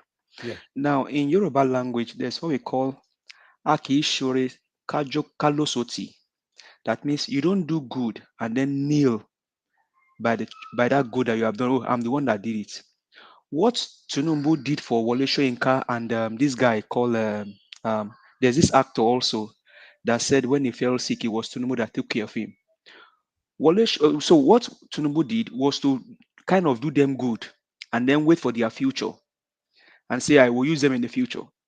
So he did that good with a string attached to it. So Wole Soyinka house got burnt. Tinubu said, take care of it because I'm going to use him in the future. But that's wickedness of the highest order. If I do you good, I don't do that good. I don't forget I'm saying I don't do good. If God pays me back, let him pay me back. If he doesn't pay me, you have done the good. So anyway, because your house born, they pay for your house. That's why you must say now. You know how hard it is for this man to become a Nobel laureate, and somebody just destroy that title within one day. No, this is one thing you don't understand. How long it took him to have a Nobel laureate or whatever is not what counts right now. How can you, the ability for you to protect the title given to you, the respect given to you, it's what matters.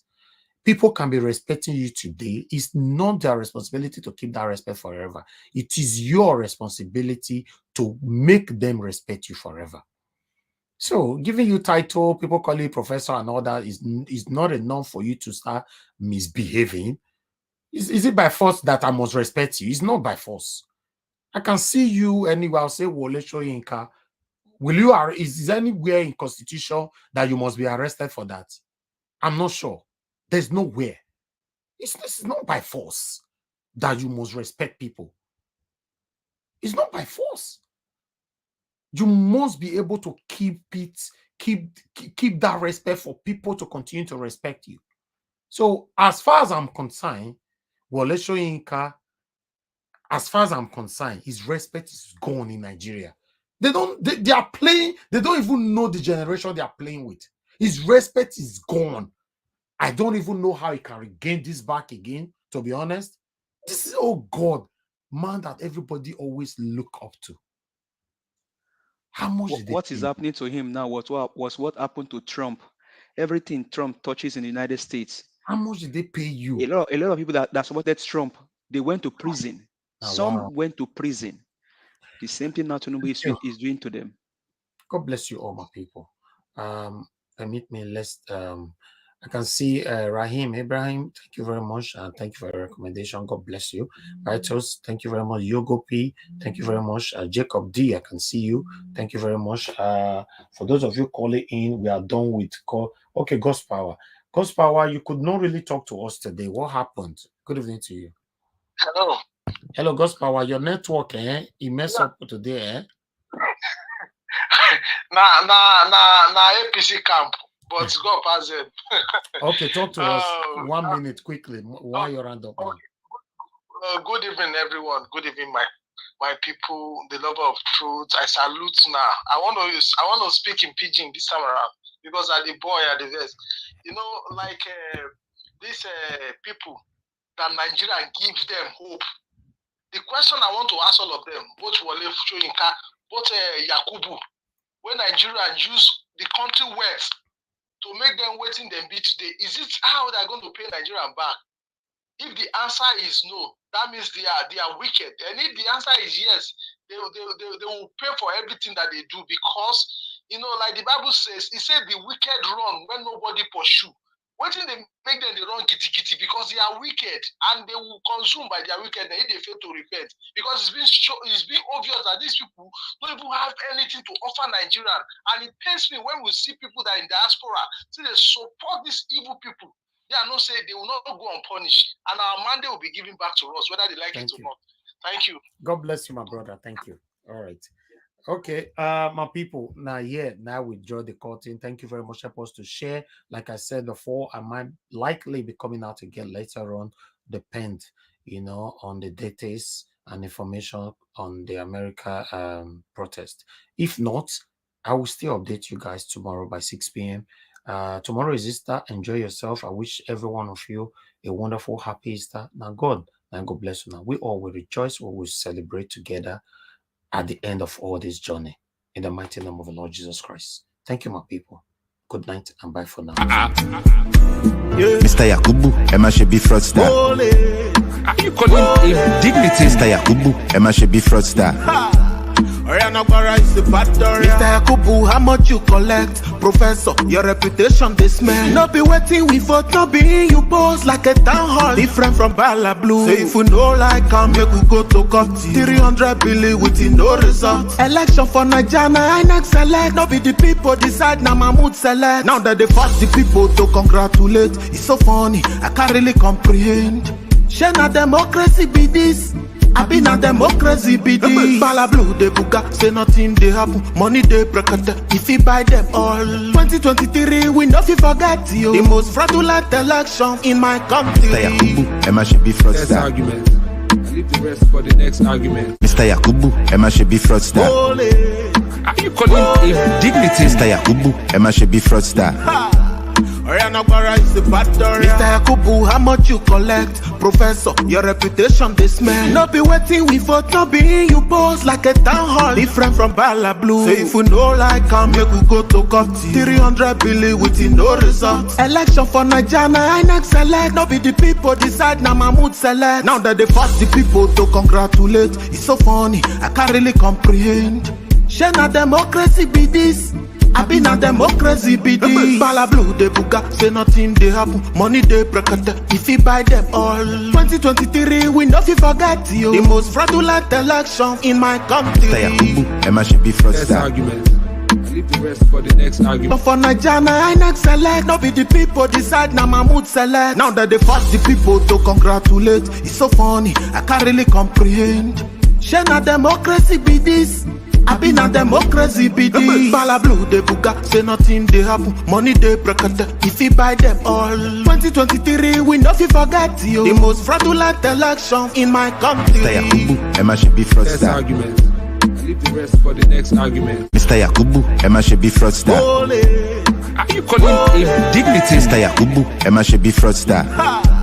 Mr. Yakubu, how much you collect? Professor, your reputation this man. Not be waiting we for to be you pose like a town hall. Different from Bala Blue. Say if you know like come make we go to court. 300 billion with no result. Election for Nigeria, I next select. Not be the people decide, now Mahmoud select. Now that they force the people to congratulate. It's so funny, I can't really comprehend. Share na democracy be this. I been a democracy be this. Bala Blue de buga, say nothing they happen. Money they break it, if you buy them all. 2023 we know if you forget you. The most fraudulent election in my country. Mr. Yakubu, Emma should be fraudster. Next argument. I leave the rest for the next argument.